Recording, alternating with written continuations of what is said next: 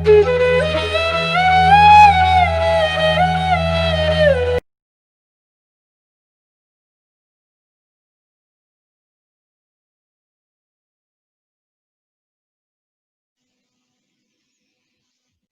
working in IBM as a business analyst. I love to meditate and do spiritual services. I have been meditating since 9 years, and it has been a wonderful experience. I'm enjoying each and every moment of my life. I welcome all you to our panel meditation at workplace. We have 4 wonderful speakers.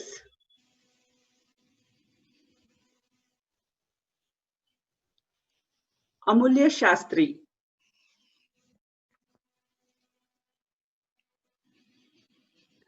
Amulya Shastri is a creative strategist for an advertising agency. She is also a trained Carnatic vocalist and dance instructor at Dance Works. She co-founded Sensei India in 2016, that is actively working to promote meditation, vegetarianism, spiritual science, and pyramid energy across the world. She has conducted over 125 plus music meditation and mindfulness sessions at various institutes. She is also the creative lead at OneMedia Network, an upcoming new age spiritual lifestyle media house. I welcome you, Amulya. Our next speaker will be Prasad Gurram. Hi. Hello. Yeah. Hi, Shantpriya. Prasad Gurram is an IT professional and he works for AT&T. He is from US, Austin, Texas. He is into practice of meditation for quite some time now. And our next speaker will be Swarna Dhirawat. Swarna is from Hi, US. Swarna. Yeah, hi Swarna. Swarna is a software engineer with 15 years of experience. I welcome you, Swarna.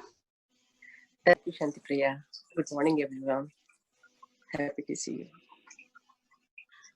We have Naga Pradeep. Naga Pradeep is an IT professional with 7+ years of experience. He is practicing meditation for a couple of years and he has volunteered many PSSM events. I welcome you, Naga Pradeep. Hi. Yeah. Over to you, Amulya.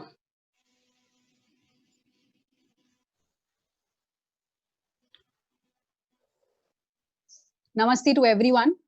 Thank you for giving me this opportunity. So having been in the corporate for the past 3 years, I've always been into creatives, always, when it comes to making films, when it comes to, I knew of this passion that I had as a result of friends that I had acquired as a result. So be it editing, be it videography, cinematography, all of this I've learned as a result on the go. But I never knew what was the benefit of it. It very instinctively, intuitively came to me. And slowly and steadily, when I started to uncover as a result of meditation, I started to realize that my calling is in the creatives, is in the creative services. So I always, from when I was young, I always used to multitask. When it came to music and then dance, and then there used to be school, we used to go for competitions, and we used to have multiple things that kept happening. However, despite having that core personality trait, when I came to meditation, I started excelling at multitasking. So even now, as I am in the corporate field, as I am working with, we're actually in a creative, in advertising, you're actually working on 5 to 6 to 7 clients at one point of time when you're doing strategy. And you need to shift your gear from being completely like, you're dealing with airlines, then you're dealing with FMCG, then you're dealing with completely different fields. But as a result of meditation, I'm able to so easily switch. Also, that multitasking ability, as a result of meditation, I've realized it. In 2010, I started meditating. And since then to now, it is impossible for me not to share about meditation. So when it comes even from Monday to Friday, I cannot stop but find an opportunity to share meditation with every single person, because that is what essentially we are. We are living this reality, but we're not this body. We're not this mind. We're the soul, right? Living that in the corporate world is my purpose. And having been doing that for a while now, and even when it came to, no matter, even when I was doing an MBA, that multitasking ability was the benefit as a result of meditation. And I fearlessly talk about meditation without, many people have a lot of misconceptions about meditation, lot of myths surrounding meditation. But I have become very fearless to having to share this message to one and all. And I urge every single person who is working in the corporate to change their mindset and take it as a challenge, as an experiment. At the end of the day, aren't we trying new technologies every single moment on the go? It's time for you to just take that step. Now, even the Corona time is actually giving us so much more time to dive deep within. So I urge every single person who's watching that you take this pledge to start meditating. Take the 40-day challenge, start making meditation a part of your day-to-day. Like we take external bath through, take like external bath, right? That's where, when you know, then there's dirt on your body. But what about the mind? There's so much that we collect, so much trash that is really not needed, and it does not serve you in this moment. So I urge everyone to take that pledge, because it is only seeing by doing, it's only by experimenting can you truly know what is the benefit of it. And I'm so happy that such a platform like Buddha CEO, like Digital Corporate Summit is there, that you're able to publicly put out this word that it's not just, you don't need to use the word mindfulness anymore. It needs to be called meditation. And thank you so much for giving me this opportunity. Thank you. Thank you, Amila. That is a lovely sharing. You are truly inspiring many youths. Thank you. Thank you. Prasad, over to you. Thank you, Shantipriya. That was a nice introduction. I am really happy to be part of this summit. Hello, everyone. My name is Prasad, living in Austin, Texas. I am an IT professional and working for AT&T past 14 years now. I have been practicing meditation since last 9 months now. So coming to my spiritual journey, in general, I am a loving and caring person, happy person. Somehow I got into stress, and over a period of time, it led to a chronic illness related to some kind of skin. So I have seen several dermatologists, and the medication what they provide me is not really helping me. And over the years, it makes me the worst. So I was asking them to see what would be the permanent solution for this. And one of the other times, I have also met one of the Indian doctors when I have been to India. So I met one of the doctors, and she was talking about meditation. Why don't you just practice some meditation and see whether you will be able to address the root cause in the first place. Probably that would be the point you can start off. So I keep hearing all good things about meditation, but somehow I couldn't get there. So one day in Austin, in one of those WhatsApp groups, I came to know that there is a Guruji coming from India to Austin, Texas. So I went there. I met Patriji, and there was a warm welcome for him. And he's talking about meditation, techniques, all its benefits. And there were some masters who were actually sharing their experiences. And one particular master was indicating that she had some kind of chronic illness, and the chronic illness has been treated with the meditation. So she put completely aside the medication, and she's on the meditation. So she completely switched, and her life is changed. So that is how, I that made me, think of, take it serious. So, in fact, Patrizi has, guided the meditation to the entire crowd over there for about 30 minutes. I was also, part of that. Um, I also did the meditation along with the crowd, and you know, I see little change. I mean, I could not pay much attention on, the, the thoughts are pouring up, and somehow I couldn't connect, but I want to take it serious. So at the end, I was able to meet Patrizi. He actually slapped me. And I also, I had an opportunity to meet senior masters like Gopi Garu, Kameshwari Garu, Josna Garu, and they indicated that they conduct some kind of, group meditations, and if you are interested, you can join in. So I started thinking about seriously. I want to, involve it. I want to, complete involve it and see whether that's going to make any difference. So the moment I come home, I started thinking about very seriously, started practicing it. And in the weekends, I used to go there, participating in the, group meditations in the weekends. And as I continue practice the meditation, I see a lot of change. Before meditation, my thoughts are, like emotional, negative, and I used to live in the past. And once I start, meditating, and once I get into it, my shift is totally, changed. And I started living in the present moment with complete awareness. Thoughts are improved, health is better, and overall, I am becoming a better soul. And the way I was looking at life is totally different now. My perception is totally changed.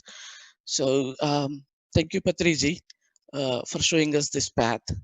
Thank you, Austin, Senior Masters, to put me in the right direction. And I also, started, attending all the workshops, like, the senior masters, like Newton sir, Saroja madam, Shreyans Daga, and Chandra sir. Amazing. Your workshops are really amazing. Your team is putting, best efforts, and whatever the takeaways, from each and every class. One of the best takeaway I always, look at it, and it reminds me, wherever your attention goes, your energy flows. That's kind of, remind me all the time. And there are actually many more, connecting the dots, expanding consciousness. I am infinite, manifestation and visualization. These are the great tools along with the meditation. So I see a lot of change, the moment, I start practicing it. And I also learned great things from Newton sir. Newton sir, thank you so much. Uh, I'm able to control the emotions now. Earlier, the emotions were, totally different. Saroja madam, thank you so much. Um, I started living in the present moment with complete awareness. That's something that I have learned from your class. Shreyans Daga, amazing. One of the, best topics I ever liked is epigenetics. You can heal yourself, by manifestation and visualization. These are the greatest tools that go along with the meditation. Um, so thank you so much, all the senior masters, Patrizi, Austin masters. You guys are doing wonderful job. You guys are trying to make a difference in people's life, people's, like, especially like me. I am grateful to all of you. Thank you so much. Thank you, Prasad, for sharing your wonderful transformation. Really, I'm really amazed. Thank Thank you. you. Yeah, over to you, Swarna. Hey, Swan. Hey, namaste. Namaste, everyone. Namaste. Do you all hear me? Yes. Okay, great. So I'm Swarna. Thank you for introducing me, Shantipriya. And I'm living in US for the past 15 years. I have an engineering background from REC Barangal. And I'm working as a software engineer here at the financial organization. So my journey to the meditation is very short, like just over 30 days now, just before Chandra says started the meditation sessions. So one of my cousin had introduced me to the local group here in US, and I just, without any hesitation, I just joined her session 1 or 2, and then I came to know the Chandra sessions is coming up, and I realized that it's a good opportunity for me to learn and in a full course of mandala.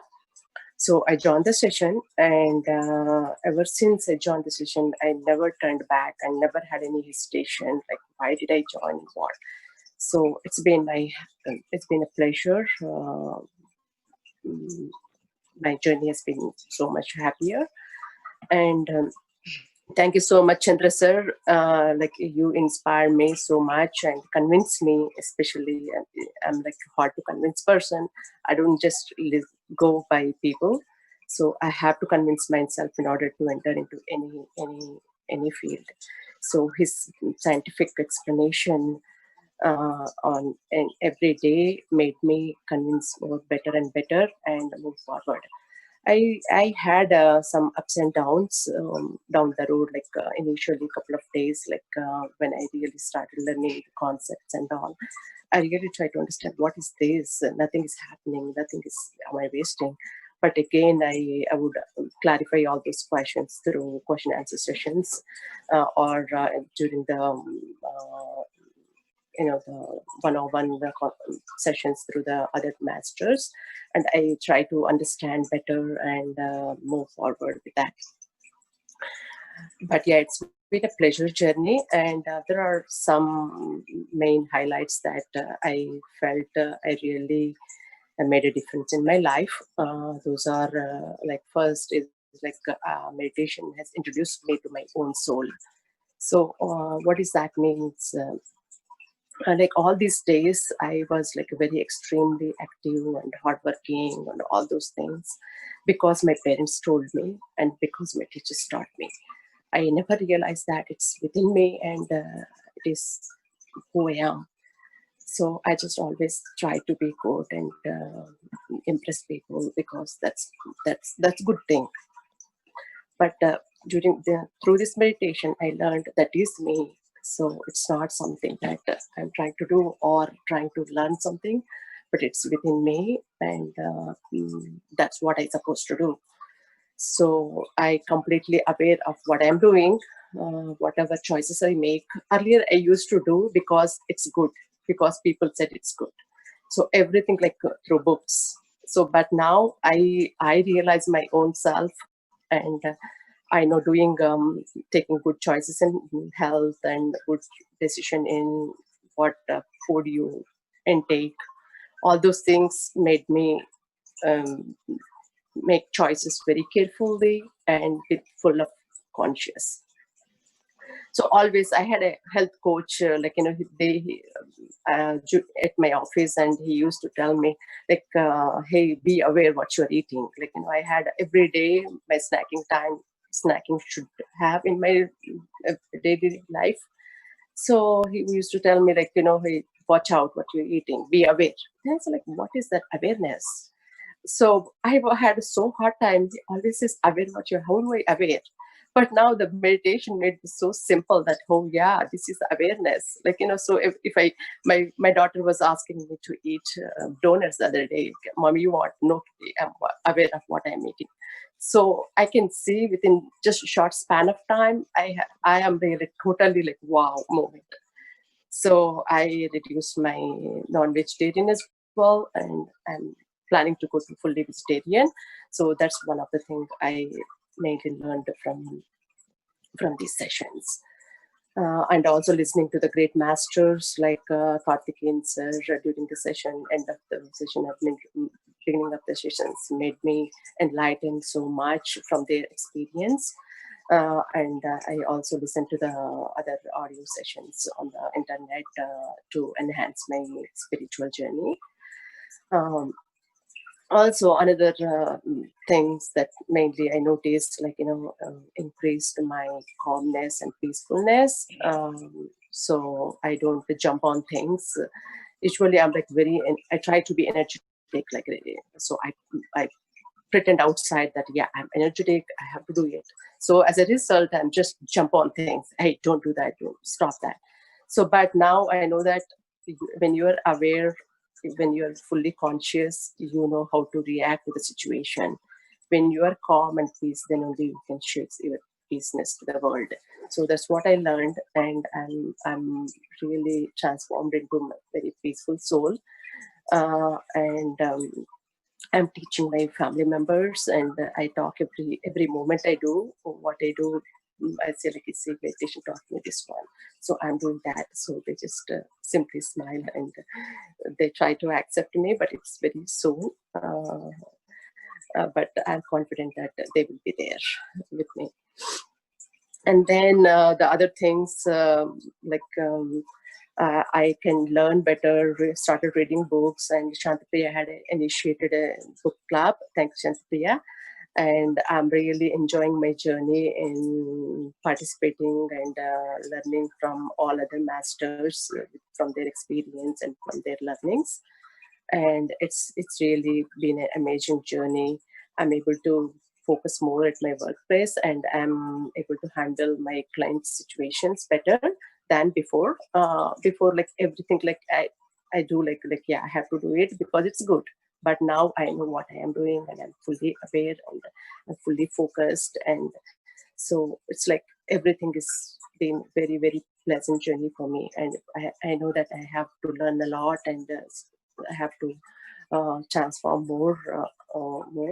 But I'm so looking forward for that, and I'm I'm being blessed to attend and introduced to these sessions.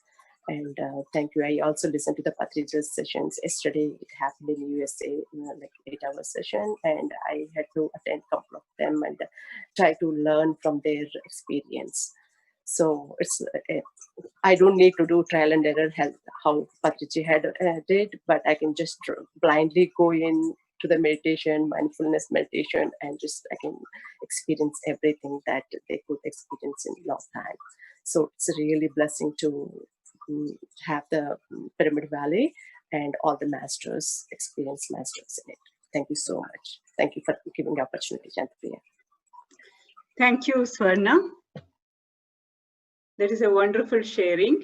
Within short span of time, you have amazingly your awareness has improved, and you're doing good. That's great, and you're enjoying your meditation. Thank you. Over to you, Pradeep, Naga Pradeep. Thank you, Shantipriya. Good evening, friends. My name is Pradeep. I'm working in the IT industry in Bangalore for the last 7 years now. I got introduced to Anapanasati meditation in the year 2012 during the final year of my engineering in Hyderabad through one of my uncles. So ever since then, I've been practicing meditation regularly. I met my mentors Chandra sir and Vani ma'am in 2018 through Soul Trends Meditation Center in Bangalore. So since then, I started practicing meditation regularly, started reading spiritual books, associating with senior masters, and most importantly, I became a vegetarian. I got the opportunity to volunteer and coordinate many spiritual events through which I realized the importance of service in self-realization. Practicing meditation regularly helped me a lot in a lot of areas of my life, especially in my work life. With regular practice of meditation, I started to see quite a few changes in myself, like friendship factor developed a lot. I started helping my team members in my office, which gave me a lot of satisfaction and happiness. Competition factor and insecurities feelings are totally gone. I started feeling completeness in my job and started enjoying it. This made me realize that good things will come as a byproduct when we are in the right path. And through Soul Trends Meditation Center in Bangalore, I got the opportunity to go to a lot of homes and conduct divine home meditation sessions. And along with my Soul Trends team members, I got the opportunity to conduct a lot of meditation sessions in parks, schools, police stations, etc. And I thank Chandra sir and Vani ma'am for being great mentors to me in all areas of my life. Thank you, and thank you, Amulya, for your nice talk. You have very wonderfully covered how meditation can help you in making us more creative, multitasking, and then how our productivity can be increased with the limited resources, and how it can make us fearless. And I want to thank Prasad and Swarna mainly because it is a very early morning to them, but then since they want to share their experience, so they logged in.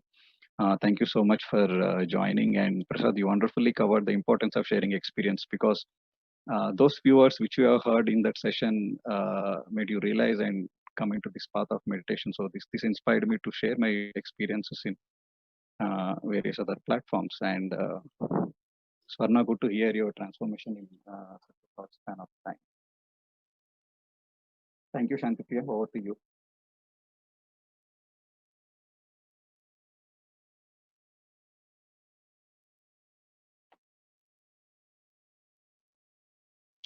I think you are muted. Shantipriya, please unmute yourself.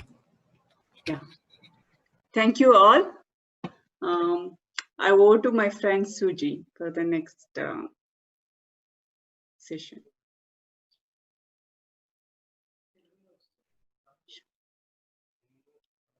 Yeah. Thank you, Shantipriya. It was a wonderful transformation and experiences which we heard from different masters and who are practitioners of meditation. So now let's move on to the next session, where Shreyans Daga is going to give his speech on manifestation. Mr. Shreyans Daga was from a family of farmers from a small village called Betul in Madhya Pradesh. Whilst doing his BCom, simultaneously, he was doing his CA in Mumbai. Life was then full of fun, partying, studies, and socializing. He was free from his responsibilities. His father's sudden death brought everything to a standstill when he was 19 years old. Shreyans, being the eldest son in the family, all the responsibilities crept upon to him. Now, let us know how Shreyans transformed his journey to manifestation. His life underwent a profound transformation after meeting Brahmarshi Patriji, founder of the Pyramid Spiritual Societies movement. Shreyans Daga is a managing director of Betul Oils Limited, Madhya Pradesh. He went on to become one of the pillars of PSS movement. He is the founder, president of the Mumbai Pyramid Spiritual Society and vice chairman and trustee of Pyramid Spiritual Trust, Bangalore. He's been instrumental in creating the Maitreya Buddha Pyramid at Pyramid Valley, Bangalore, which is one of the largest pyramids in the world, built exclusively for the purpose of meditation. And friends, as many of you have also attended his workshops, you all would know Shreyans is practical and down to earth. And he's been a great supporter to Patriji in all his vision of taking meditation and vegetarianism all over the world. So we are going to hear about how manifestation works. And manifestation, I feel it is becoming friendship with the universe. That is how you can create your own reality. So let us hear from his words. Welcome, Shreyans sir. Thank you, Shalini. Thank you so much. My deep regards to Brahmarshi Pitama Patriji. Thank you, sir, for giving me the opportunity. To Padma Shri D.R. Karthikeyan, sir. Thank you, sir. And to all the panelists, thank you, Shalini. Thank you, Chandra. Thank you, Sagar. Thank you, Shantipriya, Sujina, everyone. Thank you all. And thanks to all the participants for joining today. And I know it's been a long day, so thank you for all the patience and listening to all the participants from all over the world. So thank you so much for your undivided attention. Right, friends, so today my topic is how to manifest what you want in your life, the art of creative visualization. And so I've converted into a very simple step of 5 steps of creation and how we can use meditation as a tool to create what you want in your life. So I'll just maybe I'll just start with a very small how I started my journey.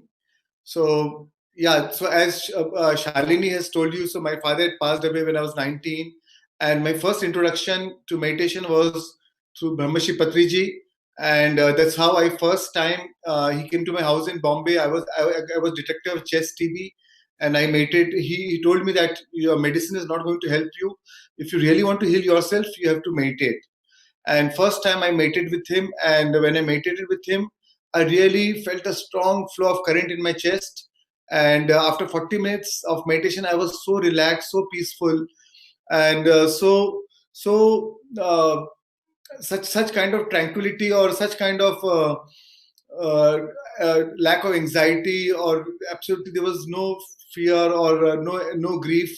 So that feeling I had lost in those 6 months of my death of my father. So it was such a great feeling. And then he told me, don't need to take any medicine. In 40 days, if you meditate, you can heal yourself. And that's how I started meditation regularly. So it became my focus that how do I heal myself of this TB. So I started meditating for 1 hour, 2 hour, and I got so addicted to meditation. I started enjoying it so much that I was meditating even for 6 hours a day in various intervals. And then he gave me few books on the power of your subconscious mind, and another book by The Art of Creative Visualization by Ursula Markham, and Living in the Light by Shakti Gawain. So I was reading those books, and first time I realized that, oh my God, our subconscious mind is so much powerful, and through visualization and by using a subconscious mind, we have the power to manifest whatever we want in our life, whatever we want to heal in our life. So I was doing, my whole focus was healing myself. First 1 weekend I did a pranic healing course, then Reiki course, then Silva Method of Mind course, and whole focus was how do I heal myself. And then when I got my X-ray done after a month, the TB was completely gone. The doctor was also shocked, and that was a big affirmation to myself, or a big empowering feeling to myself. At the same time, very humbling experience that, oh, I healed myself, and the whole revelation that we have the power to heal ourselves was extremely great. And so I remember after that, I realized that I was so humbled with the whole experience that, oh, the TB got healed. So I decided that in this lifetime, I want to make my mission to how to teach meditation or spread meditation, and with the guidance of Patri sir, and under his guidance, and under his we just followed her vision, and that's how eventually Pyramid Valley manifested, and I met so many beautiful souls, and eventually I got my soul family. So that's how my whole journey started.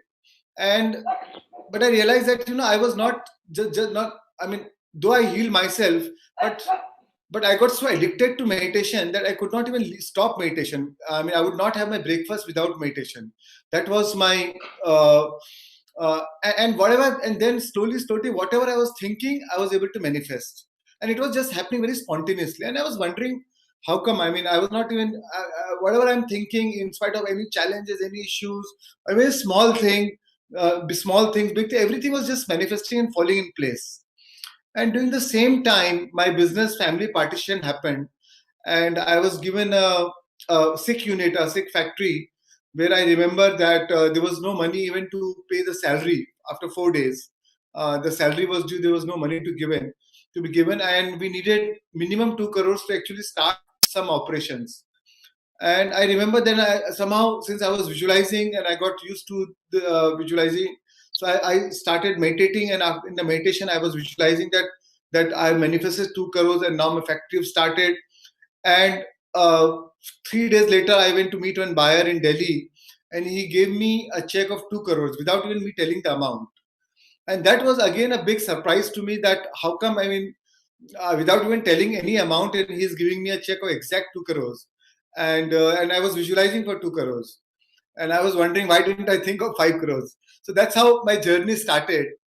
And friends, so over a period of time, I've used meditation. I felt meditation is such a powerful tool to really manifest whatever you want in your life. And meditation coupled with some creative visualizations can really be a very, very effective tool for meditation, for manifestation. So I've divided the whole process into 5 steps. The first step is called brain coherence. Second step is called heart coherence. Third step is sowing the intention. Fourth step is surrender, and fifth step is gratitude.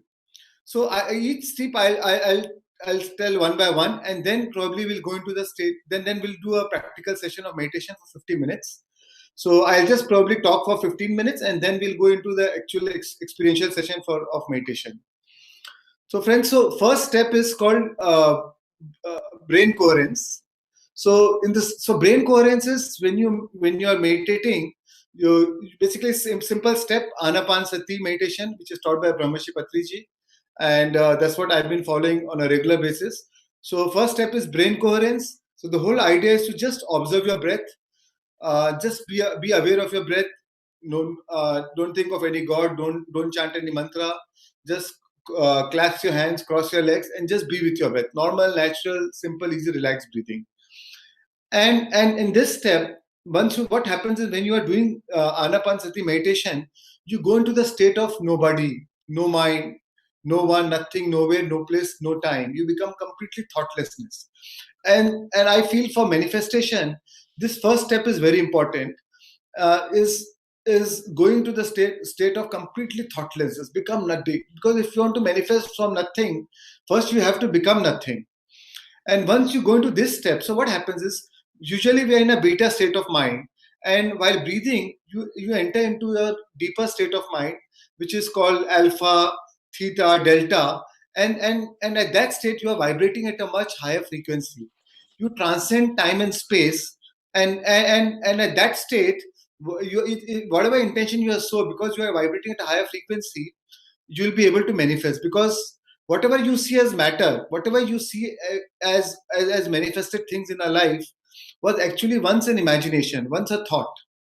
So it's best to, and as Einstein said, if you the field is the sole governing agency of all matter. And Nikola Tesla said, if you want to see the world, understand the world, think in terms of energy, frequency, and vibration. So what happens is, when you go into that state, you're in a state of pure energy. You become less matter, more energy. You become less particle, more waves. And that is where everything was created from. When you see anything in this earth, anything in this planet, or anything, any galaxies, the universes, the moon, the stars, everything came from nothing. Initially, it was just pure potential of unlimited possibilities. And then it all came into being. So friends, whatever we want to manifest, it may be a relationship, it may be some financial thing, or it may be a good health. I mean, it is nothing. Everything is possible. So from the quantum world, from the quantum way of looking at things, from the energy perspective, everything is very, very easy. So it's our belief system which sabotages us that, oh, it's possible or not, maybe it's difficult, but actually everything is easy. And friends, universe works on one simple law of attraction. So manifestation is also activating this law of attraction. And even today, whatever we have in our life is just a reflection of our own self. So the universe is just simply working on law of attraction. So whatever you actually have, whatever you see that things are there around you, is already, you have thought about it, you have gone through those emotions, and what you feel is what you create in your life. So the whole science is, thoughts send the signal out, and the feelings draw the event back. So whatever you want in your life is actually, it is the feelings which draws the event back. So what we need to do is to combine your thought with those elevated emotions. So whatever you want to think, you have to visualize what you want, and you combine it with elevated emotions, and you draw that event into your life. So I'll explain it more deeper into the third stage. The first step is again brain coherence, where you go into a very state of tranquil state, peaceful state. Now, second step is heart coherence. So this is the state where you start breathing, where you focus on your heart center, and you start breathing from the heart. So when you start breathing from the heart, where you place your attention, you place your energy. So here all your attention goes to your heart, and slowly you start activating your heart. So when you start what happens when you focus your attention on your heart center, you release a lot of chemicals called oxytocin. Oxytocin is a love chemical, and you are able to tune into your source energy.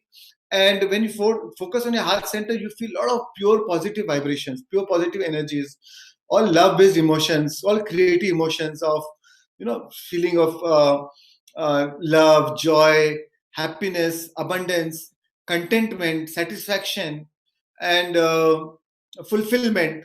So that is very required. That is very important step for going to the main step of focusing on creative visualization or showing the intention. So I say it is, so first step is being ready, that is brain coherence. Second step is ready to be ready, that is heart coherence.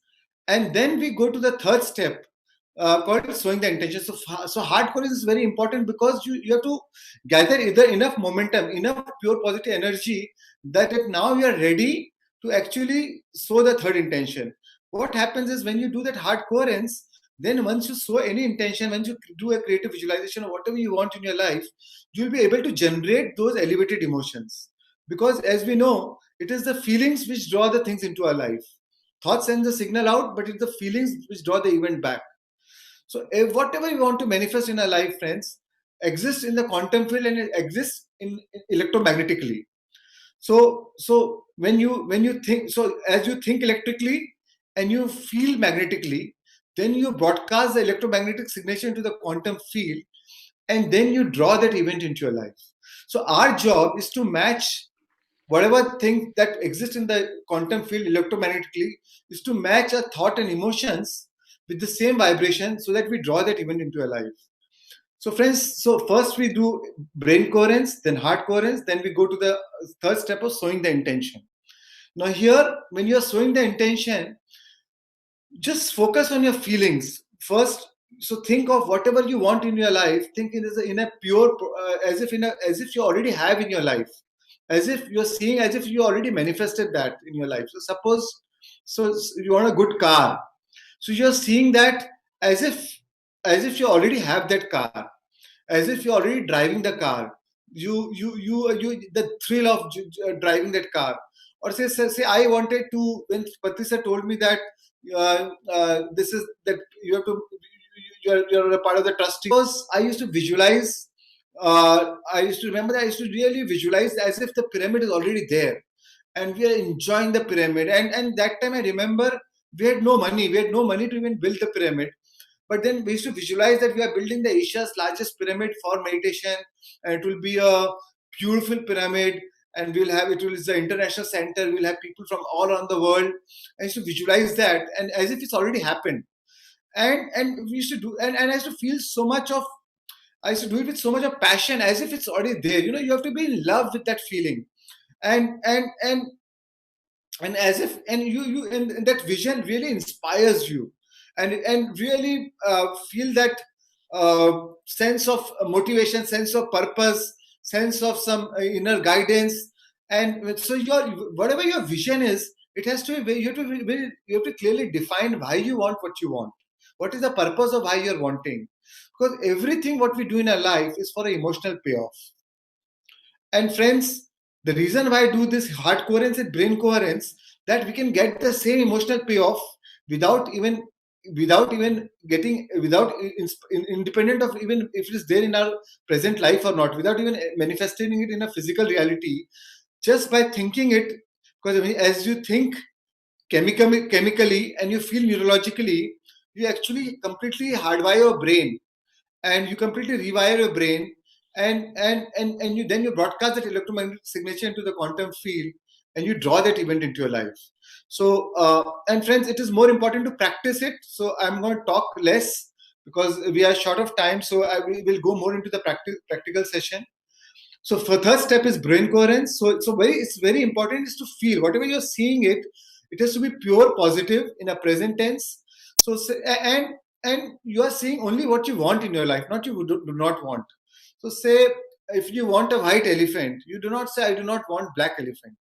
You're visualizing what you really want, because wherever you place your attention, you place your energy. By saying I do not want black elephant, you're actually focusing your attention on black elephant.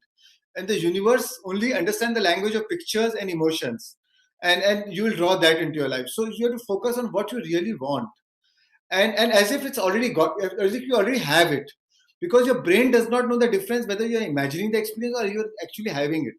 So you can use this. So you can use this weakness of the brain. You can trick the brain to your advantage. So like worry, when you worry it, you're using it to a disadvantage because you are speculating the worst outcome.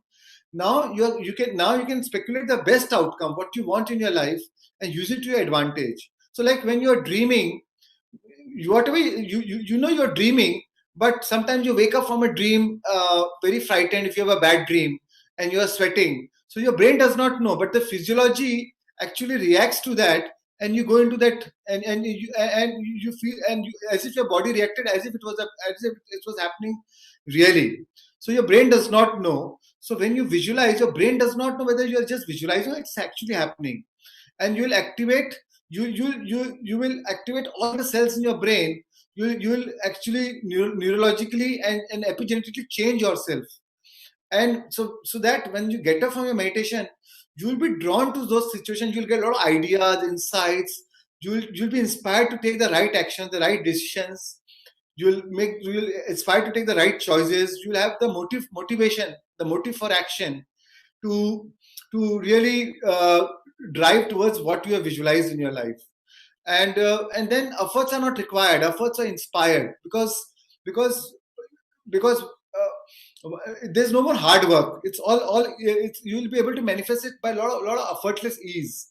So I'll just show you two pyramids, two slides, and then you'll be able to relate it, how it works.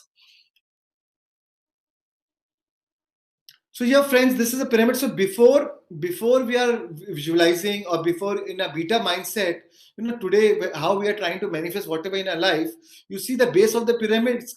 This, I call it a Newtonian world, the 3D world of time and space. Here, everything is hard work. Everything is effort. And what happens? It takes people just eventually people just burn out because the survival genes are always switched on. But and it takes a lot of time for matter to change matter, for ego to change ego, and for brain to change brain, for a program to change a program. So it's much easier to change the program from the. So as Einstein said, you cannot change anything from the same level of mind which created it. You cannot solve the problem from the same level of mind which created it. So friends, if you really want to make a change in a life, you have to go in a higher dimension. You have to shift into a higher dimension through meditation, by going to into deeper states, deeper brainwaves like alpha, theta, delta.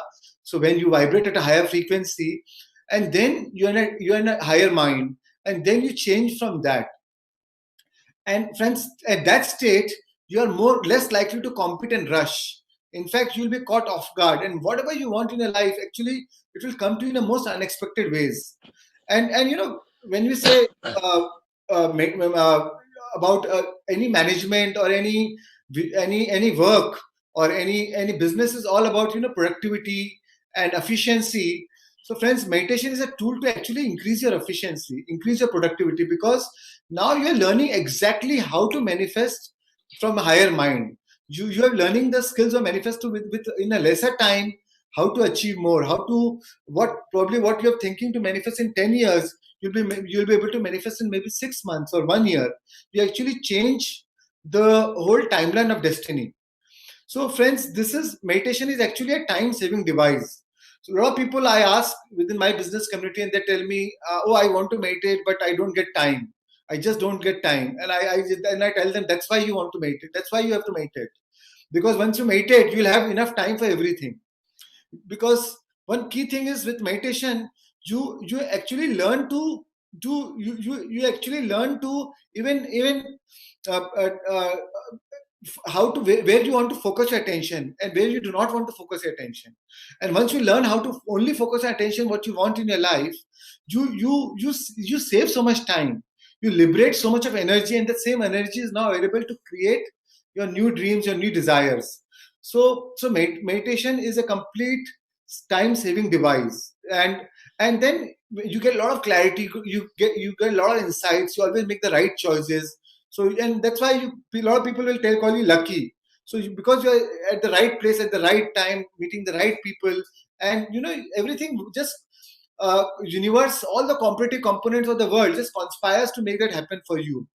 And it's like it's a lot of synchronicities, a lot of meaningful coincidences, serendipities, or a lot of I would call it coincidences will start happening into your life.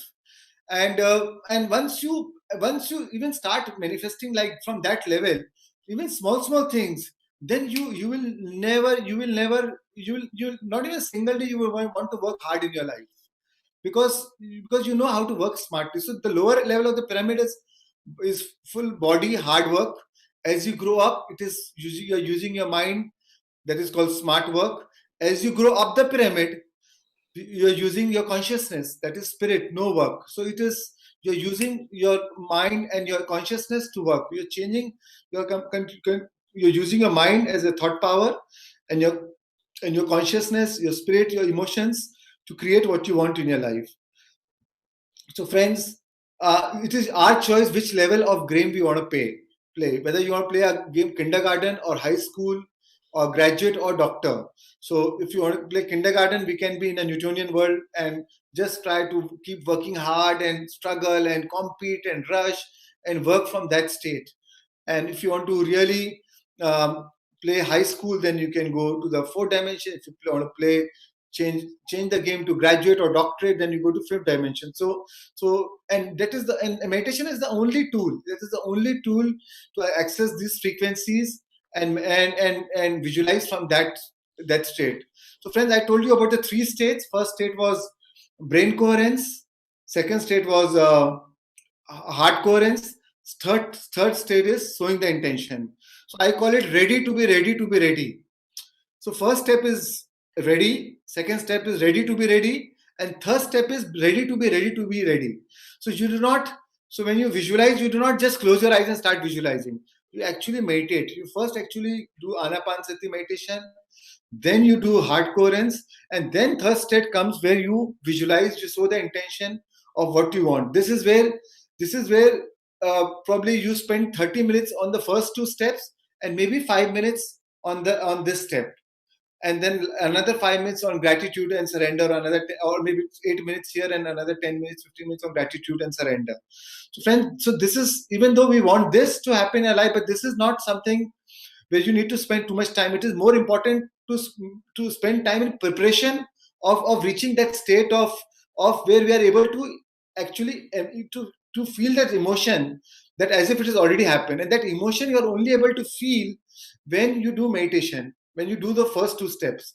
Otherwise, if your financial condition is of lack, or if you say you have a lot of bank borrowings, or some financial challenges in your business, and if I tell you to visualize or think that your business is doing good, instead of 10 crores loan in your account, if I say I visualize that you have 10 crores of bank balance, you'll never be able to believe it. You'll never be able to feel it emotionally. But once you meditate, once you're in a state of brain coherence, heart coherence, once you cut off from your physical reality, once you cut off from your personality self, your ego, your identity self, and your physical condition of current situation into your life, once you really cut off from that, and then you visualize, then in that state, anything is possible, and you'll be able to, you think always equal to your emotional state. So when your emotional state is of high vibration, then when you visualize, you'll be able to match it with those elevated emotions. You'll be able to marry your thoughts with those elevated emotions, and then you can draw things into your life. Now, one very important thing about visualization is, so why we do the first 2 steps? Because we are not visualizing from the state of lack. So you have to always feel gratitude for already what you have, that peace, the contentment of what you already have, and the sense of fulfillment of whatever things in your life you have. It could be small thing, big thing, and nobody can say that, oh, I don't have anything to be thankful for. The fact that we are alive, the fact we are alive and we are breathing, that means we have a reason to be thankful for. So first, it is very important to be, so manifestation, when you think of manifesting anything through visualization, you are building on the pillar of the two key pillars are gratitude, already thankful for what you already have, and a sense of fulfillment, a sense of satisfaction. So you already are satisfied what you have. It's not like you are feeling lack and that's why you're wanting it. You already have the sense of satisfaction for whatever things you have in your life, but of course you want more. So say suppose Patriji started, say, one pyramid. He built one. He inspired to build one pyramid or constructed one pyramid. So of course he wants thousands of pyramids. Of course he wants 10,000 pyramid or 50,000 pyramid or 10 lakh. Even when there are 50,000 pyramid, then he would like to have 10 lakh pyramid. Or if you have taught meditation, say suppose you transformed life of say 2 million people or 20 million people, then he'll say how could I transform the life of 100 million people. So of course you want more. You want to change more people, but not that he's unhappy about 20 million people. He's very satisfied, very content with where he is. And then you are building on that. So manifestation is also about first be content about what you already have. You cannot, because if you're manifesting, if you're trying to manifest from the place of lack, from the place of scarcity, then you are actually focusing more on the scarcity. So, and what you resist, you persist. So so attention will be more on scarcity, and you will draw more of that. More you try to visualize what you want in your life, the more you're affirming the feeling of lack, and you'll draw more that into your life, right? So it is very important to this is a very thin line, very thin distinction. Why a lot of manifestations fail? Why a lot of people visualize, they try so hard, but they are not able to manifest? Because first, they are not able to match these elevated emotions because they are feeling from the source of lack, from the source of, for one day, good health. They're already feeling as if from the source of being unhealthy or from the source of sickness. So first, that's why first two steps are very important. And one fine line is you have to be very, very you're already very satisfied, content, and very thankful for what you already have. And from that state, you visualize that what you want in your life, and as if it's already happening, or as if you already have it, and feel those elevated emotions. And then when you come from that, so then it will be very easy for you to feel those elevated emotions.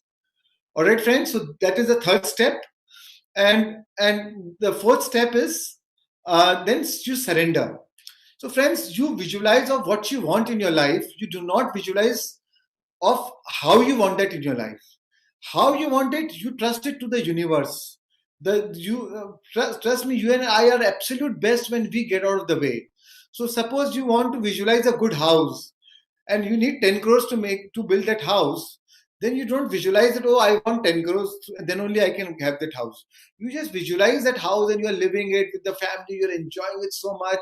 Feel that sense of satisfaction, the fulfillment when you have that house, and when you feel it, then maybe your father-in-law will give that house. So it could come through any ways. The universe has whatever you think. The universe may have 100 more ways and better ways and a faster ways of manifesting it. So you do not see, because when you think how you want it, we only think from our own limited conditioning, from our own belief systems, of which we are brought up into our life, to our own culture scape. So, but from the quantum field, it can manifest in multiple ways. So friends, so let that, how it happen, let it be surprise, let it be wonderment, because magic is always surprise and wonderment. So let you be surprised by how it happens, and then you just surrender to the greater mind. You just trust it, have that belief, have that faith that yes, it is on my way now. I've left it to the universe and it is on my way. It is coming on my way. I already have it, and it is on my way. And it is as if so even when you open your eyes on your meditation, you always feel it that's on my way.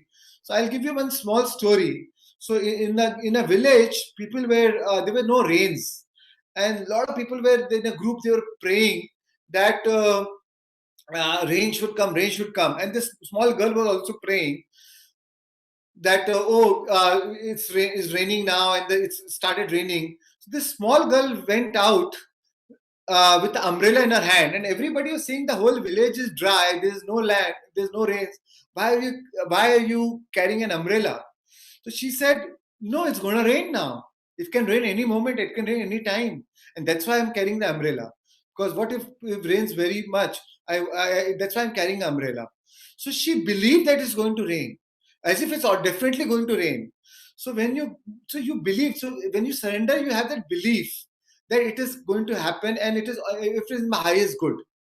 You always say that if it is in my highest good, if it is a part of my blueprint, if it is aligned with my higher purpose, with my higher goal, with the higher destiny, it is going to manifest into my life.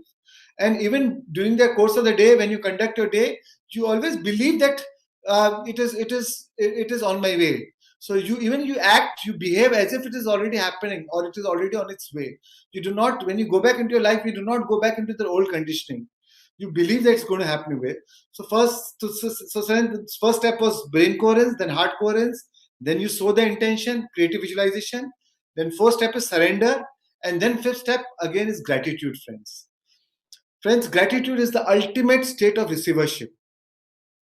When you are really gratitude, when you are really you give gratitude as if it is already happened.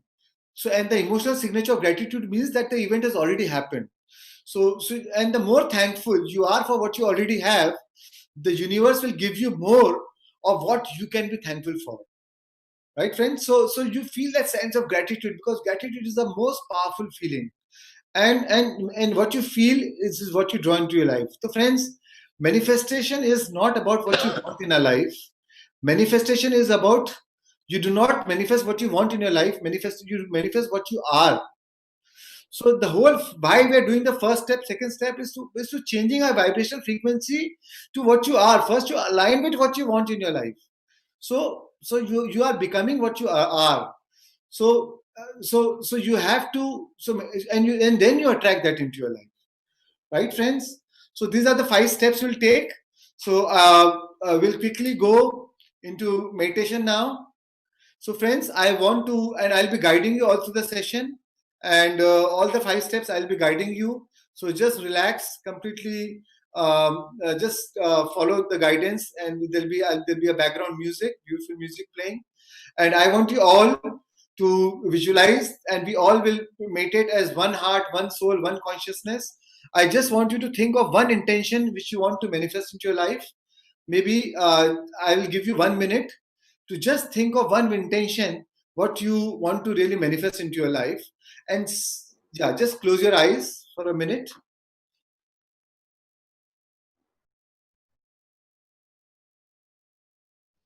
Just short 1 minute exercise. I want you all think of one intention, one potentiality that you want to manifest into your life.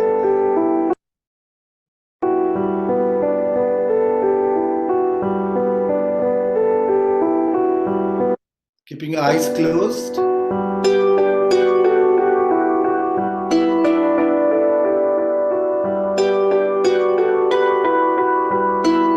What is that you really want in your life?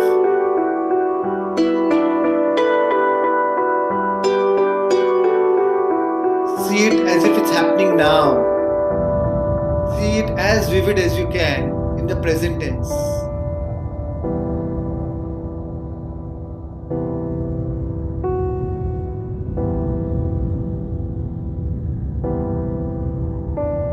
Use all your senses. Feel it. Feel your emotions. Marry your thoughts with those elevated emotions, your vision with that elevated emotion.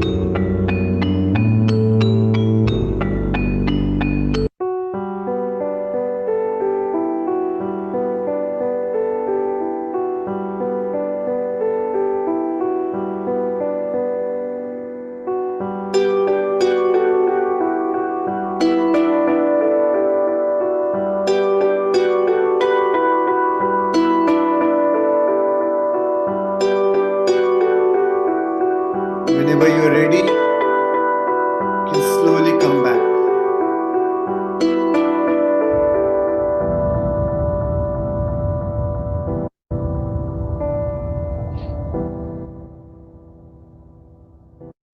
Dear friends, you can slowly come back. So friends, yeah. So why I did want to do this exercise, so that when we go to the third step of of sowing the intention, just at that time remember of this intention which you want to sow in your life and feel it. So I remember, I can sense that maybe this time it is not so easy to feel right now because you are still in your beta brain waves. So immediately close your eyes. It's not easy to match it with those elevated emotions. But once you follow that first step and the second step of brain coherence and heart coherence, then for the third step it will be very easy to feel. Right? So we'll go into go into the meditation, friends. So this is, of course, the pyramid, our famous pyramid at Pyramid Valley International, Bangalore. And so just think of that, we're all sitting in this pyramid as one heart, one consciousness, all as a group energy, using the power of the pyramid for manifestation and meditation, and sitting inside this pyramid. And yes, friends, so we'll cross your hands, clasp your hands, cross your legs, eyes closed, sit up straight.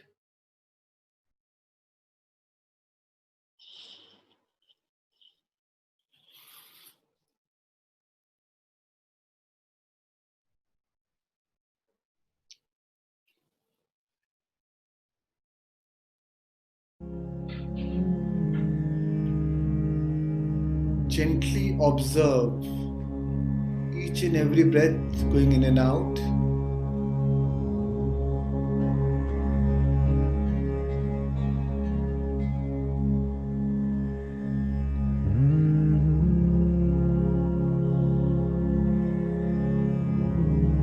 Don't think of any God, don't chant any mantra. Just be with your breath.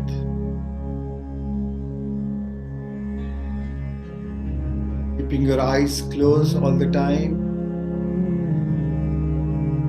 Clasp your hands, cross your legs, take out your glasses.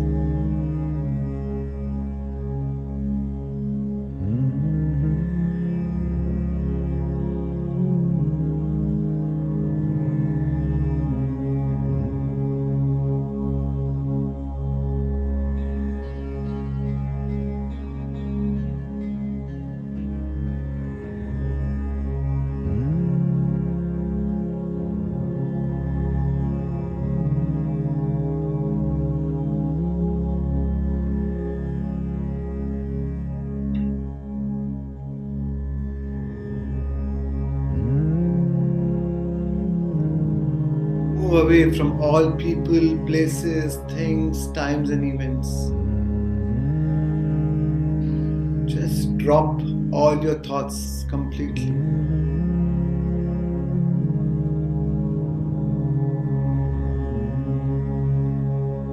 Just be with your breath.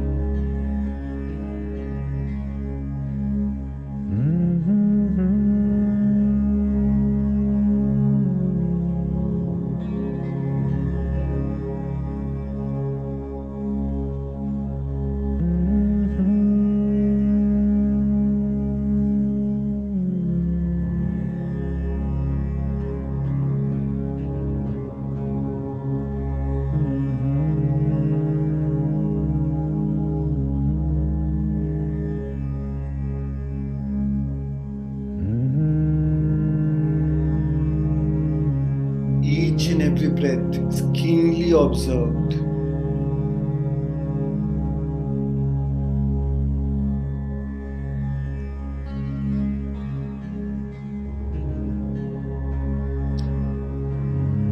Completely drop your identity, your gender, your profession, your role as a parent or a child or a mother or a father, as a boss, as a subordinate. Just drop all your identities and become nobody.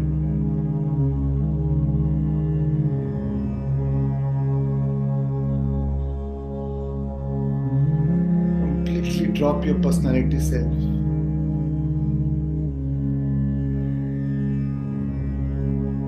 Become pure consciousness.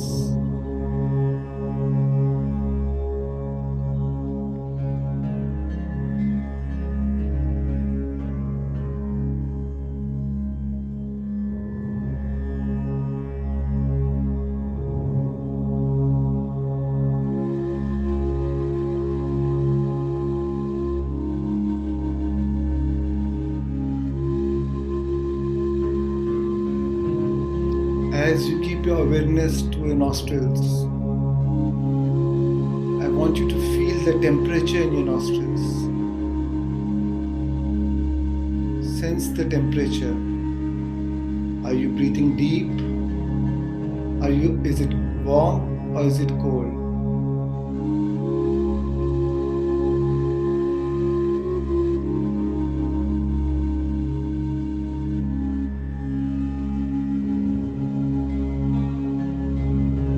Are you breathing deep or shallow?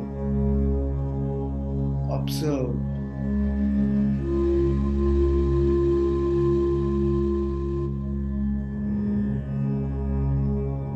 Each and every breath is keenly observed.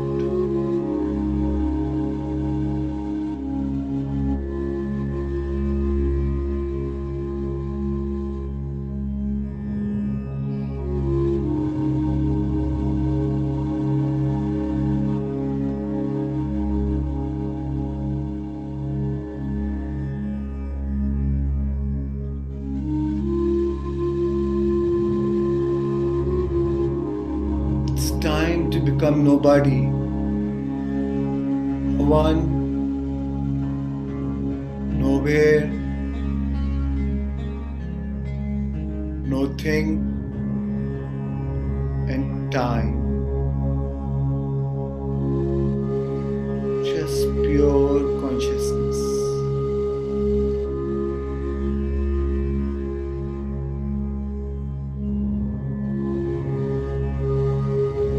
Continuously surrendering any aspects of your limited self to join the greater self.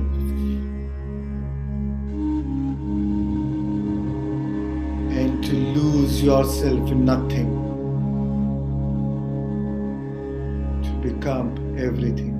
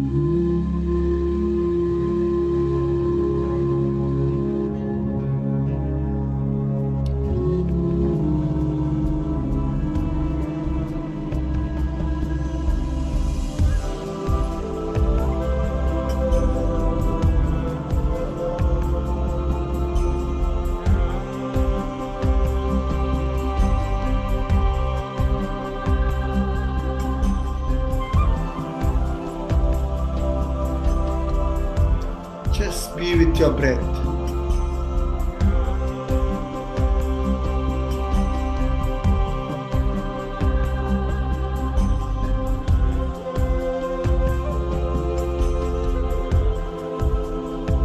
Any thoughts, come back to your breath.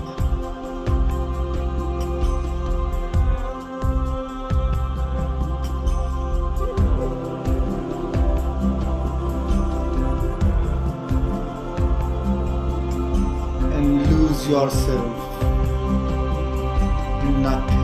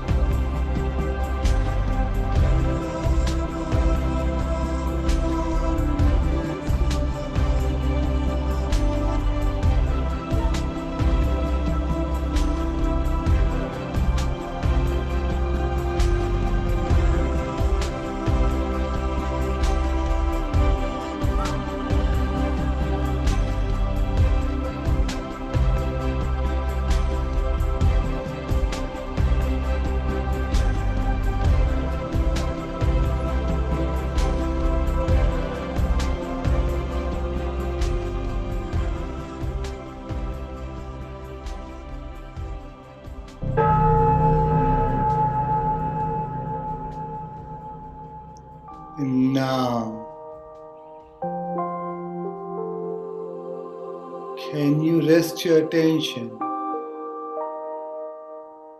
in the area of your chest, your heart,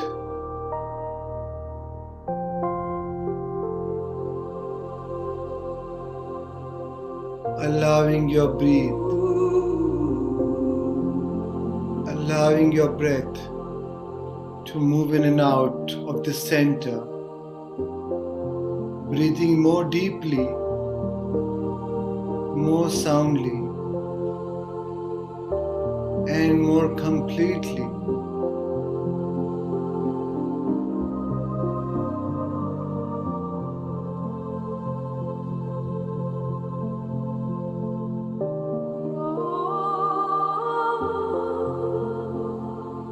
Feel your feelings.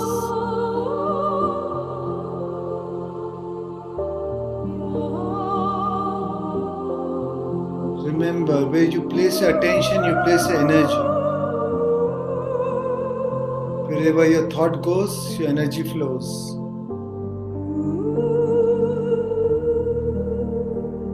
As you focus on the center, you'll activate the center.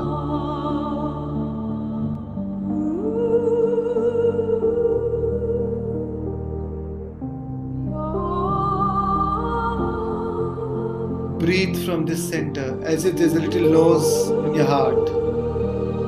Breathe from the center.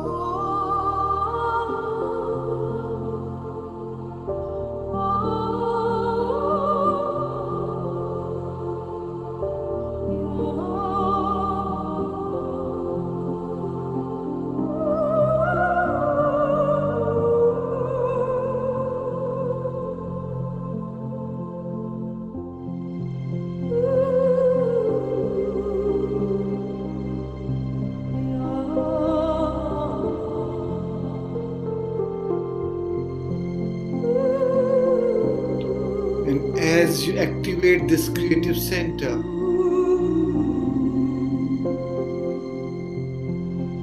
feel unlimited. For in order to create unlimited, you must feel unlimited. You must become unlimited.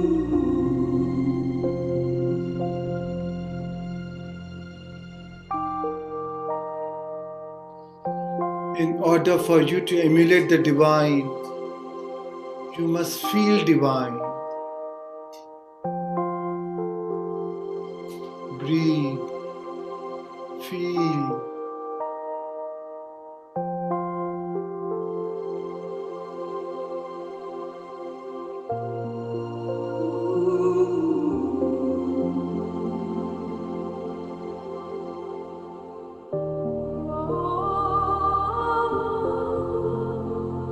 In order for you to create magnificence, must feel magnificence.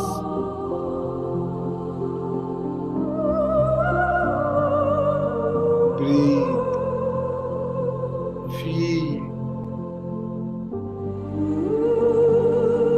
And move into that state of being.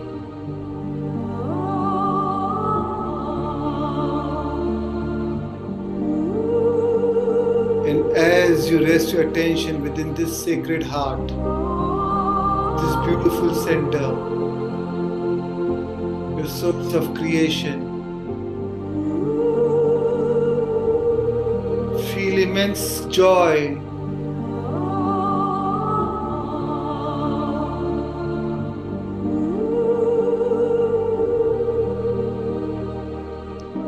Feel immense gratitude.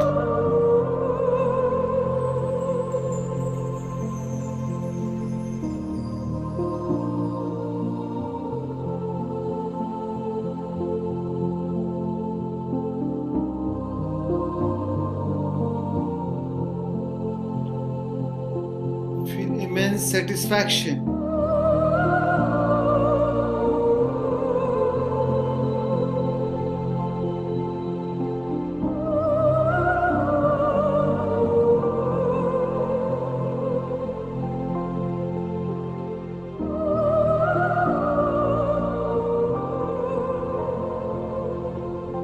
Feel immense love and radiate that energy beyond your body into the field.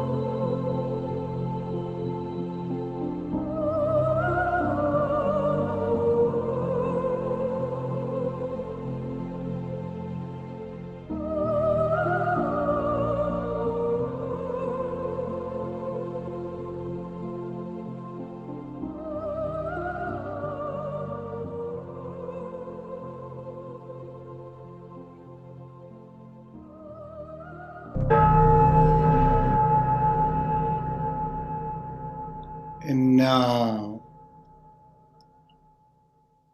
What was that intention that already exists in the quantum field that you want to tune into?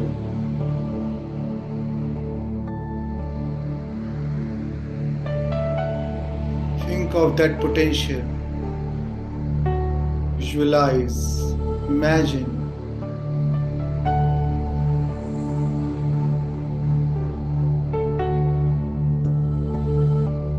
In your mind's eye, see it as if it's happening now.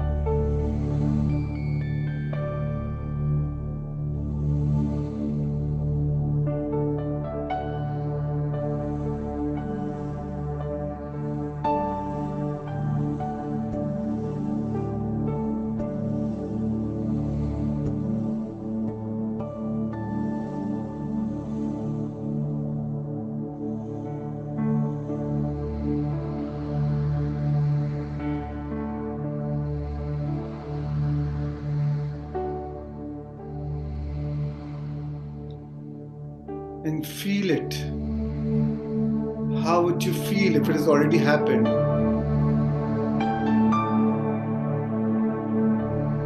Feel that joy, that satisfaction, that fulfillment.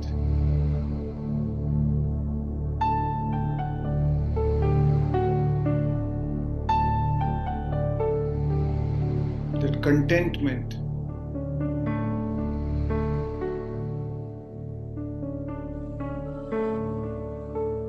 Excitement,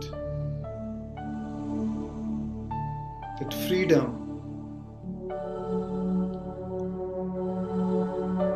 Feel it.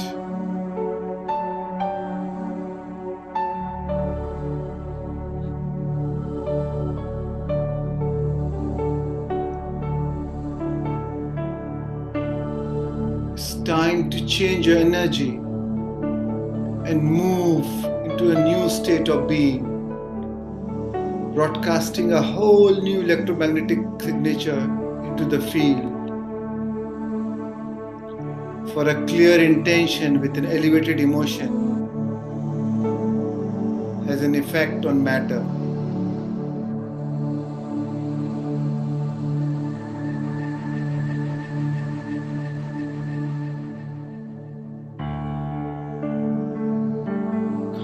Change your energy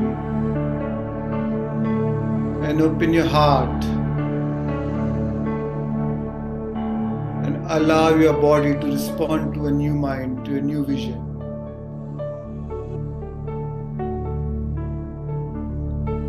For whatever you broadcast into the field is your experiment with destiny.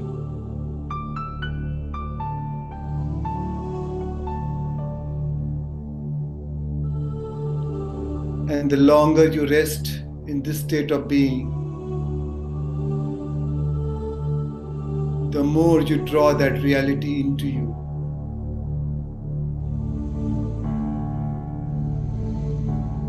So feel it, see it.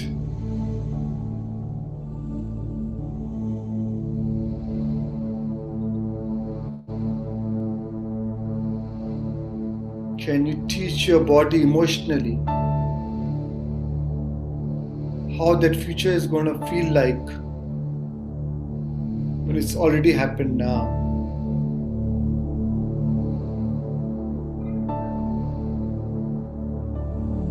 And from this new state of mind, live that life. From this new state of being, feel it.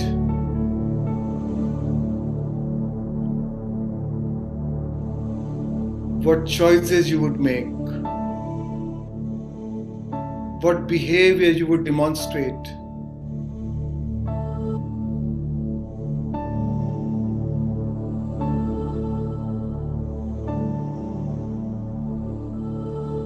What experience awaits you And how would that make you feel? Come on, live that future now.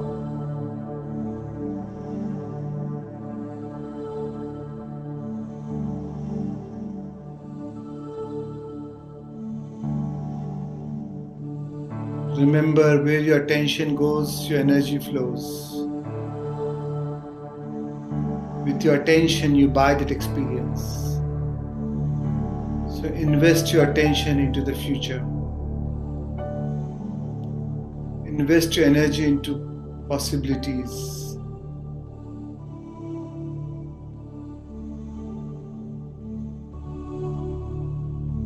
Remember, what you feel about, you bring about.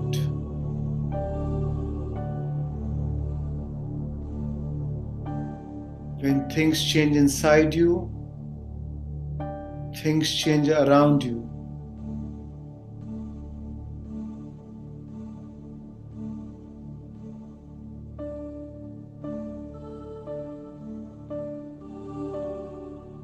Life is not happening to you, life is happening from you. You are the source of creation.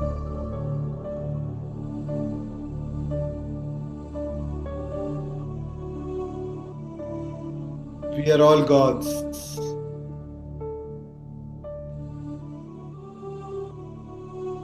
We are all creators.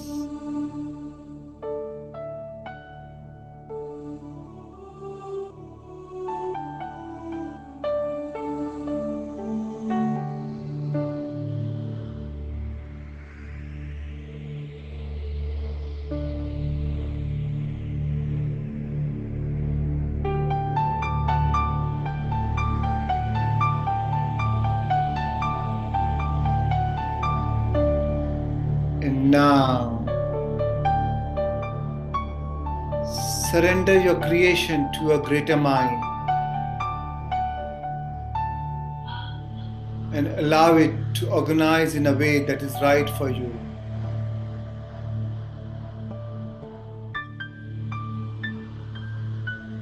For whatever you experience in the realm beyond space and time must manifest in this realm of space and time. It's the law.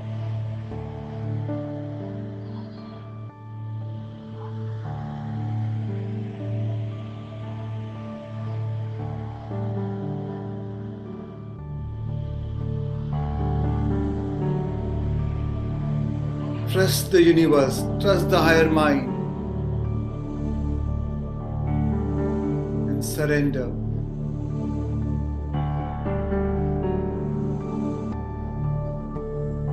And have faith.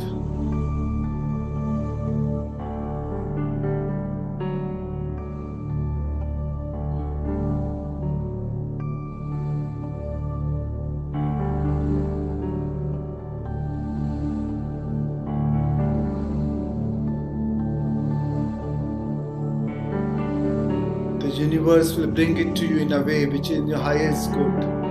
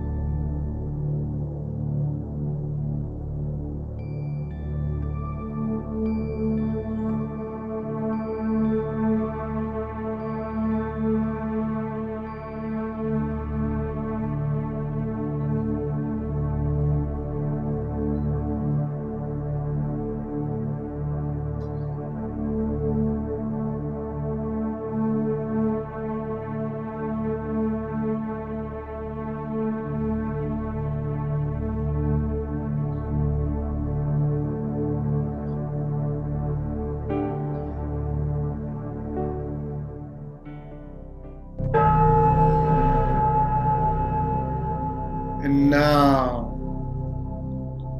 Divine One,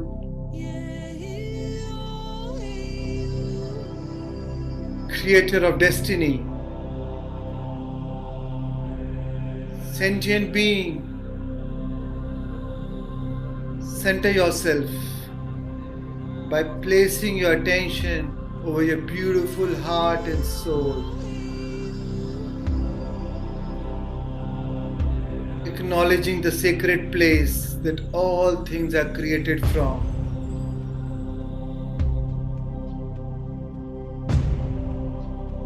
Acknowledging the divine within you.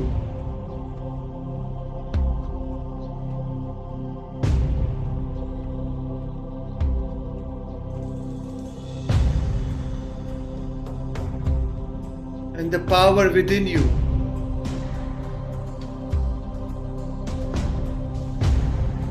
And as you rest your awareness at this center, breathe through it.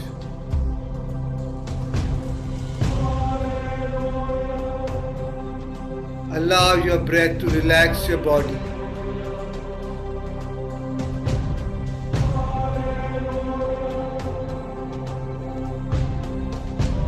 And now,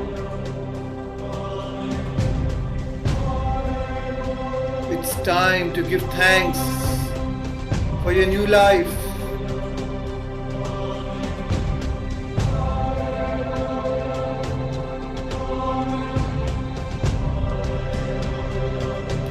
Open your heart and feel immense gratitude for all that you have created.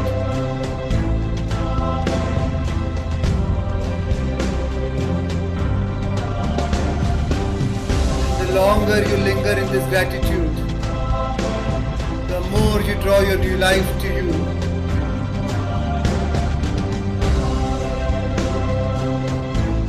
For the emotional signature of gratitude means that it has already happened. Gratitude is the ultimate state of receivership.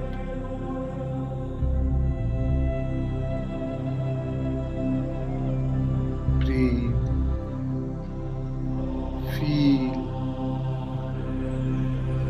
And open your focus.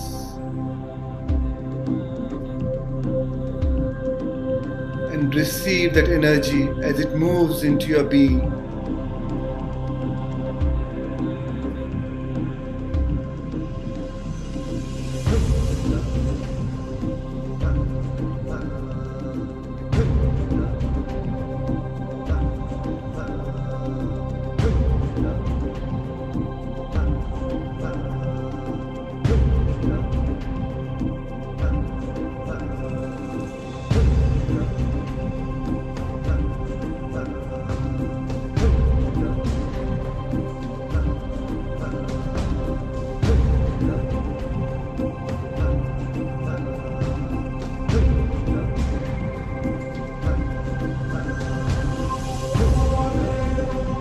And as you receive this energy into your state of being,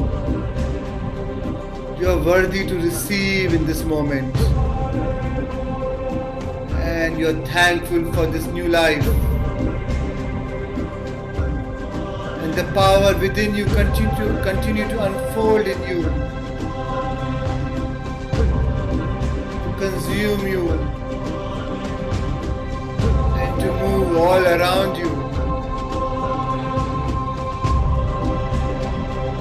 Show evidence in your life that it is real.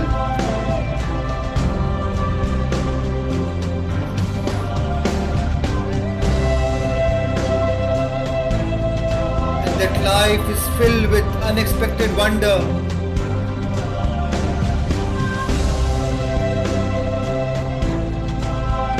And for the joy of existence,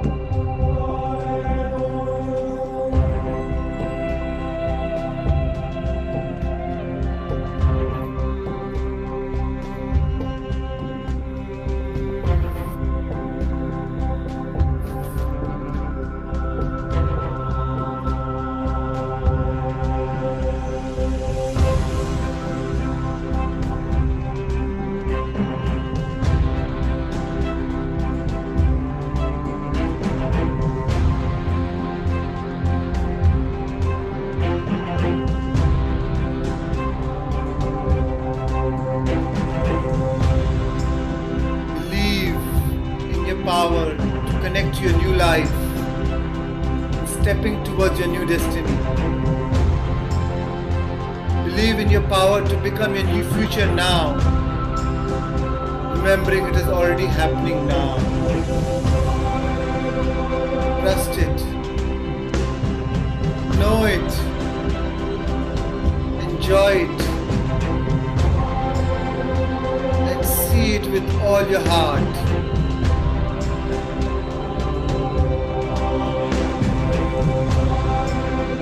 And radiate your love to life.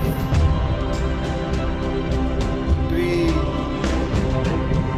feel, and receive the love from all of life.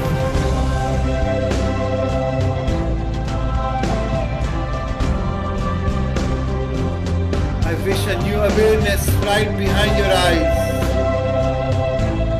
that looks out through the lens of new mind.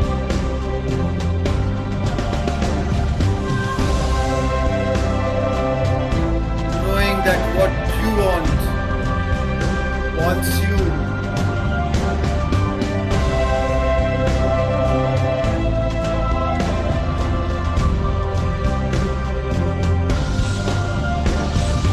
Feel the appreciation. What you appreciate appreciates.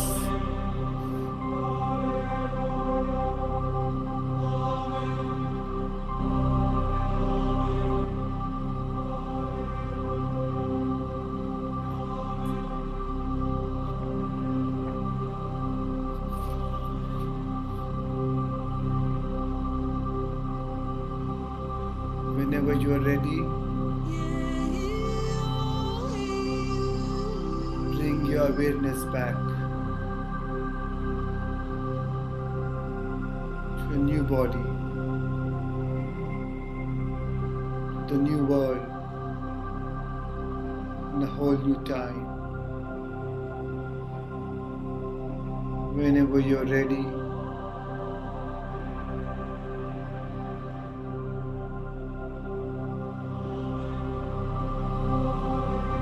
you can slowly keep your hands over your beautiful eyes.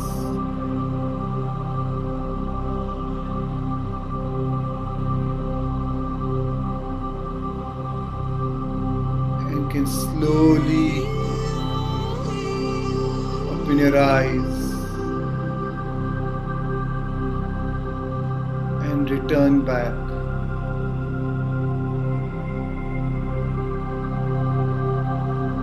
This material world of senses.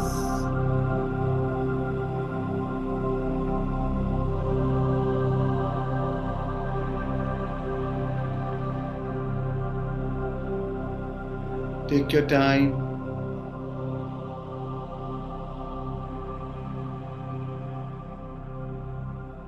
And slowly come back.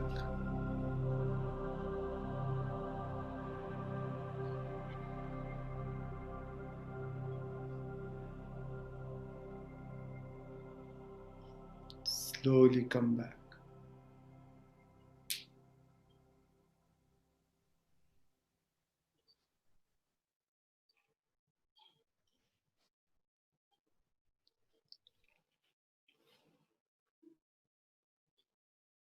Thank you, friends. Thank you for your patience. Thank you for taking this journey with me. And so, friends, I'm already 15 minutes over time. So sorry, Shalini. So thank you, friends. And I'll be there during the time of panel discussion also with Patri sir. So any questions regarding manifestation, I'll be happy to answer during that time. Thank you, Chandra. Thank you, sir. Thank you, Baba. Absolutely wonderful. What a great music. Thank you, sir. Where did you get that? Sir, I compiled it from different sources. Yeah. Wow, wow, wow. Absolutely wonderful for meditation. Thank you, sir. So, friends, I'll be also sharing the music. So, Shalini, I mean, I can share with you, or you can, and you can share it with others if you have their mail ID and their WhatsApp, whatever. or you can go on this website. I've created this website for all the meditation musics, thebreathwork.in, and it's freely available. THEBREATHWORK, thebreathwork.in. Thebreathwork.in. So you can download from there. THEBREATHWORK, thebreathwork.in. Right, friends. Thank you. Yes, over to you, Shalini. Thank you, sir. It was a wonderful meditation. And I think in this lockdown, Shreyan sir has took lot of meditation sessions about twice a week. And I could say a lot of fan following has been started to you, sir, because they keep asking us for a meditation music and they are feeling so soothing and they can get rid of the lot of ailments. So thank you, sir. Thanks for the wonderful session. Thank you, Shalini. Over to Chandra, sir. So Chandra, sir, the board member of Pyramid Valley International and also a successful entrepreneur. So we would like to hear from him. Thank you. Thank you, Shreyans. That is so beautiful. First time I could get a full meditation from you. Thank you. Just the quality of the meditation is so profound. It's just incredible. Incredible. I just realized there is so much more that I need to do. That's how I see it. That's how I see it. Sessions are awesome. I saw your morning session also. I loved it. I really enjoyed it. That's great. So really, really wonderful. Really, it's so profound. I just didn't want to come out of it. So Karthikeyan sir, so every day I'm doing the session, but I just didn't really want to come out of Shreyan's the way you say it. Thank you. So as you are here, and as Karthikeyan sir here, Patri sir is here, and Shalini, can you also bring up Lawrence too? And SVB sir also. So Patri sir talked about Buddha CEO. So we wanted to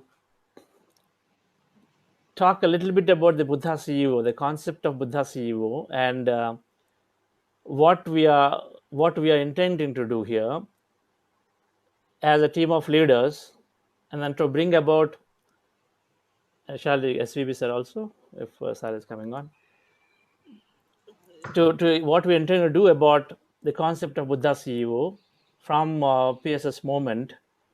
So I wanted to share a few thoughts and then also make a informal launch of this Buddha CEO foundation, if you will, that we are looking to create. And for that, let me share a few slides, and then since it's all soft, so we'll just go as an online program as a part of physical one. So let me just share. Shalini, can I share this? Yes, sir, you can do it. Okay.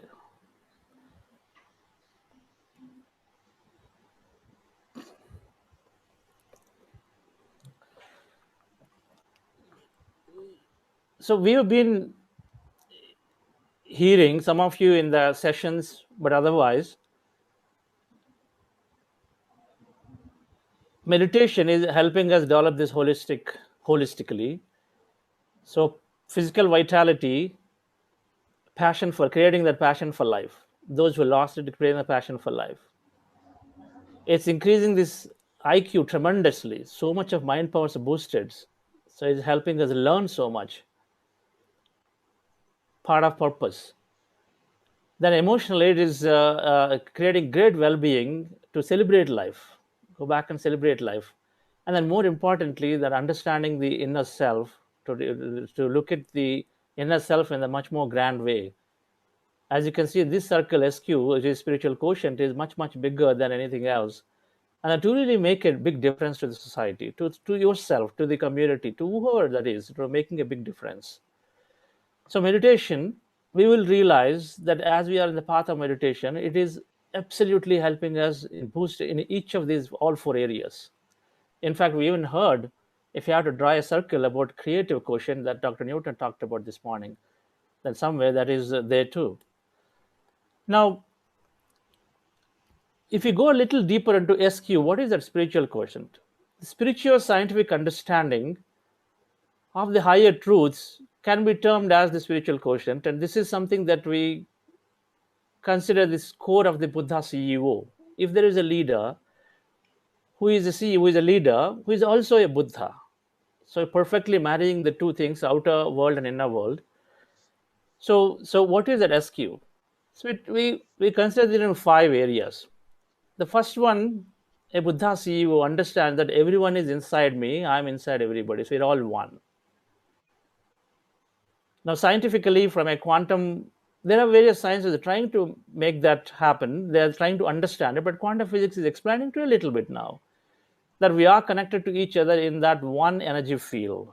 There is only one energy field. We're all in that with a multi-dimensional universe, and then we're in that. So we will understand through this process of meditation and spiritually and scientifically. The second one, this field has infinite possibility, and one becomes that field with meditation. Something that we experienced just now with Shreyansh Daga's meditation, that we lose time and space, and then we go into that field and we become one with that field. But it's quantum physics is saying it's infinite possibility. There are infinite worlds and infinite things that are there.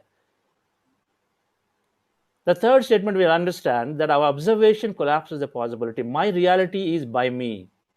That means my thoughts and feelings are creating my reality. This is the way a Buddha CEO understands that my reality is by me, not by somebody else, good or bad. And the scientific understanding of that is that our observation is collapsing that possibility from the field into the physical reality, into whichever dimension. Then the Buddha CEO understands that there is abundance everywhere. That is not only for me, for everybody. So he drops the idea of competition in the truest sense, that it is not for dominating others, that he welcomes everybody, that the competition exists for us to excel in our innovations and then do better from each other. At the end of the day, there is abundance for everybody. There is enough for everyone. That is a fundamental understanding that all the Buddha CEOs, the leadership, will move to. And as a result, the competition, the infighting, the external fighting will have to stop, will stop. A lot of divisions, separations, all of them are coming only because we feel there is not enough. So this is the fourth understanding that Buddha will go through. And then finally, Buddha will understand that there is higher intelligence helping me. It's not just me. There is a lot that is happening through me. And this is that intelligent quantum field, which is, as a consciousness, always paying attention to everything that's happening around. We recognize that our body is a great machine. It is a split second if it can create trillions of synchronized, harmonized operations. If there's billions of stars, as mass bodies can actually exist simultaneously in a very coherent fashion, then there is absolutely greater intelligence that is there. So it's not only us, but then Buddha Seva understands that there is a higher intelligence that is helping him. This is something that they utilize. So with these core 5 understandings becomes the core of the Buddha CEO to establish a new world, a greater community. So with that, friends, we are looking to launch this foundation called Buddha CEO Foundation. Patriji named this, sir, about 5 years ago.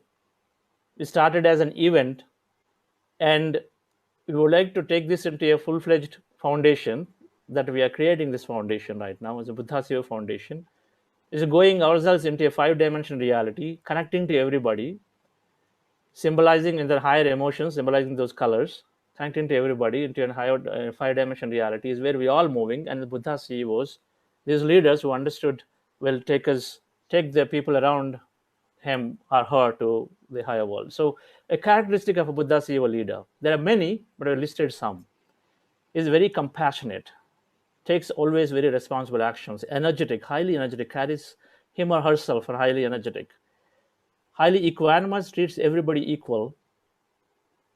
He or she is operating always from intuitiveness, inner strength. There is a lot of intuition. So taking that help from that higher intelligence. Friendly, there is only friendship. Patricia always says at the end of the day, all relationship translates to friendships. So there is friendship. Highly growth minded. So there is never a no. There's always a yes. There's always looking to say how to make things happen. Very creative, and then most importantly, purpose driven. So Buddha CEO as a leadership is always purpose driven to find the meaning and purpose in life.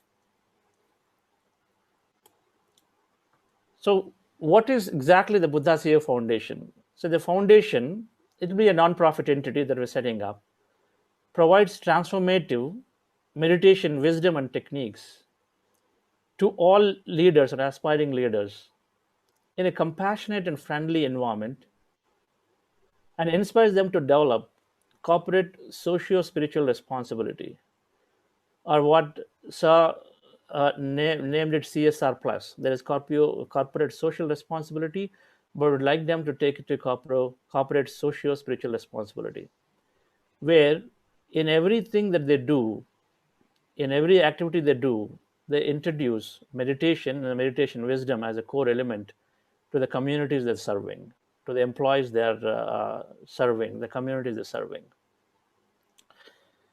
So this foundation, in terms of activities, may and will do many workshops and events, on-demand sessions to companies and any organization entity would wanting to have the sessions. It'll produce spiritual wisdom through periodicals, specifically around the corporate organizational focus towards them, create communities, and then certainly create several service opportunities to go and serve as a way to grow. PSS movement has got at any time hundreds and hundreds of projects and doing in so much work in the rural areas. At the end of the day, when we understand we're all one and everyone with me, then it becomes a no-brainer that we actually serve and then gain that fulfillment. That's exactly what Dr. Newton said too, and then some of us are hearing that service is giving me so much happiness and the transformation experience of so many meditators. So there will be plenty of opportunities as a platform to serve, where we connect the leaders into these various service projects. So friends, this is something that we are launching, we are creating, and the website for this is buddhaceo.org, is getting developed, and by end of this month we'll be launching this.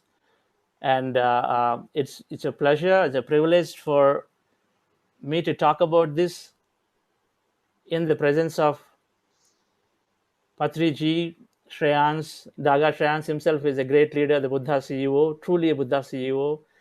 Karthikeyan sir, SVB sir, and Lawrence and I've been always wanting to go more and more onto this. And so Lawrence is there. I will request her to say something, and then before that, Patri sir, for your comments or for your message about the Buddha CEO leadership, Buddha CEO Foundation. Yes, Chandra, this is my dream. But I would rather put Buddha-CEO. Okay, sir. Because it's one word. Sure, sir. Okay? That's sir. If that is okay by you. Yes, sir. What do you say, Sirens? Yes, sir. Yeah, that's better, sir. That would appear better. Yeah. It is one word, compound word. Yes, sir. That is one thing. Second thing is, we have to have this Buddha CEO Foundation to put the whole thing in a concrete concept. Buddha left his palace, became a Buddha, but now the Buddha has to return to the palace and he has to conduct the business. He can't be a sannyasi anymore. He can't be aloof from the mainstream. The Buddha has to come back to the mainstream, be in charge of things, day-to-day mundane things.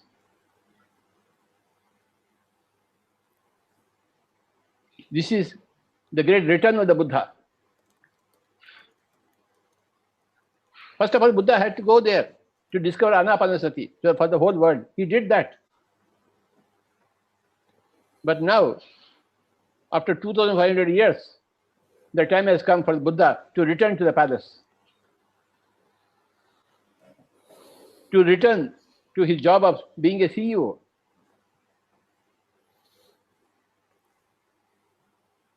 And be in charge of material world and create a Rama Rajya. Rama is the enlightened master, but he was a Raja, king. He was in charge of the kingdom. He didn't take sannyas.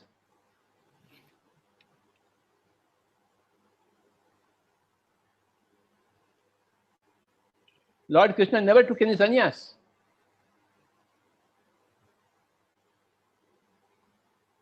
And Krishna represents the highest level of enlightenment.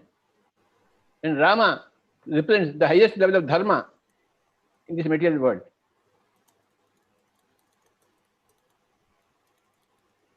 Now, this is the great return of the Buddha.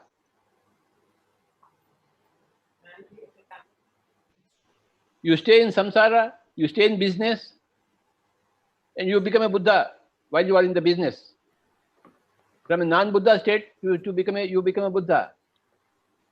Then you become a Buddha CEO by becoming adept in both the worlds.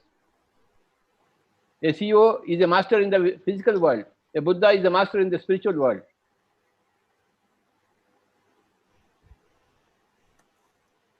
This is the holistic picture.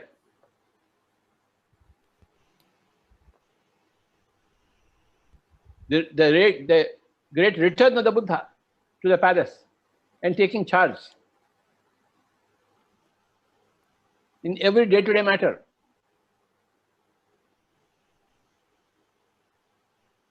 Every human encounter, every human-animal encounter, the return of the Buddha.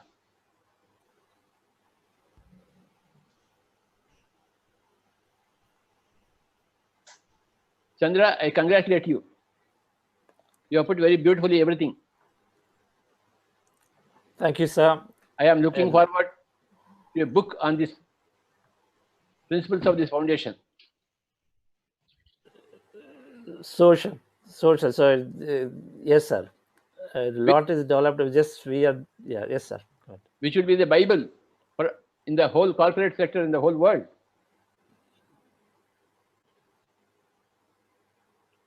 Lawrence, up to you now. Thank you, Patrick. Thank you for the word of wisdom and the encouragement. For everyone, yes, it's a journey that started a few years ago, and I think we are now ready to go. Well, going back to the palace, what I really loved in the PSSM view of the world and how we can make a difference is that I remember very well this Buddha CEO workshop 3 years ago. And Patrick, you said that, for instance, a mother is a CEO at home also. So I just want everybody to understand that anybody can be in a CEO mindset. We're going to, of course, focus on anybody who is entering the workplace, or can be students, can be at any level. Everyone is a leader, and everyone can behave as a CEO and have an impact on creating a vibrant and inclusive workplace, where the objective is really to, at the end of the day, for everybody to enjoy and be happy. And when somebody is happy, the business is happy too. So it's very broad definition, and it's the beginning of a new journey, a new phase, in a very, very growth mindset and open mindset approach. So I want to thank Chandra, because he has been really thinking, cooking, meditating, visioning, all of this all along, and he has been my mentor, my coach in the journey, and I'm so glad to be part of this adventure. So back to you, Chandra, and we will welcome everybody to join us very soon. Yes, the beauty of this is it's just, I never planned, I never imagined that it's going to happen, that all of us are together. Shreyan's always said, every time I talked about this, Shreyansh said, yes, Chandra, whatever that you are thinking, let's do. So Shreyansh, something for you, and then it just happened to be here. I just didn't even plan it. It's all happening. Yeah. So no, so that's absolutely fine. I mean, I feel really as a corporate, we need to bring that culture of generosity, compassion, and it's time for a corporate to bring purpose into their businesses. I feel it's time that with profit, it should come with purpose, and rather than having a chief CEO, I would say they should have a chief purpose officer. So they should bring that purpose, and the definitions of the designations, I think the corporate world needs to change, where I dream of where they should have a customer happiness officer, or things like that, where you value the officer, or a chief satisfaction officer, chief purpose officer. So things like that, probably we could introduce those concepts and first start of putting that into practice in Pyramid Valley or in our organization, and also encourage others to use that as a concept. And also, I think I saw those emotional quotient and spiritual quotient was great. And I also thought that, as a corporate, we all face a lot of challenges in our life, in a journey of a corporate or even in a personal life.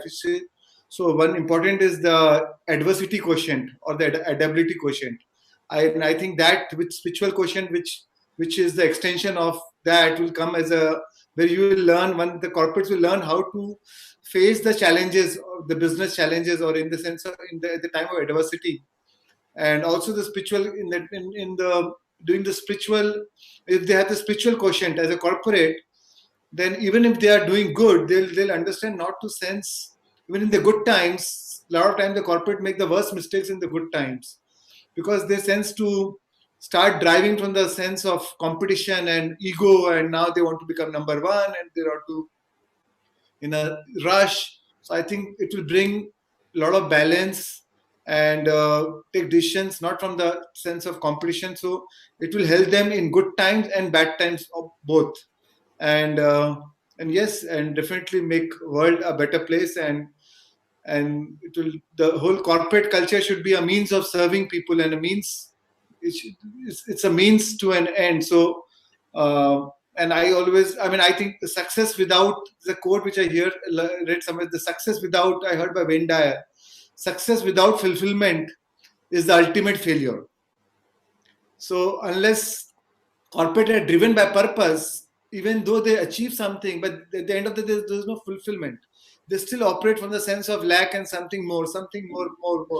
So I think if we bring that purpose into their organization, and the reason why they want to achieve what they want to achieve, and so they will have a clear goal. Why do they want to fulfill what they want to fulfill? And if they are fulfilling it comes with a sense of fulfillment, and also it will be sustainable. So thanks, congratulations, Chandra, for taking this initiative, and I wish you all the support and everything, whatever needs to be done, we'll do it together. Thank you, Shreyansh. So well said. When I was in IBM, I've been looking at it. There was so much drive for number, 1 week after the 1 week of the numbers. And if you keep looking up, it goes all the way to satisfying the investors. Somewhere there, there's only one word here. We got to make the investors happy. We got to make the stock market happy. And that trickles down all the way, rather than putting gates by the leaders all the way in between. They're putting all that down all the way to the employees. And there is only pressure. There's only pressure left, right, center. And so I think there is so much that could be certainly done to recognize the purpose. And before I come to Karthikeyan sir and SVB sir, like our two grand advisors for this, I discussed briefly with them. Saga is like a close brother to me. So we've been learning together, we've been growing together. We met a long time ago. So Saga has been a very successful executive in his own way at Cognizant. And Saga, something. Yeah, Chandra, you stole the words from my mouth. I was going to say Buddha CEO. I mean, I've always been wondering what is a good alternative for the unidimensional Wall Street oriented mindset that companies have, right? And then I think this is the this is the right way to approach. Hopefully, Buddha CEOs will create more enlightened organizations which don't just look at numbers and pleasing the investors, like what you said, right? I think the time is right. Abhijit keeps saying the time is right, and this is the way to go. Glad to be of any help. Congratulations to you and Lawrence, and I hope to be a Buddha CEO sometime. So you can help me do that as well. And no better person than you and Shreyans, right? So you've been there, you've done that, and you've been highly successful. So congratulations and all the best. That's great.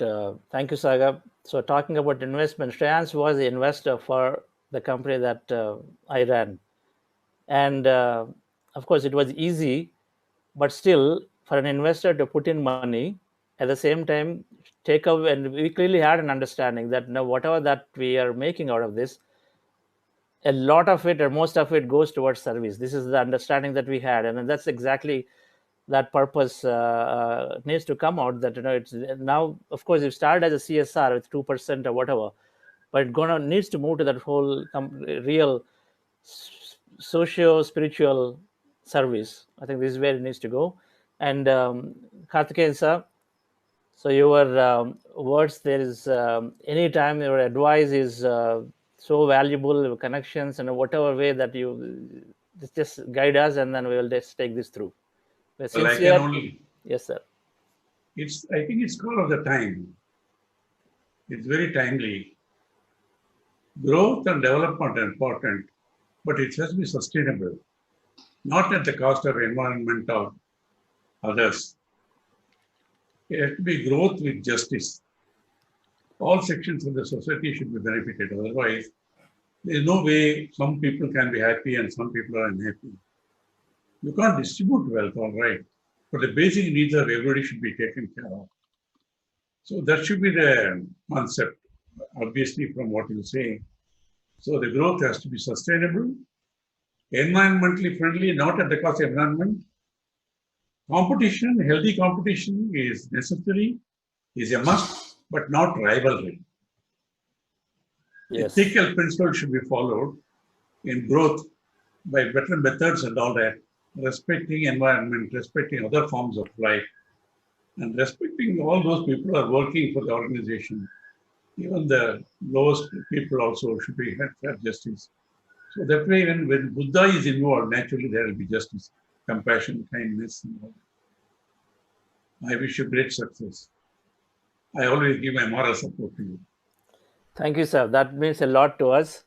We are definitely very sincere in our intent, and we will definitely we are creating that impact for sure on this. And it is such a pleasure to have SVB sir associated, to have us in association with SVB sir. So humble, and Patri sir already mentioned in the morning in the inauguration, so humble. And I've just discovered that one can be very, very successful, but can be, and it's clearly, we can see it, that Sar said in one of the speeches, no person left me. People join us and then they stay with us, they never leave. That itself means that he has such a grand relationship with the employees and is so well taken care. And then so much that he's putting into the society. So SVB sir, your guidance. Mr. Chandra, greetings to you for forming this CEO Foundation. I don't know how you are going to expand it. Is it to throughout India or to the cities, or only it will be limited to Bangalore? I have no idea, because I would like to know about it. Last time when I discussed with you, when you said something has to be done in Coimbatore, I told you now there are a number of associations who are all involved in social activities. Maybe you come sometime to Coimbatore, we will organize a meet with such leaders and decide how to go about it. So I'm always ready to be of help to you. Yes, sir. Thank you so much, sir. So this will be global, and we will take your advice, your guidance, and then grow it in whichever best way, because at the end of the day, it's common intent for all of us. So certainly, sir. So I'll take your guidance, but yes, we are looking at it as a global project with connecting to all of PSSM folks across the globe under the guidance of Patri sir. Okay, sure. Thank you. Thank you so much, everyone and the dear friends. So we are excited, and we certainly are looking for any of you And then many of you expressed over the past few weeks that we wanted to come and contribute. And so certainly do get in touch, and then we will together will grow this and then take this big into multiple corporates across the board. Thank you all. Over to you, to Ananthi madam, or who was next one? Over to you, back to you. Thank you, sir. So it is a great initiation, and obviously there are a lot of people waiting for this to transform themselves. Thanks for this great start, sir. So over to my friend Ananthi. Thank you, dear Shalini. Namaste.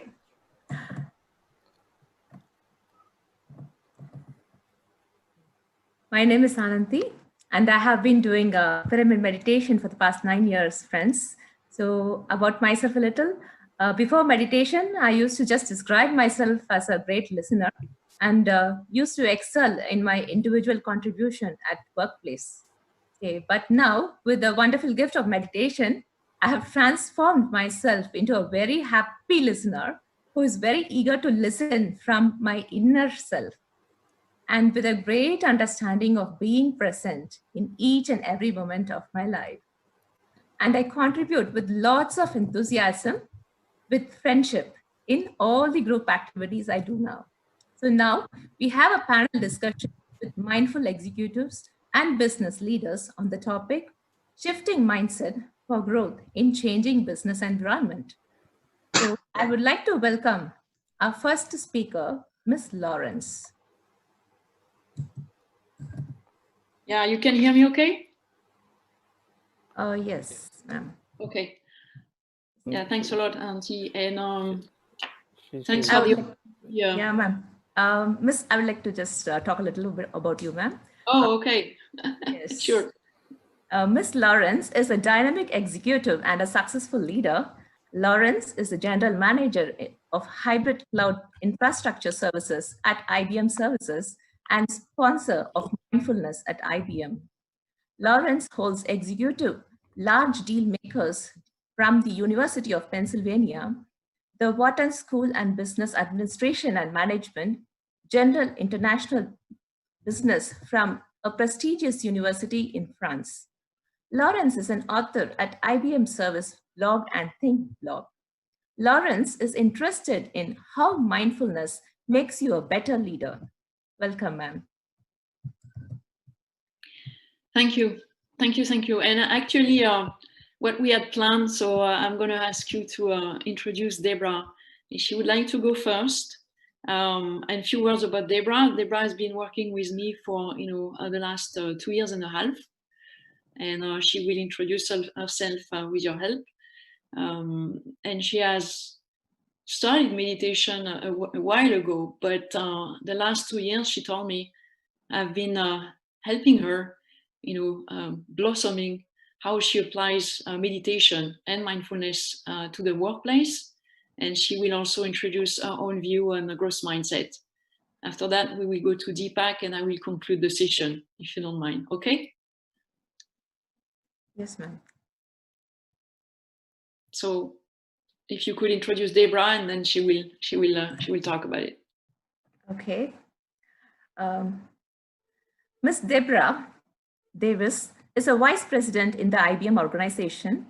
Deborah played many roles in the organization and faced multiple challenges and achieved leadership. Deborah holds a BE degree from Georgia Institute of Technology, and Deborah cares about animal welfare, children, civil rights, and social action. Deborah is interested to explore the multiple skills and endorsement. Welcome, ma'am. Thank you. Thank you so much. And I appreciate you letting me be a part of this event. I want to tell you a little bit more about myself. In addition to business, I'm a mom of 3, and it's really been my passion in life.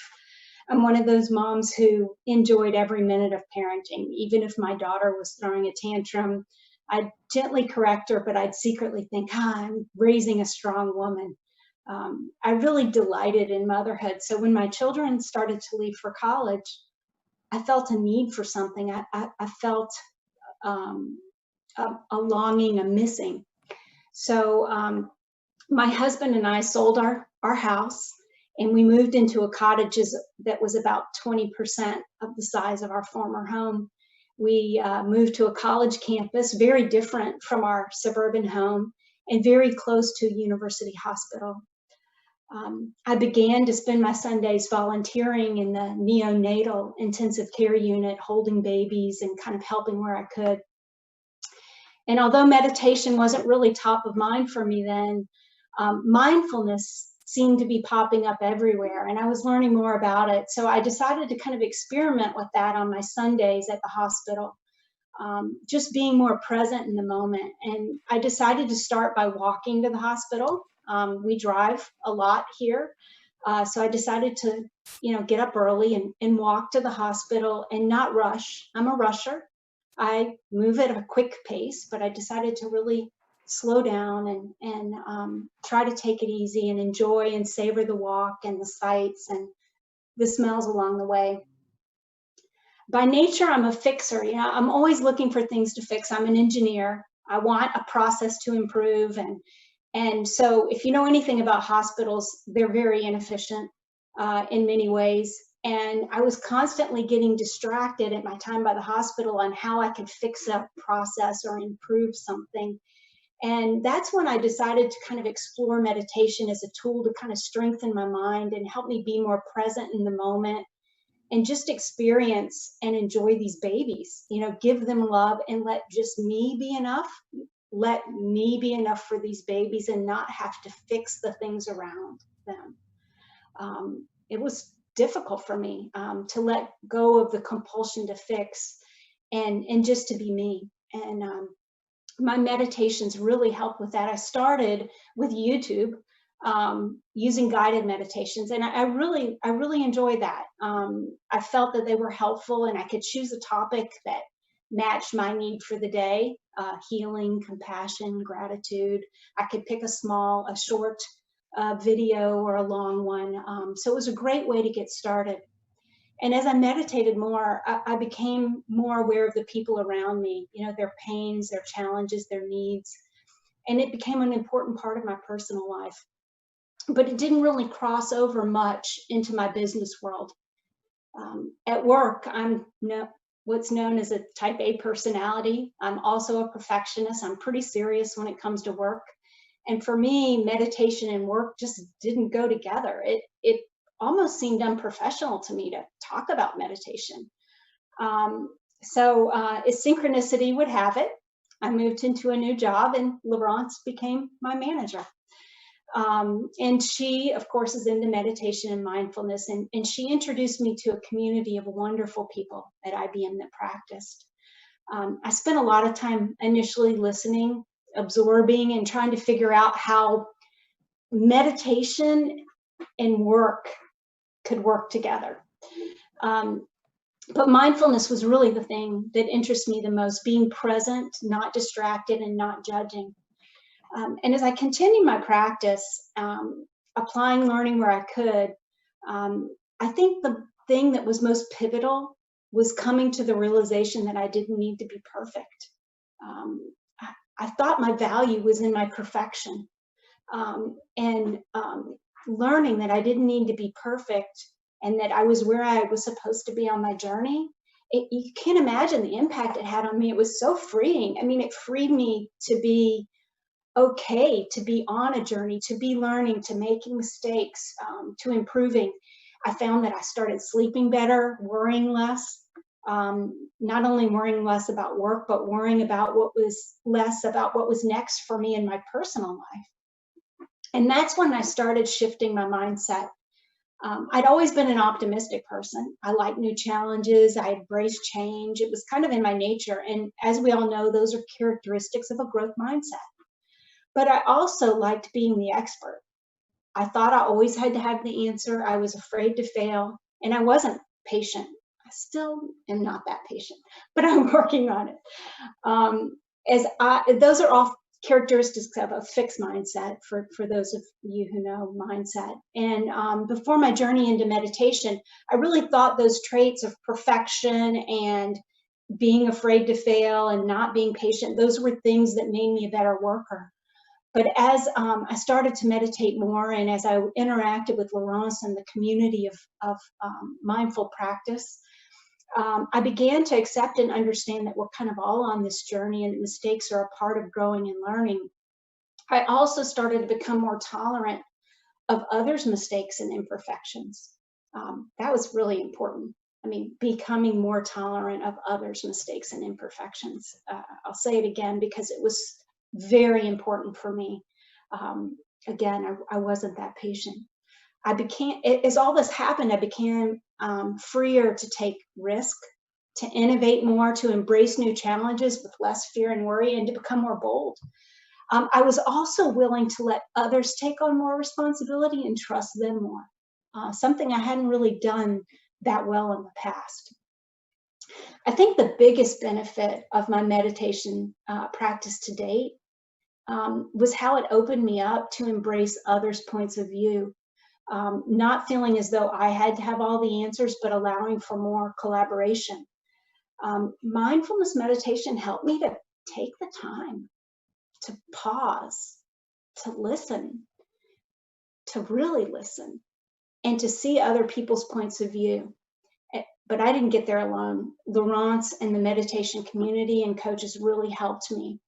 The light bulb went on for me, I think, with a really seemingly small example. Our team needed to develop some significant new technical skills.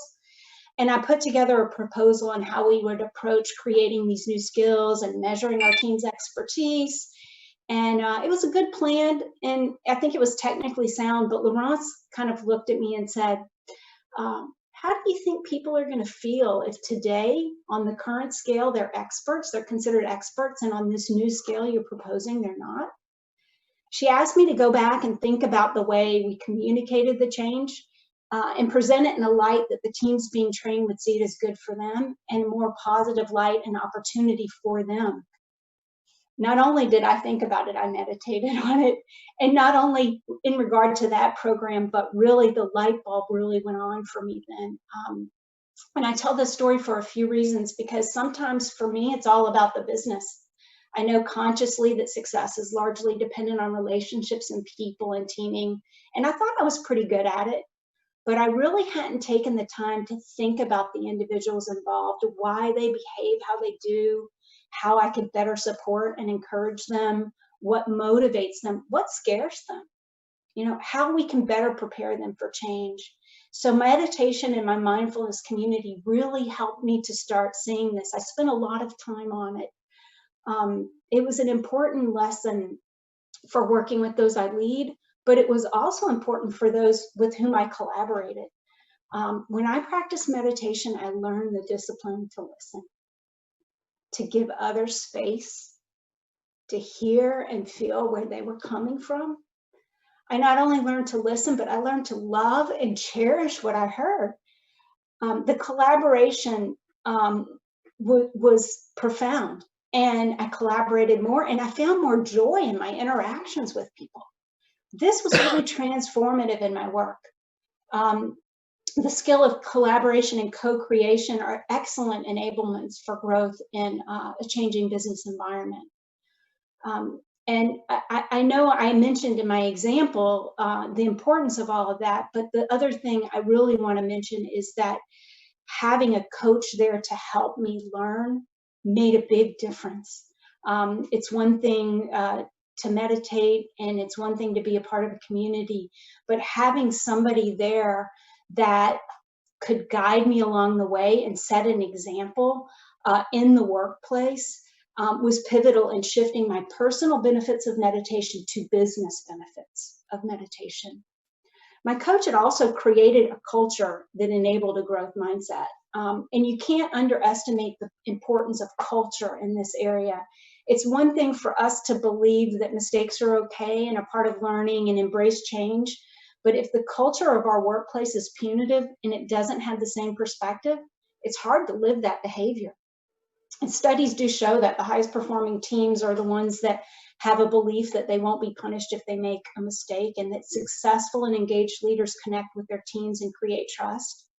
If we don't create a community and a culture where people feel free to experiment and fail, we won't give them space to innovate and to experiment and to adapt change. The culture must encourage diverse points of view, collaboration, and co-creation. I was fortunate that my manager put into action her meditation practices and created a culture that allowed me to flourish and succeed. And that's a responsibility that I now feel that I need to take and do the same. So how has meditation, really helped me on my journey to a growth mindset and enabled me to perform more optimally in a changing business environment? I think, it's really helped me to accept my perfections. It's helped me to be confident that I would be enough and that things would be okay. And once I remove those two barriers, I begin to see opportunity everywhere, even in uncertain and changing times.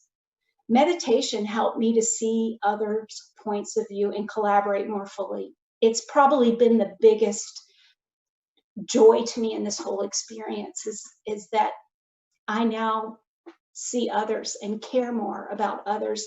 And it's made me more conscious of the thoughts I have, the words I use, especially in the workplace.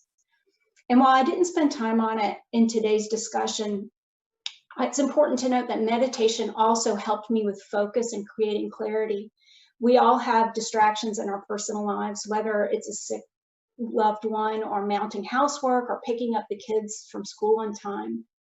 And during this period of learning for me, we discovered that my husband had a very aggressive cancer. And meditation truly, truly helped me to have clarity about that, helped me with the process. It also helped me strengthen my mind to focus on the present. So when I was with him, I was fully about being with him.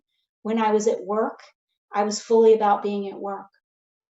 So as Laurent said, I've been on this journey for about 4 years. I'm beginning this journey. I'm beginning my learning. And so I really appreciate you taking the time to let me share my story. I know many of you are experts in the space, and I hope you've found it helpful. Hey, thanks a lot, Deborah. And as I told you, day one, you are a master from day one. It's all in. So, fantastic sharing from a personal life, working life, about what you have been through in the beginning of your journey. I was smiling because I could see the steps, one after the other. And you smile about 10 times more than 3 years ago. And you really seem to enjoy yourself. And I know, without disclosing anything, that you have a lot of great opportunity offered to you more and more by great people and meeting new people and so on. So you clearly are a demonstration on how you can attract also great people around you, new responsibilities. And as you could listen to the Buddha CEO launch, we really believe that we create our own reality in the workplace. It's just about losing the fear, losing the need for perfection, as you described that so well, listening carefully, thinking about the people, and then create and co-create this environment where I would say everybody can thrive. And I'm used to saying in a business, and you remember well, we don't live in Disneyland. For anybody here listening to this, this is not Disneyland, this is business. These are targets. There is a positive competition or rivalry still in the market, but we can find a way to create a purpose and enjoy life. So thank you so much.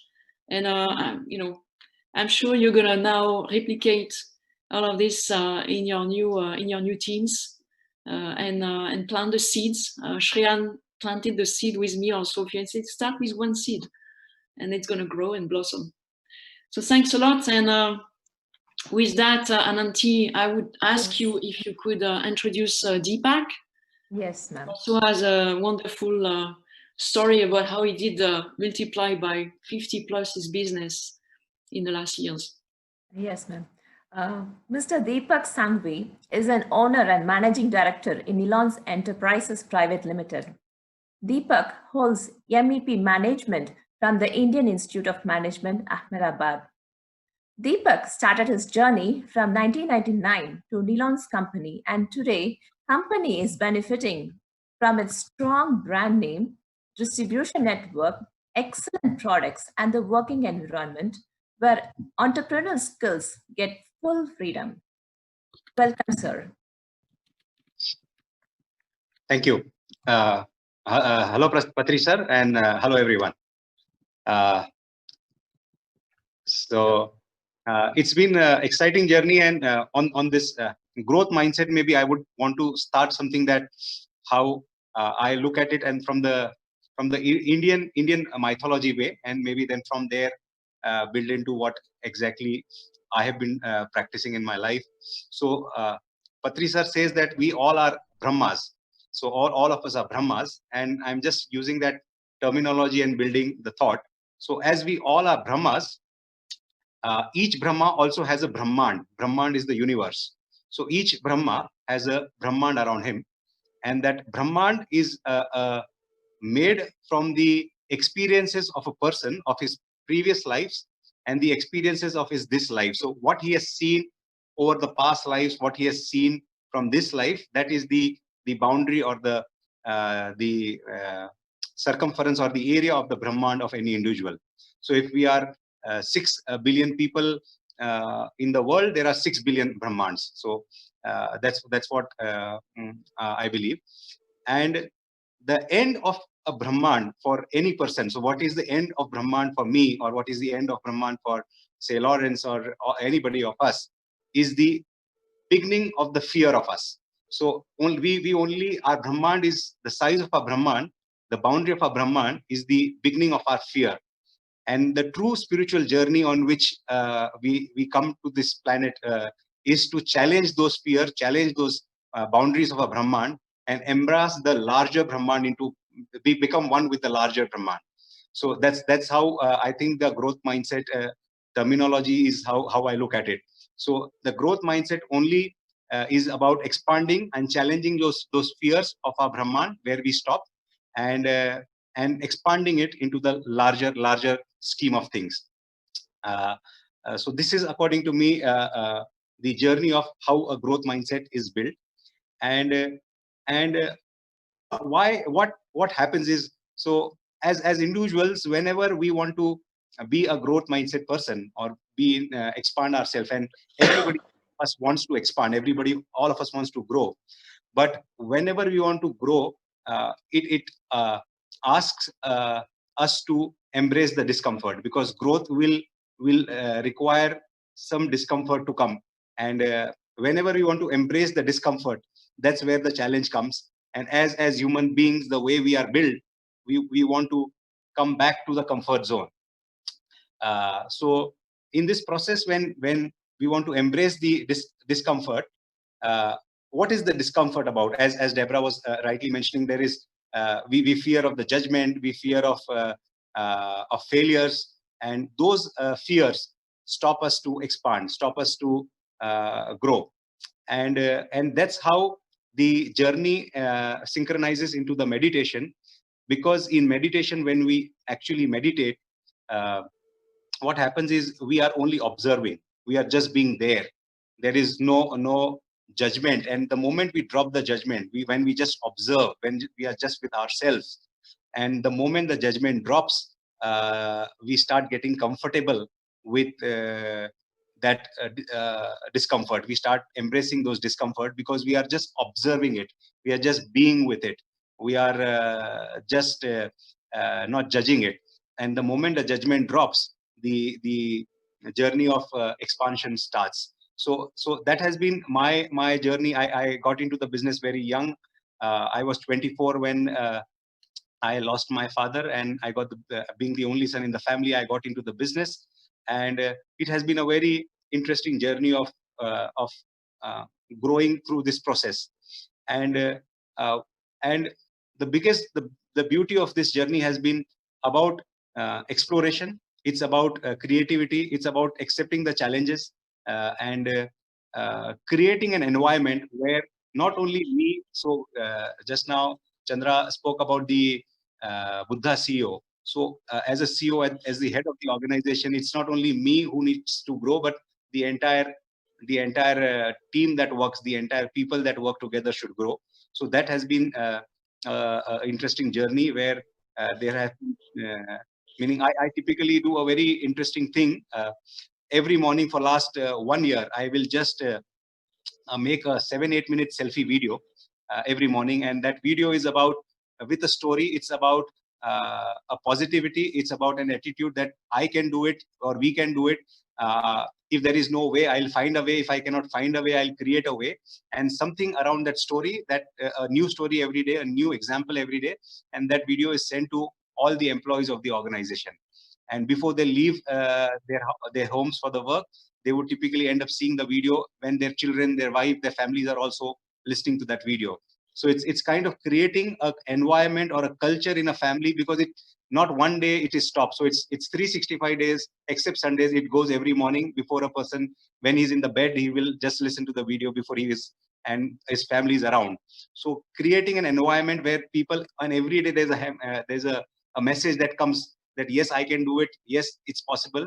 So slowly, steadily, that has created an organization which has created an attitude that we can do it. So I will just put a recent example. On 25th of March, because of the COVID-19, the government of India, the Prime Minister came and said the businesses will have to shut down, and nobody can, the business will not work for some days. But the very evening, the announcement came that I belong to a food industry, and food industry will be allowed to perform as a essential service. However, everything closed. The logistics closed, the last mile distribution closed, everything closed. And with that attitude, with that message that I came that the morning again, that everything is closed, but still we need to find a way. And if we don't find a way, we have to create a way. And that thing created certain people in the team to do unique, out of the box thinking, to find a way. And they shared those ideas with me, that sir, this is what we did and we got success. I shared those ideas in the next video to the country.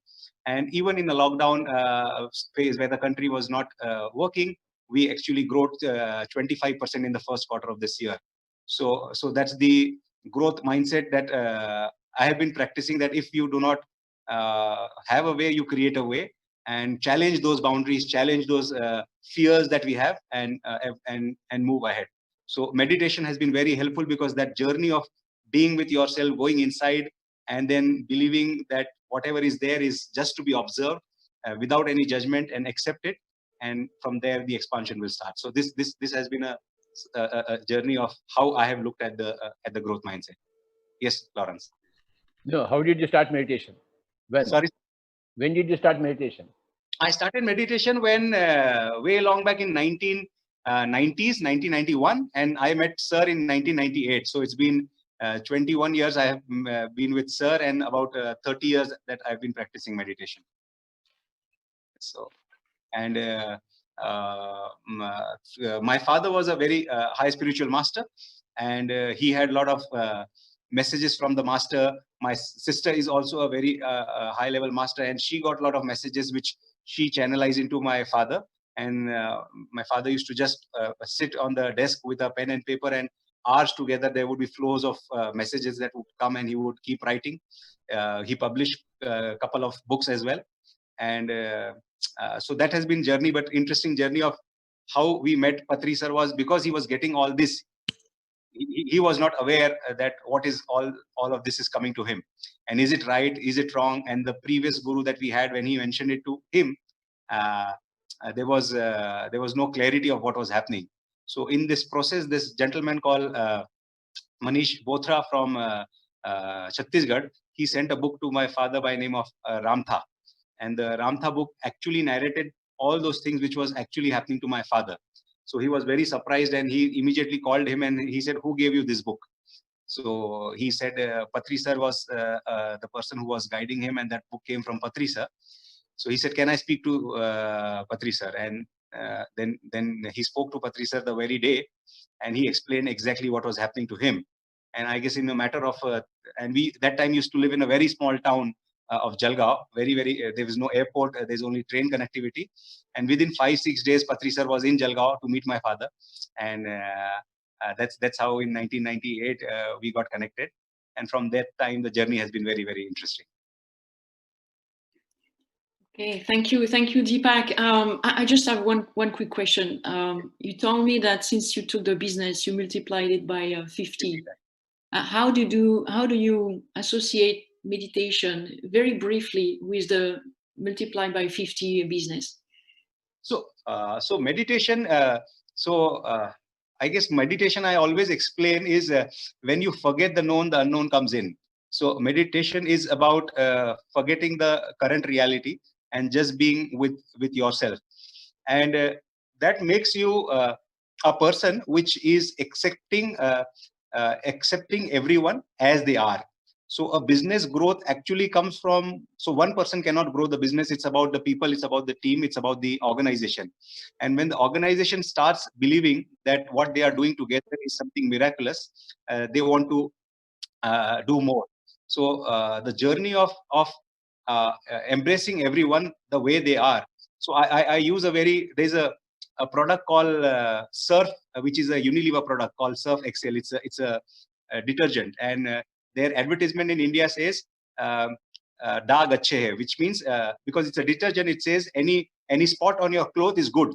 So any spot in your life is good. So cherish those spots. So that's what I use with my team. So I always say that whatever you have, speak. What you are saying wrong, problem, speak, because Surf Excel says that daag achhe hai. So spots are okay. So you can be yourself. So that's the environment that we have been able to create, which allows, and that, I guess that nature comes from this journey of being with yourself and embracing yourself completely. So it's only when you accept yourself completely, you are able to accept the others also as they are. So I guess that's the journey that the spirituality has built. Okay, thanks a lot, Deepak. Thanks for participating. And I'm sure you're going to be, as well as Deborah, great speakers for the Buddha CEO Foundation very soon. I think we were a little behind time, so I'm going to conclude that session with a few minutes with my own experience, which is not like as long as yours, Deepak. I only started the meditation 4 years ago. And how did this happen? I am from France originally, a Catholic family, never heard about meditation at all, never made the connection even with the position of a Buddha and meditation. So really outside of that world, non-vegetarian family all around. And actually my business journey took me to India, and that was really a full transformation from that point. So the message here, we talk about growth mindset, and you heard from Deborah and Deepak and many speakers actually, is that you can transform and change at any age, and it can happen fast. So, same as it was mentioned earlier, you don't need to go to the Himalayas and go out of life, but go back to the palace and take the time and the energy to change. I discovered meditation 4 years ago in India, in Bangalore, while I was doing the acquisition actually of a company for the IBM business. And Shreyans was the investor and Chandra was the CEO. And actually I met in Bangalore in Pyramid Valley International during the time we were preparing this acquisition, Patriji and a lot of other PSSM masters. Many of them were from the IT business. And I was really wondering, what are these people doing in that place? There was and there is still a huge pyramid where 5,000 people can meditate. It's very simple. I was very afraid because I thought it's a religious something. Is it a cult? Where am I going? And very fast, I was discovering a brand new world, really a brand new world. Compassionate people, listening to you, sharing their experience, explaining why in their own business journey and their family or life journey they were applying meditation. And it was really for me a kind of complete tsunami in my head. Then suddenly I remember always Chandra came to me. We were having a tea after this first 20 minutes in my life of experimenting meditation in a pyramid. So I thought maybe I'm becoming crazy. I was a completely tsunami in my head. And then he said, hey, we have the chance, Patriji is there, you're going to meet Patriji. And I was like, Patrigi, who is Patrigi? I had not done any research on him. I had no idea who he was. And I thought everybody was very excited to know I'm going to meet Patrigi. So I follow Chandra. We go in behind the library, and we start to talk. And Patrigi look at me and say, "What is your question?" And I was like, "I'm stupid. Like, remember, Deborah, I'm not perfect. I don't have another question. What I'm going to ask?" I was very impressed. And he said, "Oh, relax, relax. Just sit comfortable, and we're going to do 10-minute meditation." I was like, okay, I'm going to, and he took the flute, and it was beautiful. And I was like, I'm in another place, never saw that. And I felt suddenly so kind of calm and relief, no pressure. It was okay. I didn't have to, to sit like a yogi on the floor. I was comfortable in the couch. And then my question came. It was a very personal question because, I have a handicapped boy, and I was always feeling all my life guilty, also, and a bit angry against the world. And I asked him the question. I say, how comes the world can allow that? And he gave me a very simple answer. And it was the beginning. And he also told me, don't kill animals. And I like, don't kill animals. No, I don't kill animals. No, don't eat animals. Okay, I get it. And he said, become a vegetarian, and do your own research. So after that day, went back to the hotel, and I can tell you, I of course I talked to Chandra all the way, and you know how long it can be traffic in Bangalore. So I asked already questions, and then I started to Google, Steve Jobs, Mark Benioff. Mark Benioff is the CEO of Salesforce.com, a wonderful business that grew up in the last 10 years like crazy, and he put monks on stage when he's doing, his worldwide event. And so I was like, I missed that all my journey in a business. And then I started to do research and read, PSSM, Masters, and Chandra and Patrigi, when they were sending books, titles, go read. And so I was reading like crazy. I stopped reading any newspaper, any business paper, no news again on TV, nothing. I was just reading books about personal development, mindfulness, meditation, all along. And in the last 2 years and a half, I'm now at 162 books. And I went through the 55 episodes of the life of Buddha. So I can tell you, you can do this. Why? Because in business, if you start meditating, you will win time. You will win energy. You sleep much better, but you sleep less. So I got like 6-7 hours a week plus the weekend, because the weekend, while I was getting, staying in bed and so on, now I wake up early and I have time. So you read, you learn, and then all the things that Deborah and Deepak mentioned, you listen and everything in the business, you lose all fear. After a month of meditation, I woke up one day and I said, I don't feel this. Okay, is it like and I called Chandra and say, I don't feel this anymore. Is it normal? Okay, and I was losing weight, having more energy. So a lot of things happen in the body, in the energy level, and then in the business. I was a kind leader, but I was very competitive, ultra competitive, and it was probably based on some ego. I had to prove something all the time. I have to prove. And then all the things that were mentioned in that last day happened, that it was not about competition as rivalry.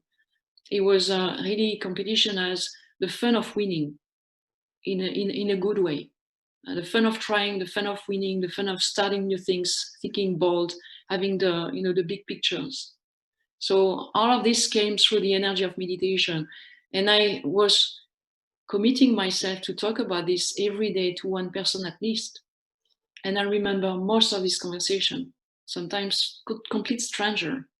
Sometimes in our corporation, we have the chance to have a mindfulness community. So with thousands of people, sometimes could be with hundreds of people.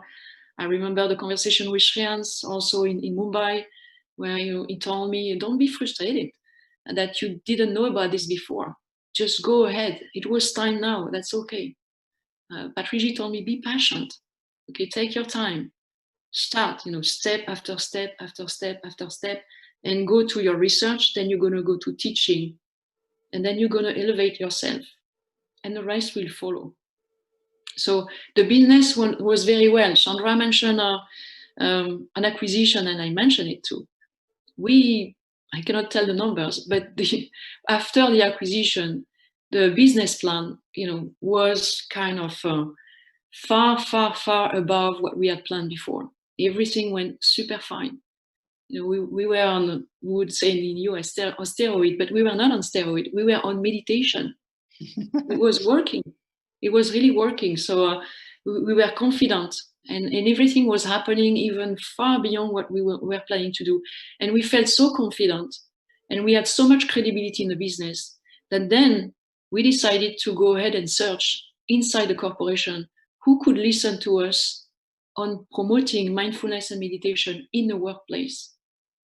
And a few years ago, it was still a bit taboo to talk about meditation. It was okay to talk about mindfulness.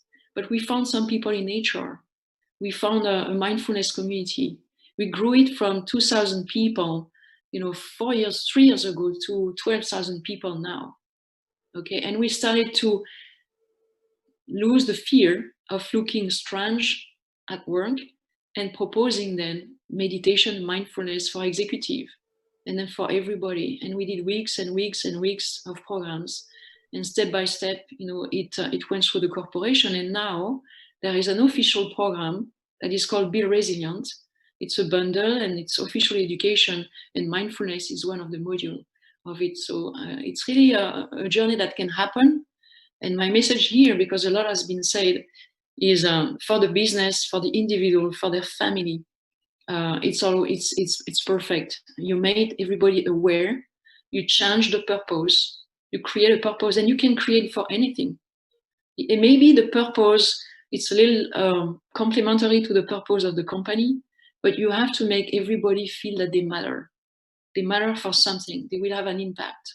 And sit down, meditate. Everybody will find a way to do it. And Deepak, you send this video every day, just I guess to reinforce this notion of community, family, yes, common purpose, right? And also telling everybody you are perfect as you are. Yes, you bring your own value, your own energy, and so on. So all of this is not like a spiritual from the Himalayas. It's back in the palace, as Patrick was saying, and everybody can make happen. And if you are a little afraid of doing it, I have had people around me saying, your career is over if you start talking meditation at work. Okay, it went the opposite way. So I tell them, start small if you want. Talk to a colleague. I remember we were with one of the Shastri's friend in Delhi. We went to our business, and we started with a small room, and we shared, and we made people meditate. And then she said, I know what I'm going to do now. I'm going to push meditation in the corporation. It's okay. Yes, because you will see people also opening up and say, well, I have been doing this, but I didn't know if I could talk about this. Okay, so all together and with this foundation, we're really going to make that happen. Okay, so with that, a lot has been done. The last message for the people who are in corporations still wondering, how can I do that? HR will not listen to me. So one tip, everybody in every business around the world, whatever the size of the business, is talking about agile. You have to be agile. Agility, agile, improve, which is great. But behind agile, you know that the first step is to understand the value of agile. Okay, and what are they? Respect, openness, focus, commitment. A master of meditation is building that inner self, and these strengths are coming naturally from meditating. So then you connect that to agile. And then from agile, you say, if we want really an agile organization, an agile team, an agile business unit, being agile with our client, you can be agile if you are aware of how you behave and all of this. And then you connect the dots with meditation. Meditation as a foundation and know yourself, then mindfulness for the full day. And then you go up, and then you can teach meditation to become a better agile organization. So there are many ways in the business, even in corporations that don't look so friendly today, to bring the meditation as a tool and get started, plant the seed and go again and again and again. So that can happen from the windows, the door, under the door, from everywhere. So get your own belief, practice, and then I'm sure you're going to find a way to make that happen. So I want to thank Deepak and Debra and the facilitator, and maybe turn to Patriji if he wants to say a few words at the end of this panel. Thank you, Lawrence. Thank you, Deb. Yes. Today, one of my dreams has come true. That of the Buddha CEO Foundation. I was waiting patiently. Someday it will happen. And today it has happened. All the people are together coming here and establishing this foundation. It's a global foundation. One point. And the tagline for this foundation would be Return of the Buddha to the Paradise. That will make everybody clear about the motive of it. Right. Excellent. What do you say, Lawrence? I agree with that. I agree with that. Return to the palace. Return to the market inside the palace, and Yes. And make that happen. When Buddha left, his wife Yashodhara was waiting for him to come back. He came back but didn't accept Yashodhara. He went into the world as a sannyasi.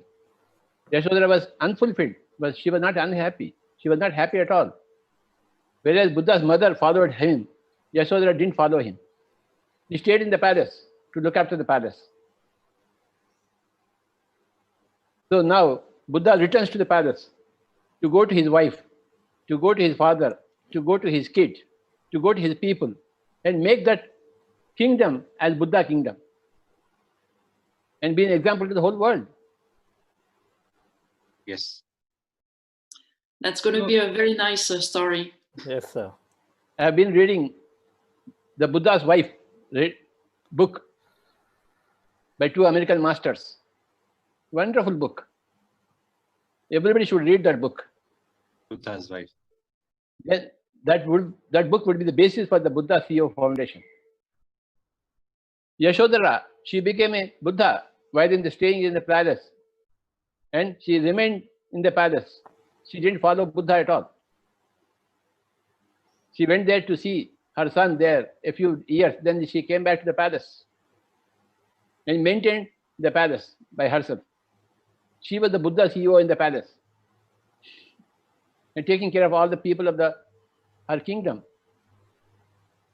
Now, in our scenario, the Buddha returns from meditation to become the rightful CEO of his own Rajya, company, his own kingdom.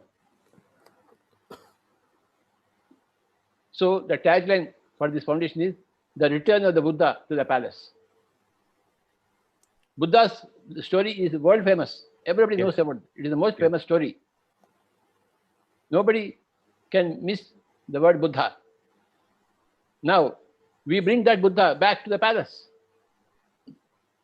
It is not an ordinary thing. It is not easy to bring the Buddha back to the palace. Correct. But we have achieved it in PSSM.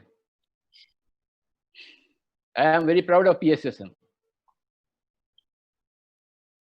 And PSSM now as the tagline, Return of the Buddha to the palace. We are not guilty to be in the palace. We are not guilty to come back to become a CEO of our own company. We are happy to do it. We see it as the righteous thing to do, just like Buddha's wife, Yashodhara. PSSM is the offspring of Yashodhara, in as much as it is the offspring of Anapanasati.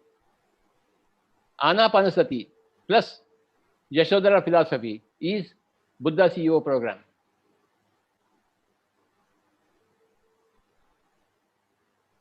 Where Anapanasati comes back to the palace.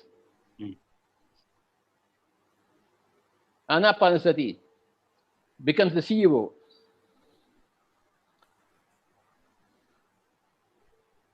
Yashodhara represents the company, and Anapanasati represents the CEO. The Anapanasati comes back from the Himalayas to the palaces, to the villages, to the towns, into every home. It is doesn't belong to the Himalayas. Anapanasati flows down from the Himalayas into every home, every company, every corporate. This is the return of the Buddha to the palace. Thanks to Chandra's Buddha CEO Foundation. It belongs to all of us. We are all together in it. Right. We are all investors in this company. And I'm so happy today. Everything has come together. This will be a model for the whole world. Right from America to China to Russia. It begins in India. It spreads all over the world. The whole of the world knows about Buddha. Now it will know about the Buddha CEO Foundation.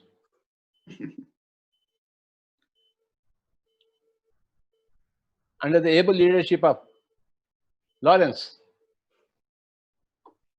she designed her own lifetime to be so very full of struggles, so that when she comes with a bang. And she arrived at PSSM with a great bang. And she would take this Buddha CEO Foundation to the whole world. Within 10 years, the whole world will know about Buddha CEO Foundation, will follow the principles of Buddha CEO Foundation. In another 10 years, the whole world, every corporate in the whole world. It is that important for the whole world, this Buddha CEO Foundation. Chandra, your book has to be ready by now. Which would be the Bible of Buddha CEO Foundation. Yes, we require a Bible. We require a Bible to include all the concepts. Correct, sir. All the experience of corporate masters, like all the people we have now in the panel. All their life histories, all their messages should be there in the book. Yes, then that book would be the Bible all over the world for all corporate people. They would know what to do. They will start a great big fund, Corporate Social Spiritual Responsibility Fund, CSR Fund, CSR Plus Fund. That will take care of the whole world. The corporates have got so much money. Bill Gates has got so much money. He's only taking care of social responsibility, not social spiritual responsibility. I want Bill Gates to come into social spiritual responsibility. Now, Buddha CEO Foundation will do that. We'll bring Bill Gates Foundation, the Melinda Foundation, to CSR Plus, not CSR. Just CSR. CSR Plus is the goal. There is so much money available now. We would construct pyramids everywhere with the CSR Plus. We would remove animal eating everywhere. We will remove rivalry anywhere, everywhere. A healthy competition plus a great cooperation. That is the formula. Competition is required. Personal talents, personal achievements are required. But along with the cooperation, that is the paradox. Competition along with cooperation, that is the paradox. And in 10 years, this book, the Bible of Buddha CEO Foundation, this Bible will go everywhere and establish CSR Plus everywhere.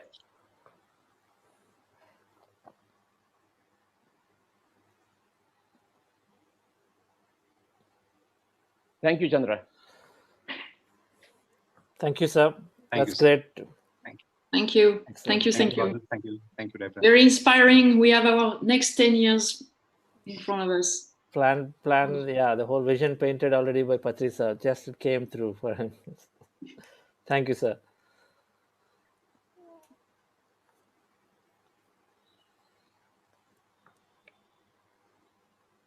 So, Shalini, we'll move on to our next session, which is the most awaited for the day.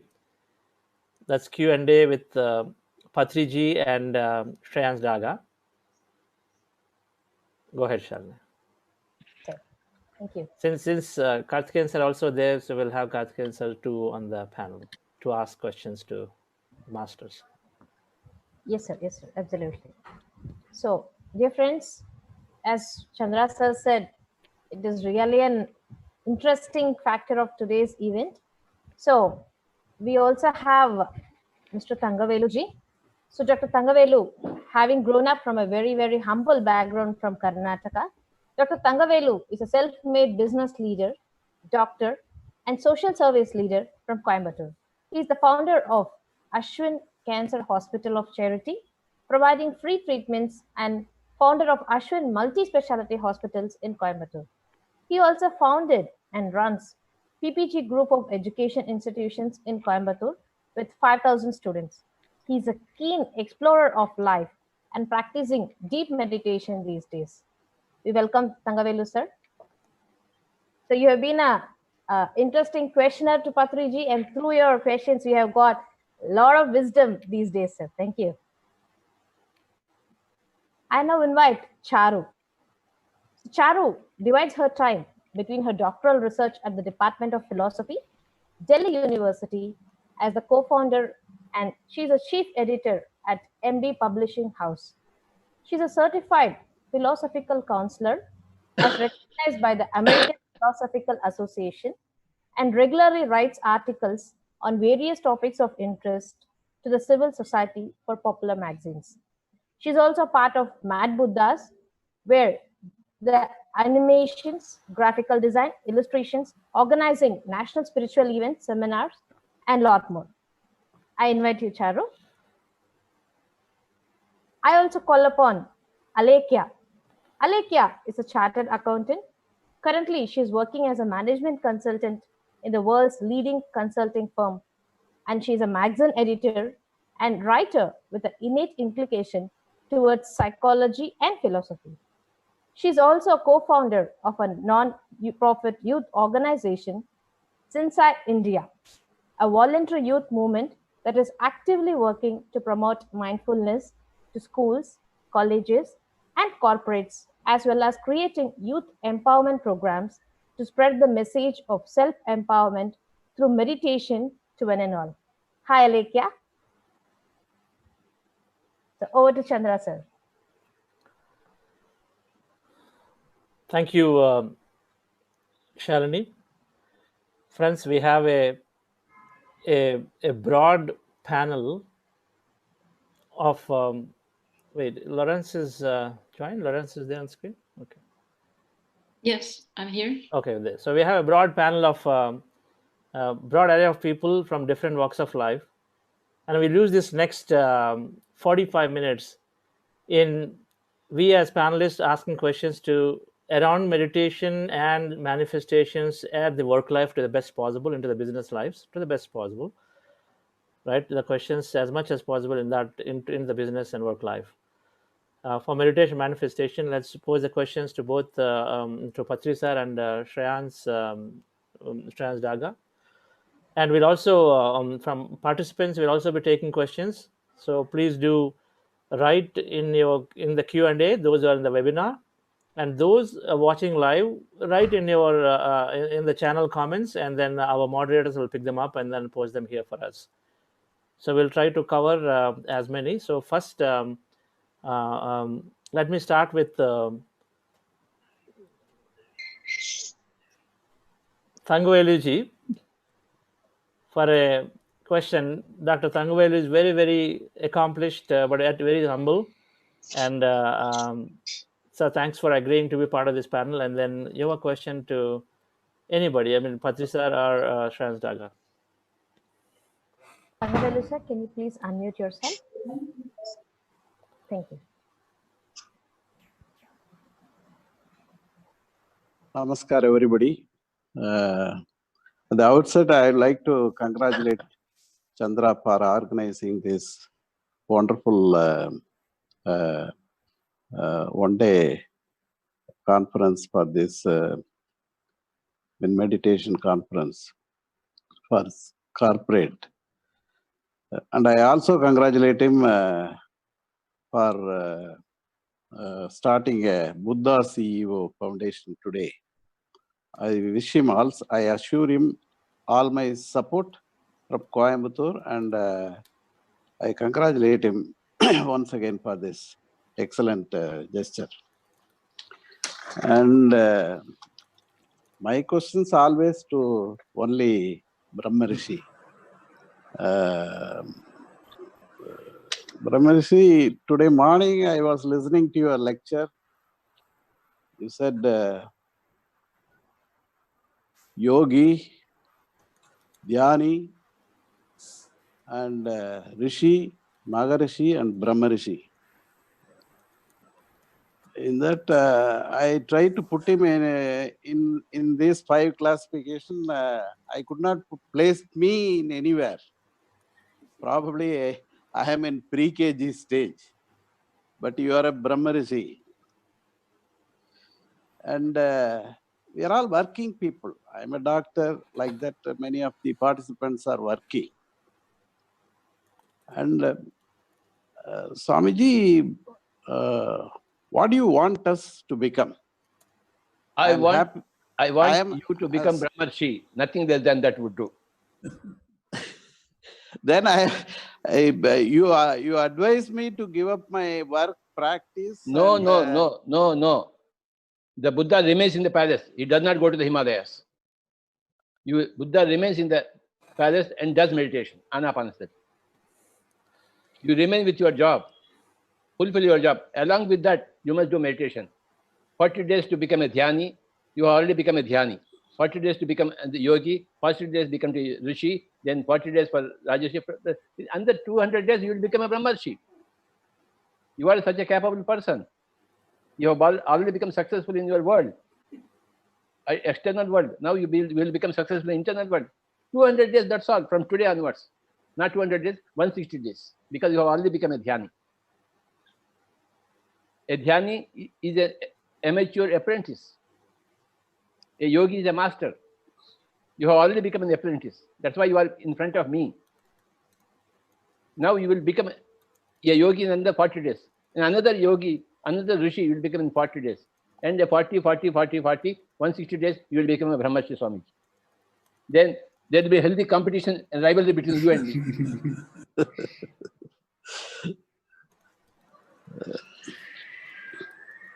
Swamiji, I have one more question to you. You are saying for everything, meditation is the answer. Prescribe only meditation for everything.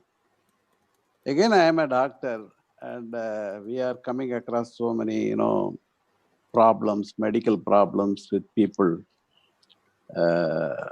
I also, without knowing what is meditation, I used to say, if I don't know anything, if I don't have a solution in my day-to-day practice, I'll tell my patients that you do meditation. I did not know what is meditation and how to do that, all those things.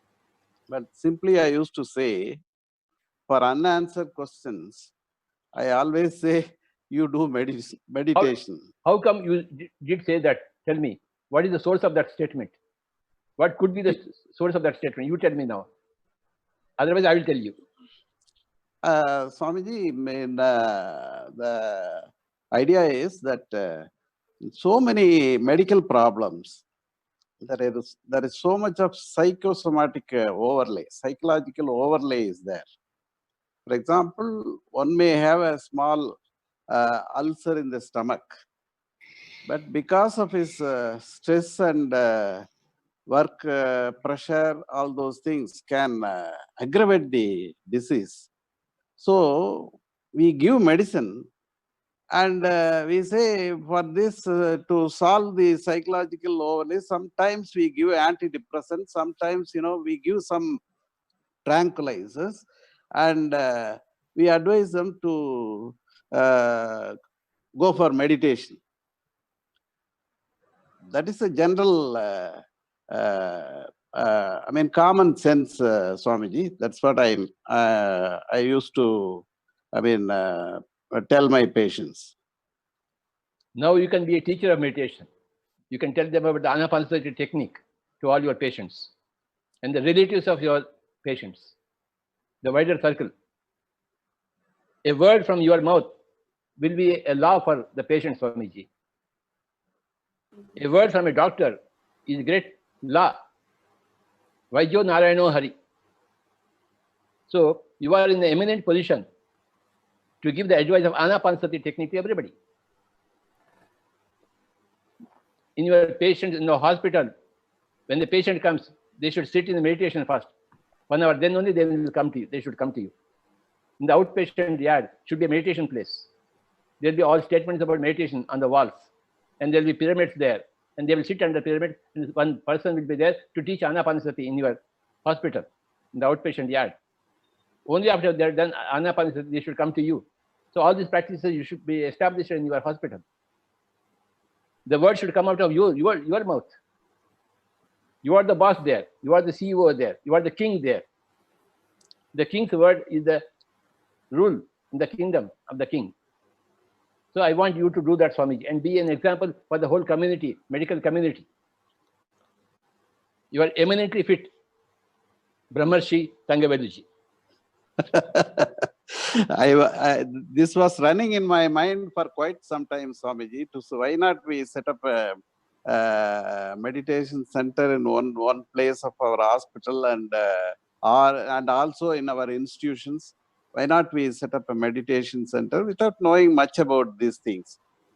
Now after coming to you, probably I am a better person, and I will do it, Swamiji. One doctor in Karnataka, he has built a big pyramid in his own hospital area, and throughout the corridors, he had fit pyramids throughout the corridor in every room, and in his own doctor's chair above he built a pyramid from Karnataka, one master, Dr. Gautam. He has done it already. Every doctor will do it within 10 years. The whole medical field will change. In AIMS, for the past 2 months, All India Institute of Medical Sciences, they are working with pyramid energy. Our master from Guntur, Lakshman Rao, is teaching all the AIMS people, AIMS doctors. They are finding wonderful use of pyramids in the AIMS. They put up 2 big wards with pyramid beds. They are doing it. And sooner, sometime or other, they will come out with their recommendation. It is happening, Swamiji. It should happen in you, Swamiji. Brahmarshi Swamiji, Tangaveduji. my competitor, my competitor. Well, one more, if you permit me, one more question, Chandra. Can we come back to you? Okay, thank you. That's great. You started off the round with a great fire, so it's nice. Let me go to Sharu Taplial.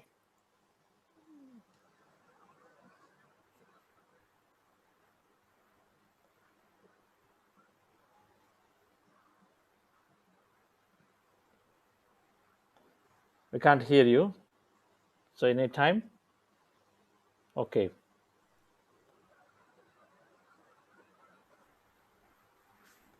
Okay, while you are, you're not muted, so you are, okay. So Lawrence, do you have a question to Shreyans or Patrisa?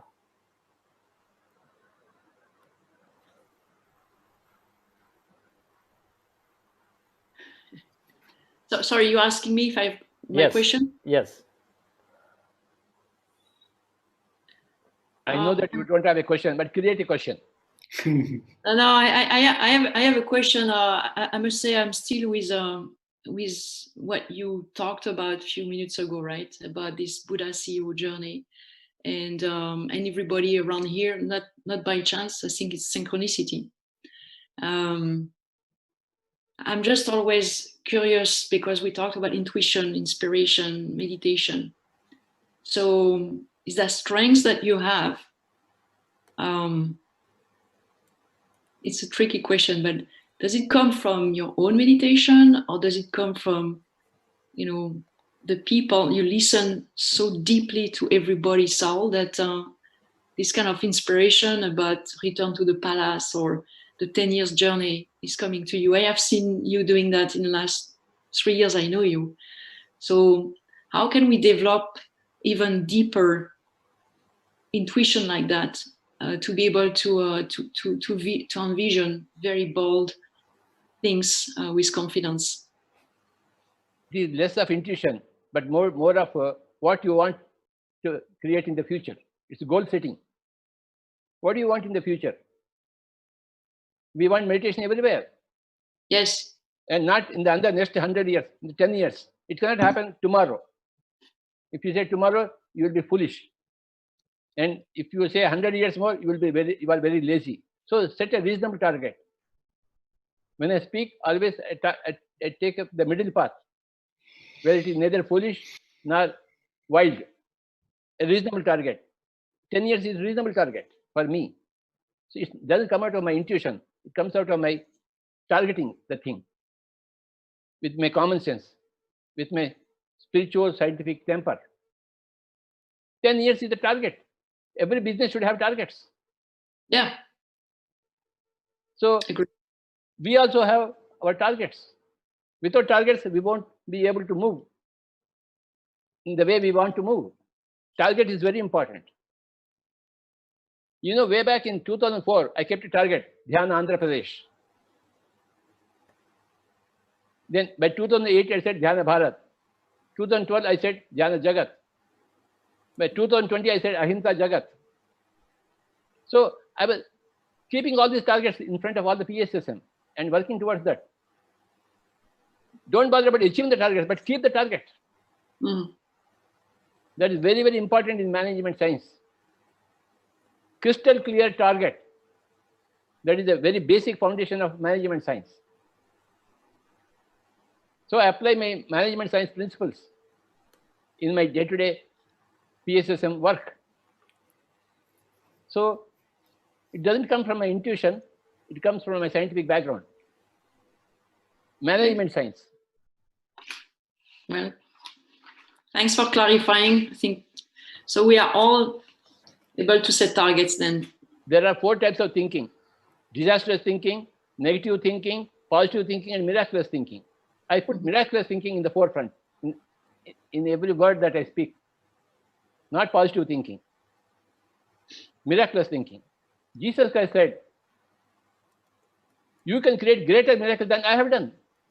That is a statement of Jesus Christ. So everybody is capable of creating miracles by adopting miraculous thinking. It is spiritual scientific logic. Whenever you open your mouth, your words should be miraculous words. Yes, you can do it. As Dr. Karthikeyanji, nothing is impossible. So in 10 years, we should change the whole world. Where is the question of impossibility in it? There's no way. When so many great masters are together, it is a team effort. It's a togetherness effort. It will create the whole world. Change the whole world.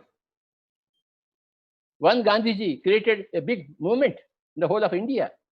And British had to leave India. Non-violence, not through violence. If Gandhiji could do that, we all can do that. We will do that. We can do that and we will do that. Thank you. Thank you, Lawrence. Charu Taplial. Yeah. Hello, sir. Am I back? Yes. Great. Sorry about that. So wonderful to be here with Patri sir in this capacity. Question I have for you, sir, is now COVID has given us a new definition of normal. A lot of people are working from home, and that is the way of the future. We're seeing a lot of companies have already given work from home to their employees for the rest of the year. And generally, this is a trend that is going to be followed. So, what are your suggestions as to how this new spiritual workplace at home should look and feel like? What are the additions that we can do to this workspace to kind of have a more holistic approach? That's my question. I request Shreyans to give the answer. No, sir, I request you to give it. Yes, COVID. It is said to be trampling the whole world. It has brought America to the knees. Yes. Every material person needs to be brought to the knees. It's a tremendous shift is going on in the whole planet. I was waiting for such a thing in the year 2000. It didn't happen. I was worried why it didn't happen. In the year 2012, I was expecting something like this worldwide, which will bring all the humanity to the knees. It didn't happen. I was waiting and waiting. How long, how many years I must wait for? Then 2020 came. My waiting is complete. Now the COVID has come. It makes everybody kneel down, lock down, sit, do meditation, get rid of the fears and phobias, and become a Buddha. That is the message of the COVID. If you are Buddha, I will leave you. If you don't become a Buddha, I will catch you. It is a final ultimatum. Do or die. My Guruji, Sadhana Yogi, when I first went to him, he told me, do or die. Either you do it or die. Who cares for your death? My Guruji's message, way back in the year 1980, when I went to Swamiji, he was the greatest Brahmarshi. I was a budding Brahmarshi. He was the greatest, senior most Brahmarshi in the whole earth planet. He was 2000 years old. And he said, do or die, in the year 1981. So, Corona's message is also the same, do or die. No in-between formula. What should you do? You should become a vegetarian. You should become a meditator. Or quit the body. We can't allow you to be in the body and be a burden to the earth, Mother Earth. Whatever my Guruji told me in the year 1981, in the 2020, Corona is telling to every person, do or die. Thank you, Charuji. Excellent, sir. So there's only one answer, meditation, and the answer. So that's great. And so let me see here. Yes, we'll go to Karthikeyan sir. Do you have any? Do you like to ask something to Patri sir? I think we have been asking too many questions and I've been enjoying all the answers. Today we had a lot of benefit. I think people who want to ask questions, you should. For example, Dr. Thangavelu still has got some question. Yes. Back to Thangavelu. Yeah. Yes, sir. And that we enjoy the question and answer. I like him. I like him the most. I know. That's why I want Swamiji also to be happy, Thangavelu also to be happy, and we will all be happy with the answers. Brahmarshi Thangavelu back. Dialect dialogue. Thank you, Anna. Thank you. And Swamiji, in the morning I listened to you.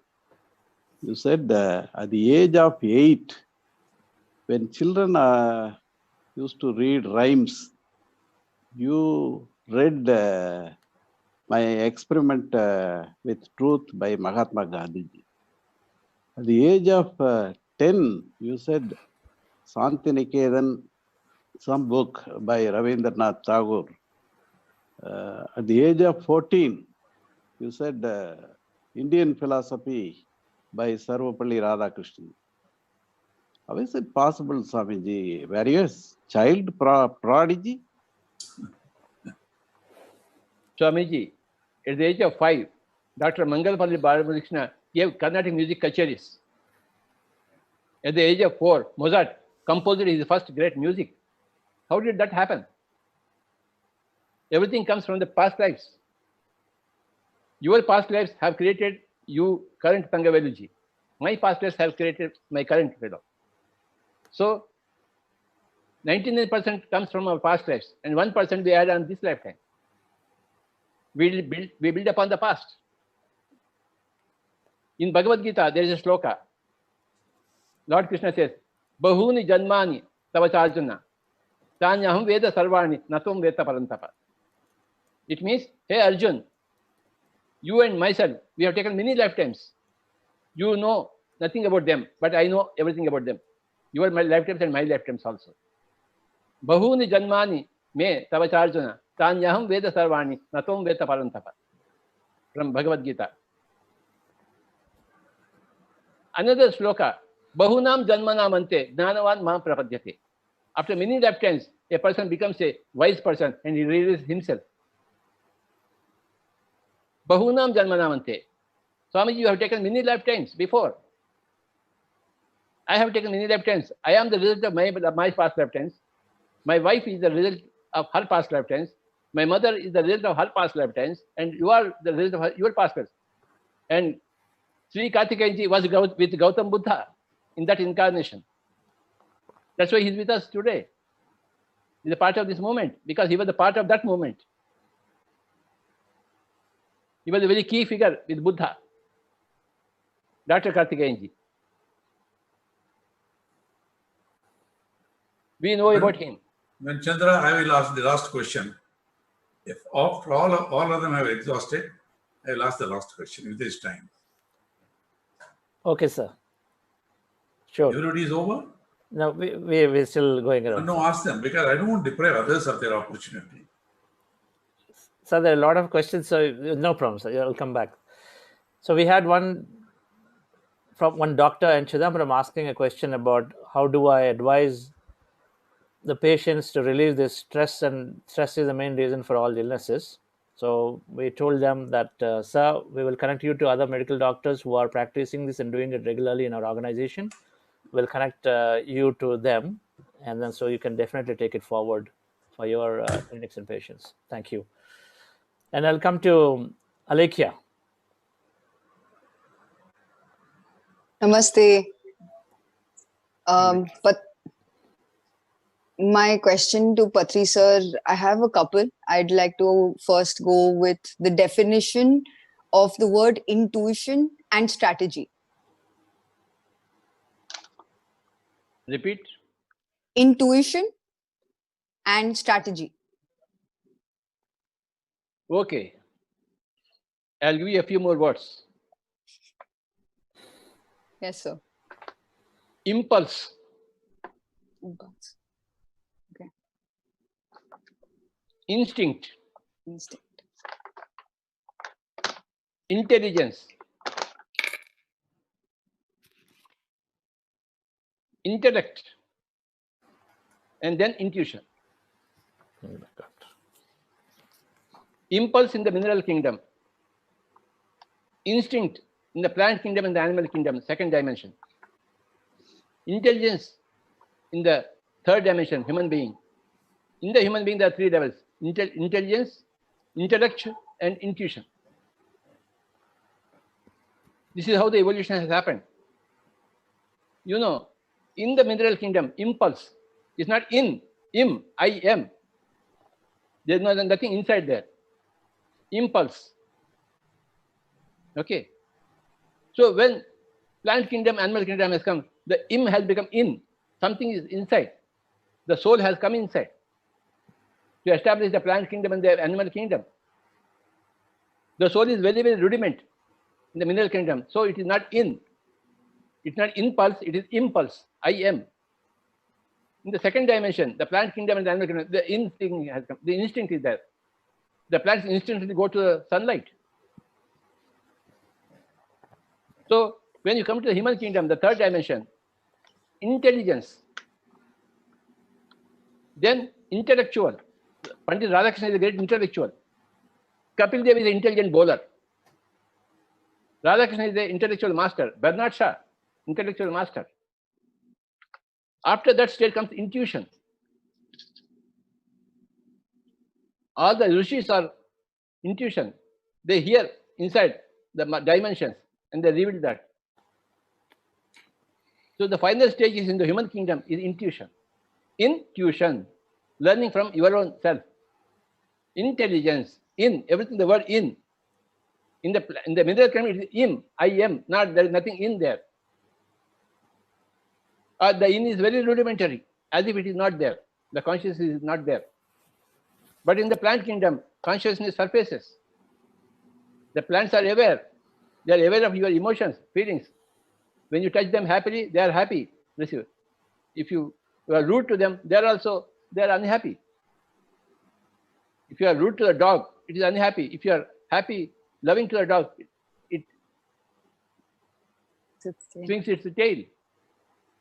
So intuition is the highest state in the human kingdom. First of all, you become intelligent. The original man, he created fire. He was intelligent enough to create fire. Then the whole intellect came. Who am I? What am I? That is the intellectual part. When you find out what you are, then you are candidate for intuition. You become the source of intuition. You don't go to other teachers to learn. Teaching comes from inside. So these are the words: impulse, instinct, intelligence, intellectual, and intuition. That's the answer for you, son, madam. Sir, strategy? Strategy. When you are intelligent, your strategy is intelligence. When you are intellectual, your strategy is intellectual. When you are an animal, your strategy is instinct. But when you are a meditator, your strategy is intuition.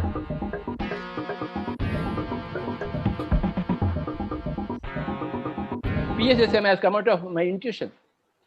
I have to do it. And this Buddha CEO Foundation comes out of our collective intuition. It has to be done. How did we get this idea? From inside, from our intuition. The strategy is the same at the level of the concept. Thank you for asking a good question. Thank you, sir. I can come back if there are other questions. I'd be happy to. Not now. Only one question allowed. Okay, sir. Okay, thank you, Arikia. So excellent answer. I'm still trying to understand, grasp all those words. In the meanwhile, it's a question that regularly we hear. And as a working woman, I'm in dilemma whether to focus on my career or focus on bringing up my children. And in many times, I'm carrying this guilt too, if I'm fulfilling my responsibility well. So please help me address, how do I overcome this? If you are carrying a guilt, you can never perform perfectly. You must get rid of your guilt. In Hindi, we say, "Raat gayi to baat gayi." So you must not have the guilt. Yesterday night you fought with your husband, but today you are happy. You are no more fighting because the past is past. Every guilt is a fresh blunder. You should remove the guilt from your mind. Then you can perform well. Carry dual responsibility, both the family and the job. Remove guilt. Your guilt is eating you. It's a cancer of the soul.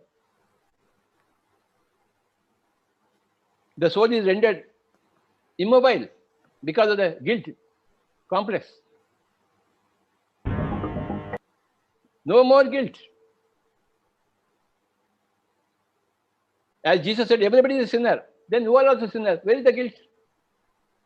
Jesus said to that lady, prostitute, when people were throwing stones on that prostitute, he said, those persons who have not committed sins, they can throw the stones on her. And nobody could do that because they know their own sinners nature. So everybody is guilty. You are also guilty. No problem in that. Everybody else is equally guilty. So your guilt is common. Forget about it. When you remove the guilt from your mind, you are enlightened. And you can carry all the responsibilities, family responsibilities, community responsibilities, worldwide responsibilities. All you can manage in one time, in one place. Remove the guilt. How can you remove the guilt? You must come into the spiritual fold. You must enter the Sajjana Sangatya. Buddham Sharanam Gacchami, Dharmam Sharanam Gacchami, Sangham Sharanam Gacchami. Then you will remove the guilt. Then you will be able to perform well. Whether you are a king or a household wife, doesn't matter. The principles are the same. No more guilt. You must have taken meat, but now that you have become a vegetarian, forget about it. Raat gayi to baat gayi. We will face the consequences. No more guilt. Every guilt is a fresh blunder. Yes, please. Thank you, sir. Shalini, do you have Mr. Umesh ask the question? Yes, sir.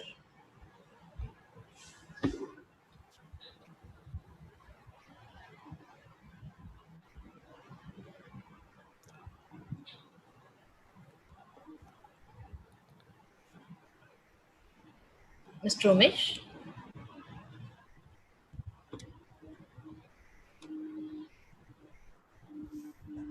Mr. Umesh, you can go ahead. Yeah, I'm.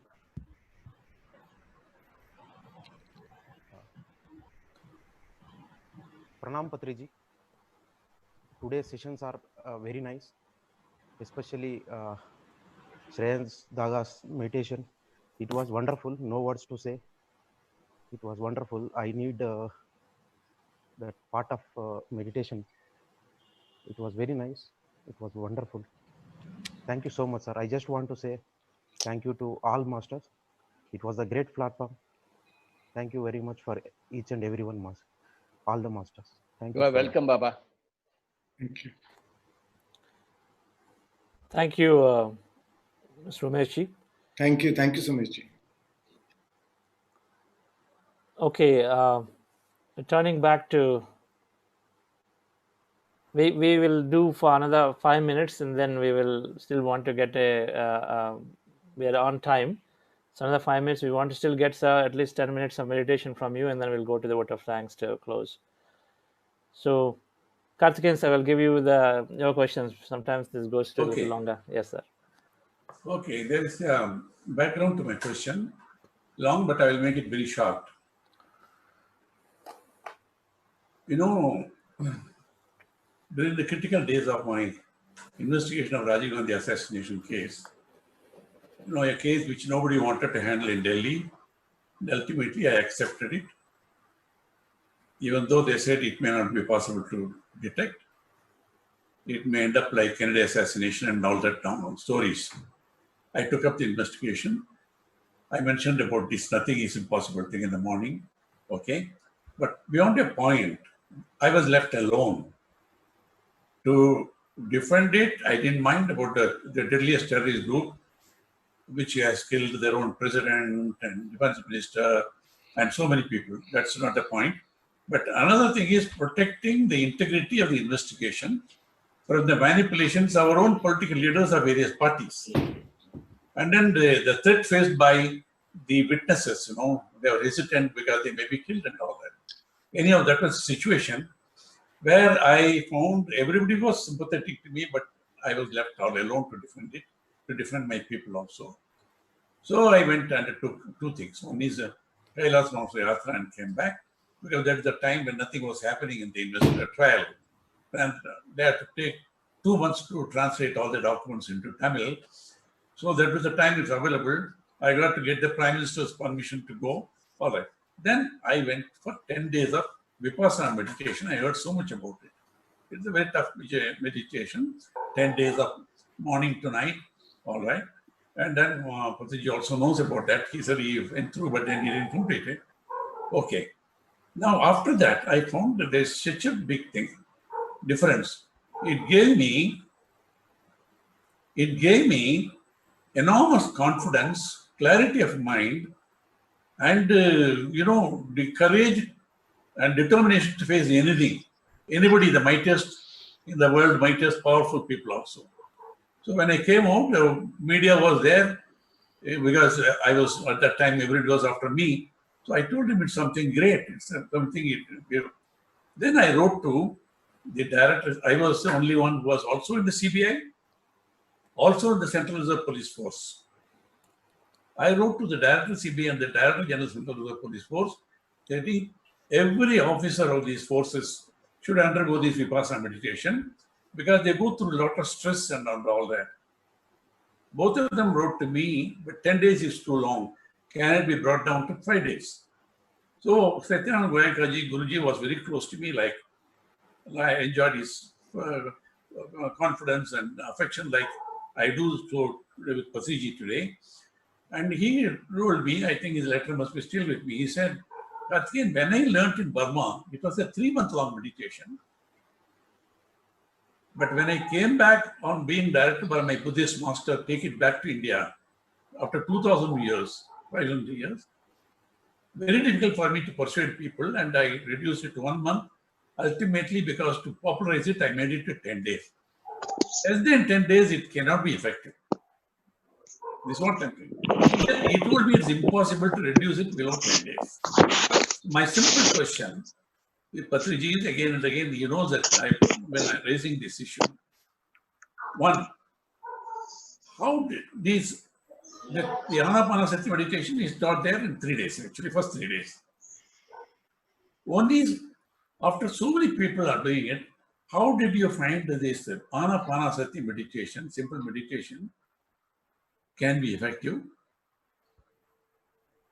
And number two, what made you determined to spread it across the world? Today, millions of people are following it.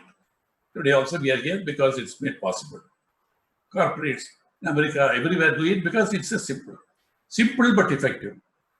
I want to know, how did you realize that this Anapanasati meditation is good enough?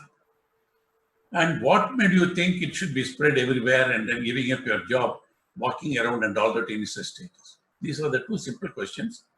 I thought it will be of great benefit to everybody else also to get your answer.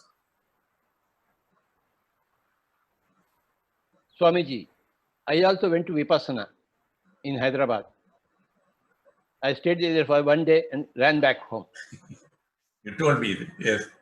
You were honest enough to tell that, yes. So I was there for 1 hour with Brahma Kumaris in Chikkarpalli in Hyderabad and went back, no, not for me. I immediately know what is not for me. Okay. That is the intuition I have, which is the result of all my past lifetimes. Oh. Goenkaji has his own past lives. I have got my own past lives. Yes. My own past lives research had told me that I was with Gautam Buddha for 40 years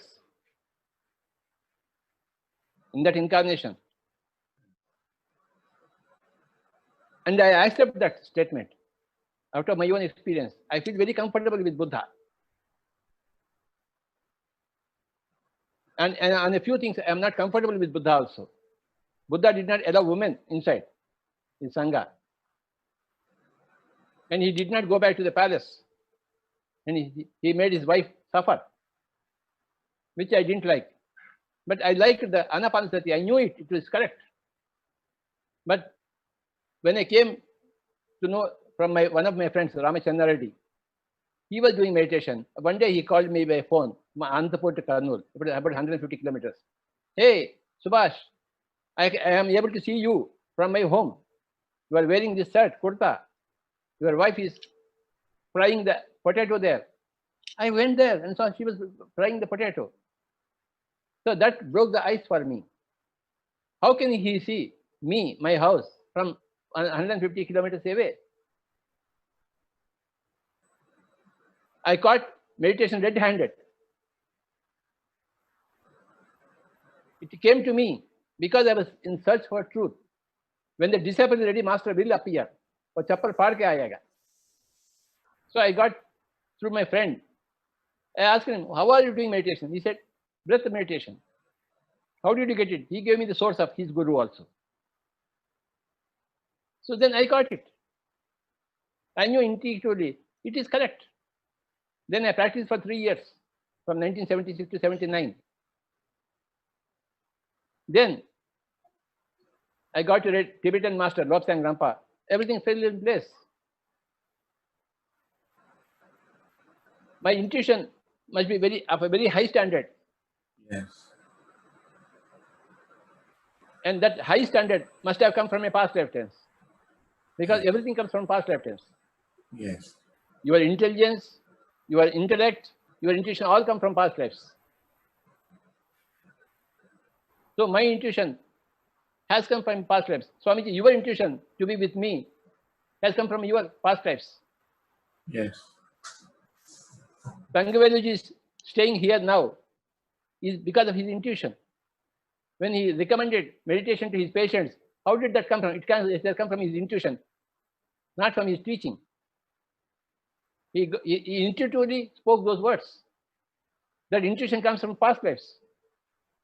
Whoever comes to me, I know that he comes from a great number of past lives of meditation. Otherwise, he cannot come to me. Supposing I am sitting on the Mount Everest, supposing, who will come and shake hands with me? That person must also have climbed the whole Mount Everest. Then only he can come and meet me, not otherwise. If you are at the foothills of the mountain and I am sitting on that mountain top, how can you shake hands with me? How can you come into my contact? I know that I am sitting on the Everest. And whoever I see meeting me, oh, you have come to the Everest. You are such a great master.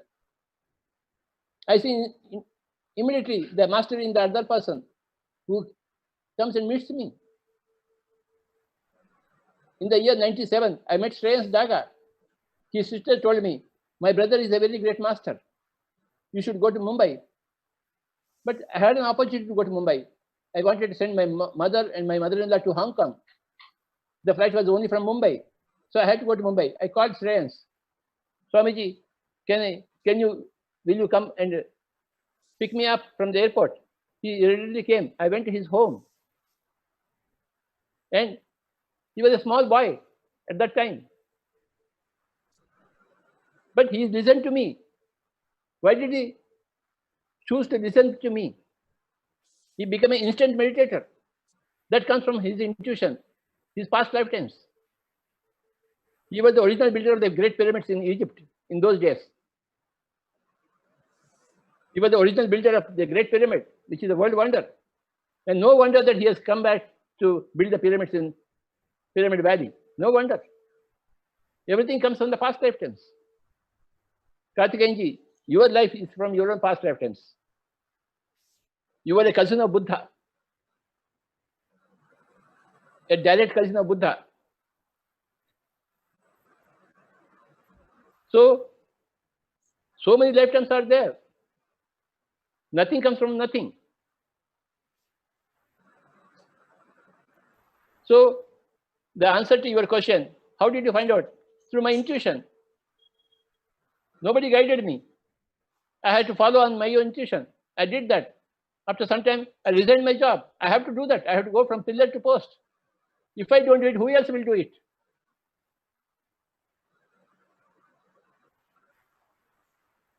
If Gautam Buddha does not go to the world and teach meditation, who else will teach? If I have come to know about meditation, then who else is going to teach? I am the person to teach. And I can be in a corporate company, fertilizer company, and yet to teach the whole world. It's not possible. You have to get one, you have to leave one. You can't do two things at a time. So I left my job. I was very, very happy to become a jobless person. I was very happy. Now I can be on the streets, fulfilling my heart's content. I can go from every house. I go to every house. And I was happy to go to Mumbai and stay with Shreyans Daga. And once I got Shreyans Daga, I got the whole of North India to me. Until that time, I was only confined to South India. But once Shreyans Daga is there, he took me to Betul, Madhya Pradesh. From there, I went to Raipur, Chhattisgarh. He opened the gates for me. And he continues to open the gate for me. He's such a great master, Shreyans Daga. The second question. Yes, sir. What gave you the urge to keep traveling and teaching people? Swamiji. You were non-stop traveler all over, by bus, train, car, flight, everything, non-stop, even to the extent of neglecting your own physical health. What gave you that urge to keep on doing it? My target to help the whole world. That's my target. If 700 crores people are there, I must shake hands with every person. So I go to every person and shake hands. What happens when you shake hands? The energy flows from a higher level to lower level. I must shake hands with every person, human being. In another 70 years, I will shake hands with all the human beings all over the world. It is my target that keeps me going. I have fixed up targets. I am the person to help the whole world.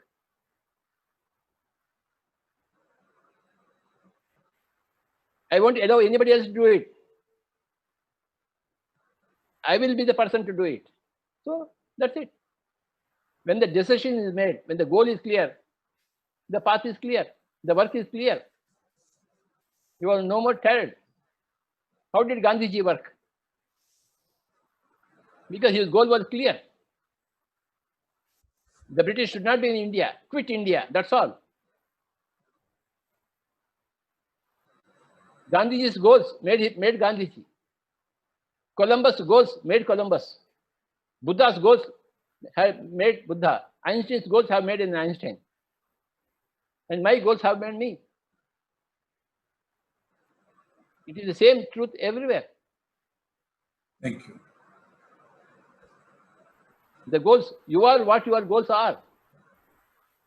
Whenever I meet a person, I will ask him one more question. What do you want to do in your lifetime? Not tomorrow, day after, in your lifetime. What do you want to achieve? There I get the answer.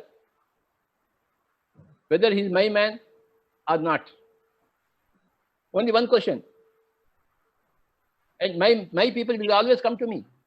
Birds of the same feather flock together.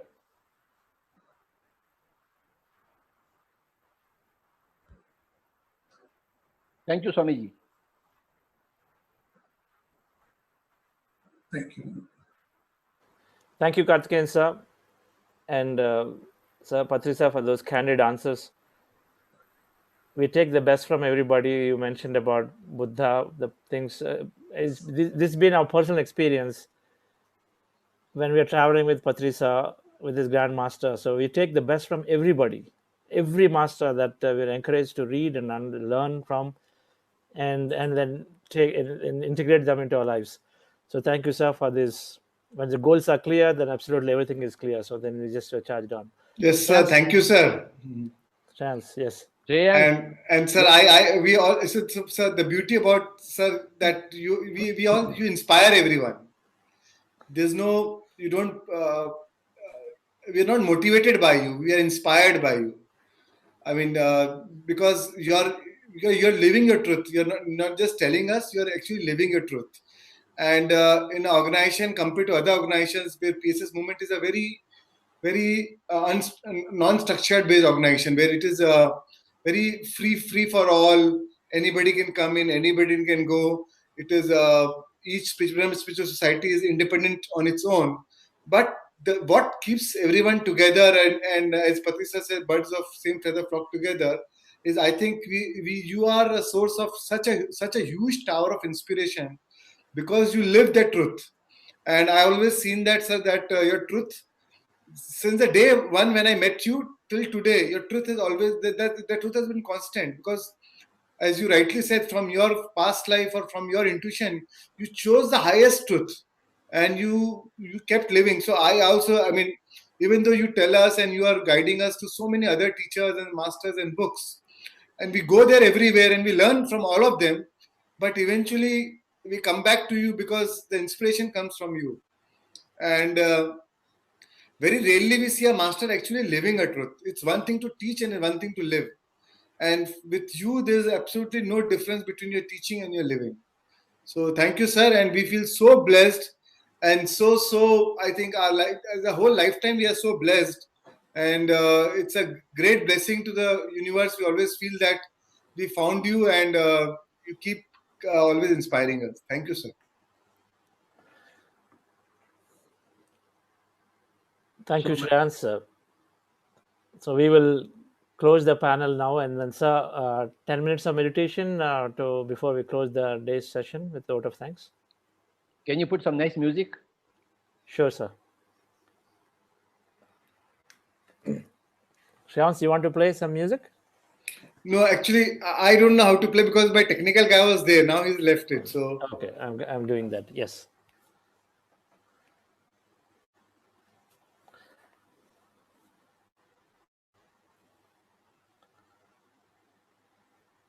Well, final 10 minutes of meditation. Kindly close your eyes and remember the Buddha within you. You are not less than any Buddha, any Jesus Christ. Nobody is less than the other. That is the fundamental principle of enlightenment. We are not less than anybody else.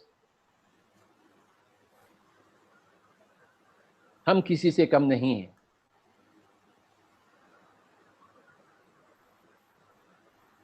And Anapanasati is the final refuge for every person.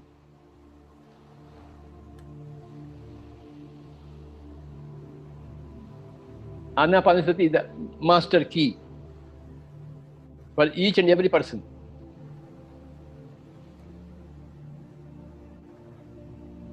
Lord Shiva taught it to Parvati Devi in Vijnana Bhairava Tantra. Osho gave it as #1 meditation technique. Osho said, we are doing the same thing as what Lord Shiva said and Osho said. We are copying them. We are following them. We are encashing their results, their researches.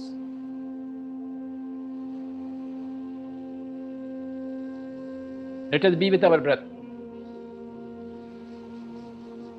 Normal, natural, easy, soft, simple, tender, peaceful, tranquil breath.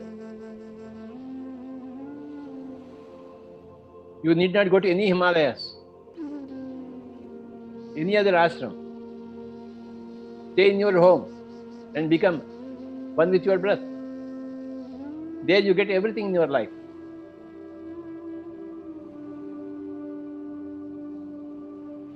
Meditation is for everybody. Every rich person, every poor person, every male, every female, every king, every pauper.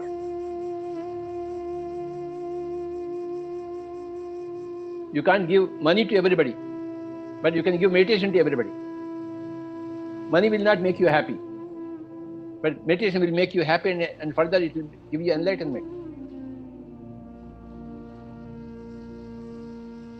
We don't care about giving money to anybody, but we care about giving meditation to everybody. PSSM has got 4 statements. Learn meditation, practice meditation, teach meditation, and spread meditation. These 4 statements reveal the PSSM to all of us. When we don't know meditation, we learn meditation. The right technique of meditation, which is Anapanasati, which is the best of all. Not that others are wrong. They are less effective. We want that which is most effective. Among the 3 things, good, better, and best, we want the best. And Anapanasati happens to be the best. According to Lord Shiva, according to Osho Rajneesh.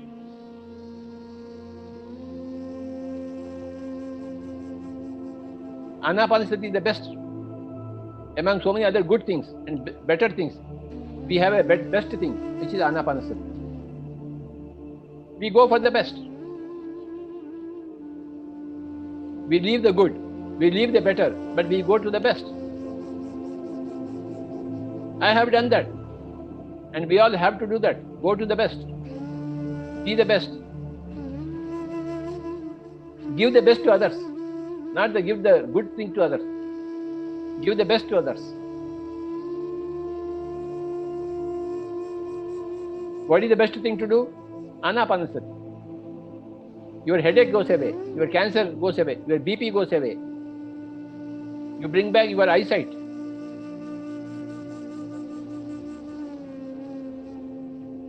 You bring back the paradise. Right from early childhood, one must practice Anapanasati. The parents should teach Anapanasati to their wards.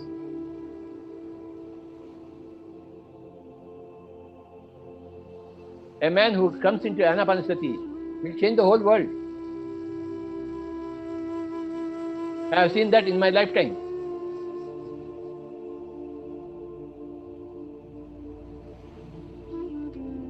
We have got 1 million Buddhas now.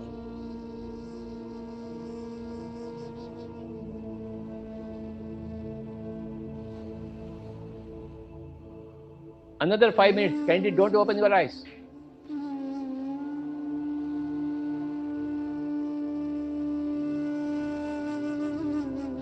Keep to the simple practice of Anapanasati.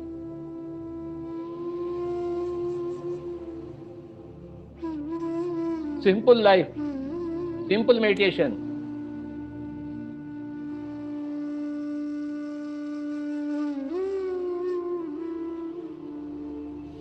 Yourself.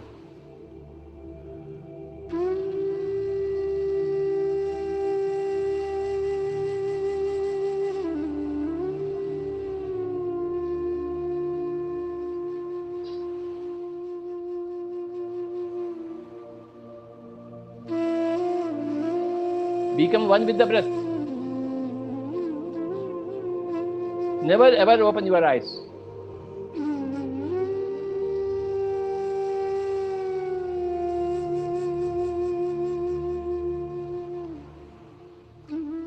Like we learn music, like we learn swimming,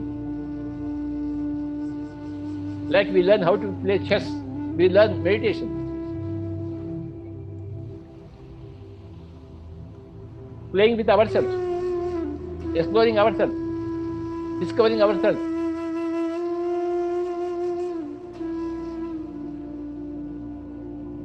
Inventing a new variety of ourselves.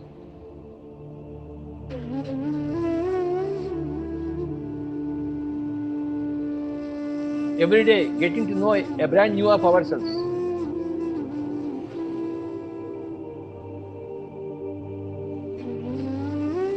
Only 5 minutes more. Be with your breath at the end of the day. Be with your breath in the beginning of the day. Every day, every beginning of the day meditation. Every end of the day meditation again. And during the daytime, work for the spread of meditation using your mouth. Teach meditation, spread meditation during the daytime. And the beginning of the day and the end of the day, practice meditation.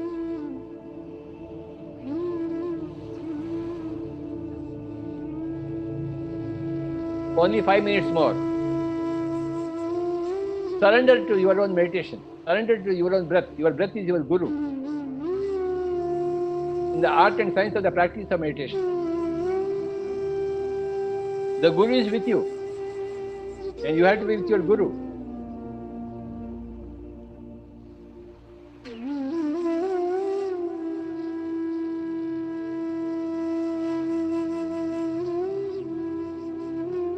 Nothing better to do other than meditation.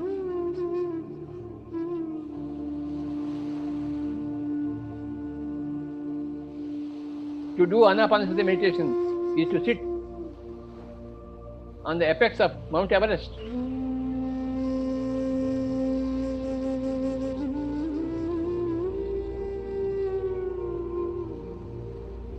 Nothing higher than the Mount Everest. On the Earth planet.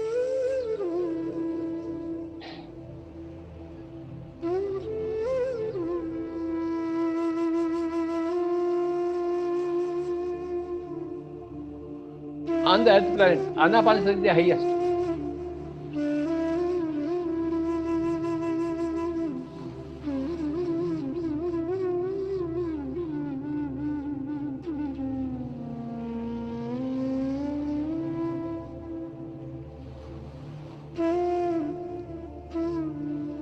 Final 3 minutes. At the beginning of the day meditation and at the end of the day meditation, and have a happy sleep.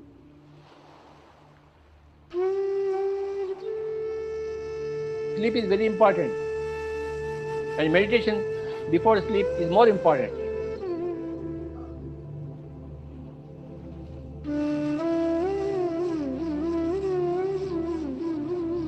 Getting up from the sleep is very important because you are into a new day where you can work for the betterment of the whole world. Another day is given to you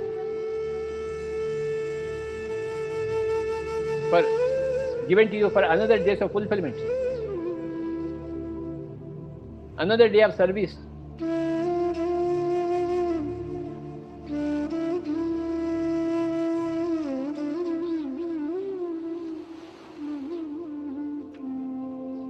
Final 1 minute. Only 1 minute.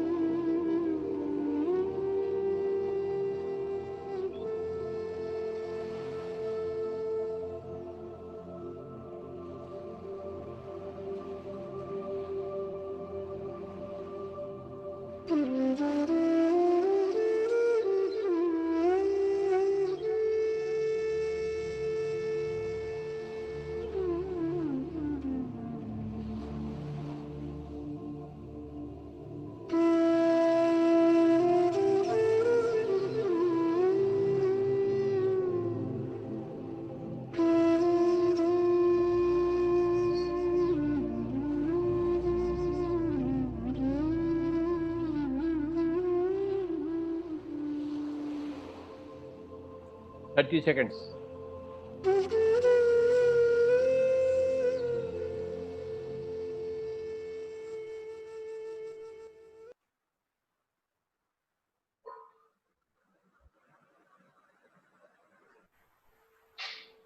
Ten seconds.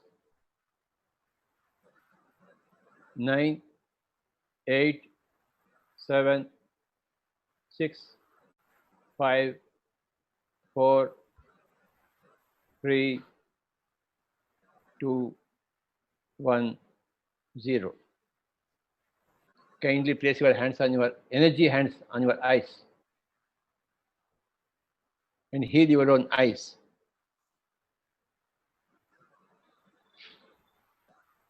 Thank you, Karthikeyan-ji. You have spent the whole day here. I am so very happy to see you, Swamiji. Thank you, sir, in your presence, hearing your beautiful wise words and blessings. It has been a joyful day, meaningful day. I never sat like this anywhere for any program in my life.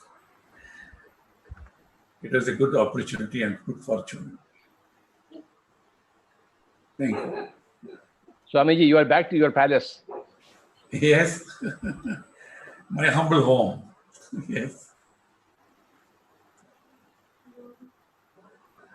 Thank you, Chandraji. Thank you, sir. This is wonderful that you are there with us the whole day. And Karthikeyan sir, Thangavedu sir, SVB sir also. I think many masters are there. It is so much joy to all of us to do this event. And this first one is went so grand. I'm sure we're going to do so many more. We'll utilize this COVID in this time very well. Go forward. Thank you. Thank you, Lawrence. You are the light of the whole world. Yeah, beautiful, yes. We had one Lawrence of Arabia. Now you are the Lawrence of America. France. of America and France, of the whole world, whole the Western world.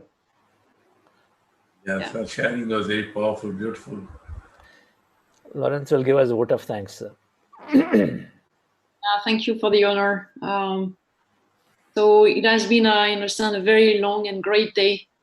I missed some during the night, but I think we all have the same goal, which is about meditation all over the world, everyone to meditate. If you read the book, I decided to live 120 years. We all have the time to get it done.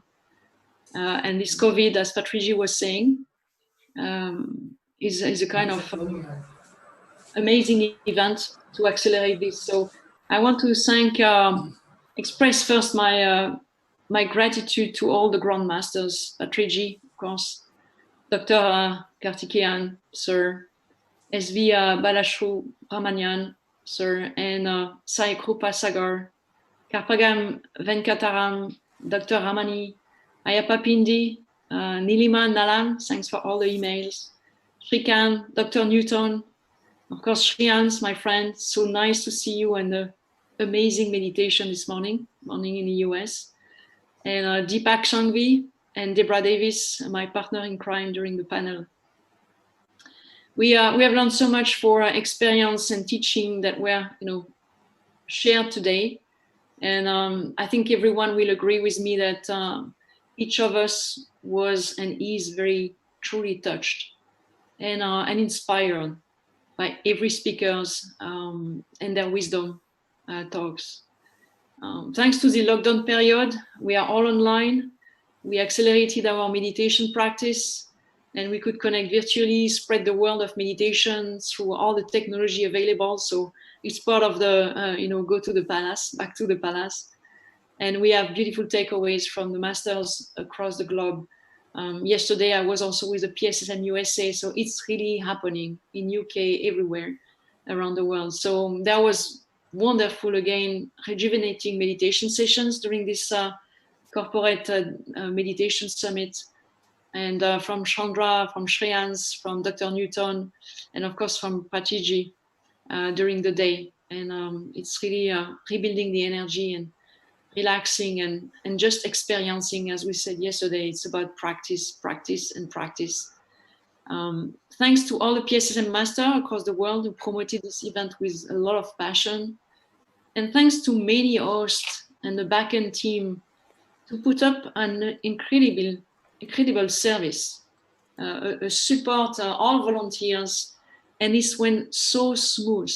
It's just amazing how smooth it is and all the channels. So I will mention the names because I'm just in wonder with what they can create, around the world, and really inspiring all the speakers, by the way. So Shalini Buddha, Ananti Vijay, Chandra Mohan, Parash Halur, Jagan Mohan, Naga Pradeep, Shai Kumar Reddy, always there, Vani, of course, from my friend Vani, Ravindranath, Shanti Priya, Das, Sharana Sobagu, Sujiner, and Alekia Shastri, hello my friend again, and all the PMC Valley staff. So they have been working, I know, like 24/7 to make sure that we would all be together, ready and enjoying this event. So all the Pyramid Meditation channels, the Quantum Life University, Tal Trends Meditation Studio, all of them, as partners participated to this event.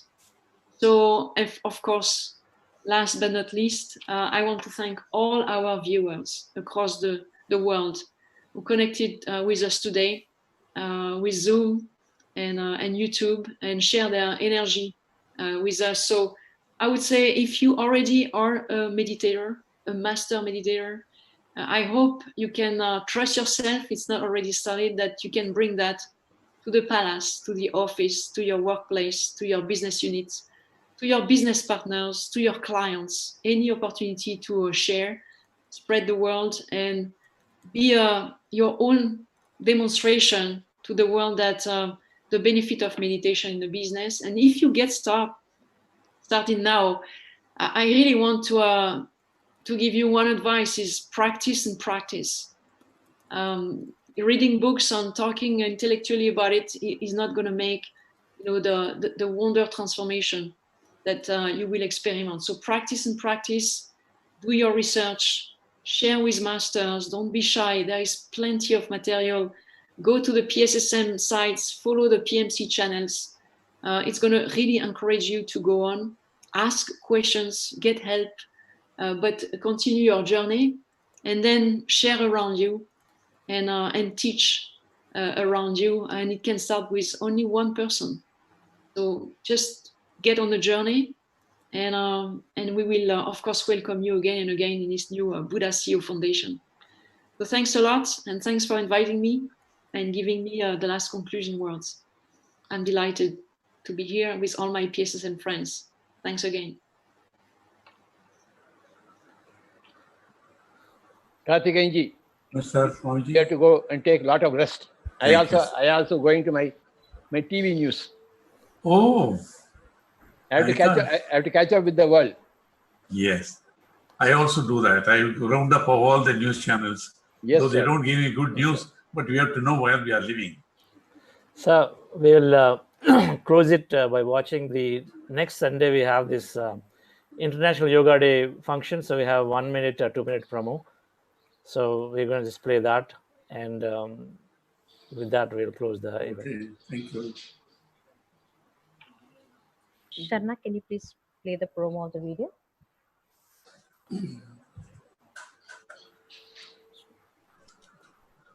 So while we're waiting for it, friends, we have another 6-week corporate course starting July 12th. So do stay connected with us and join that.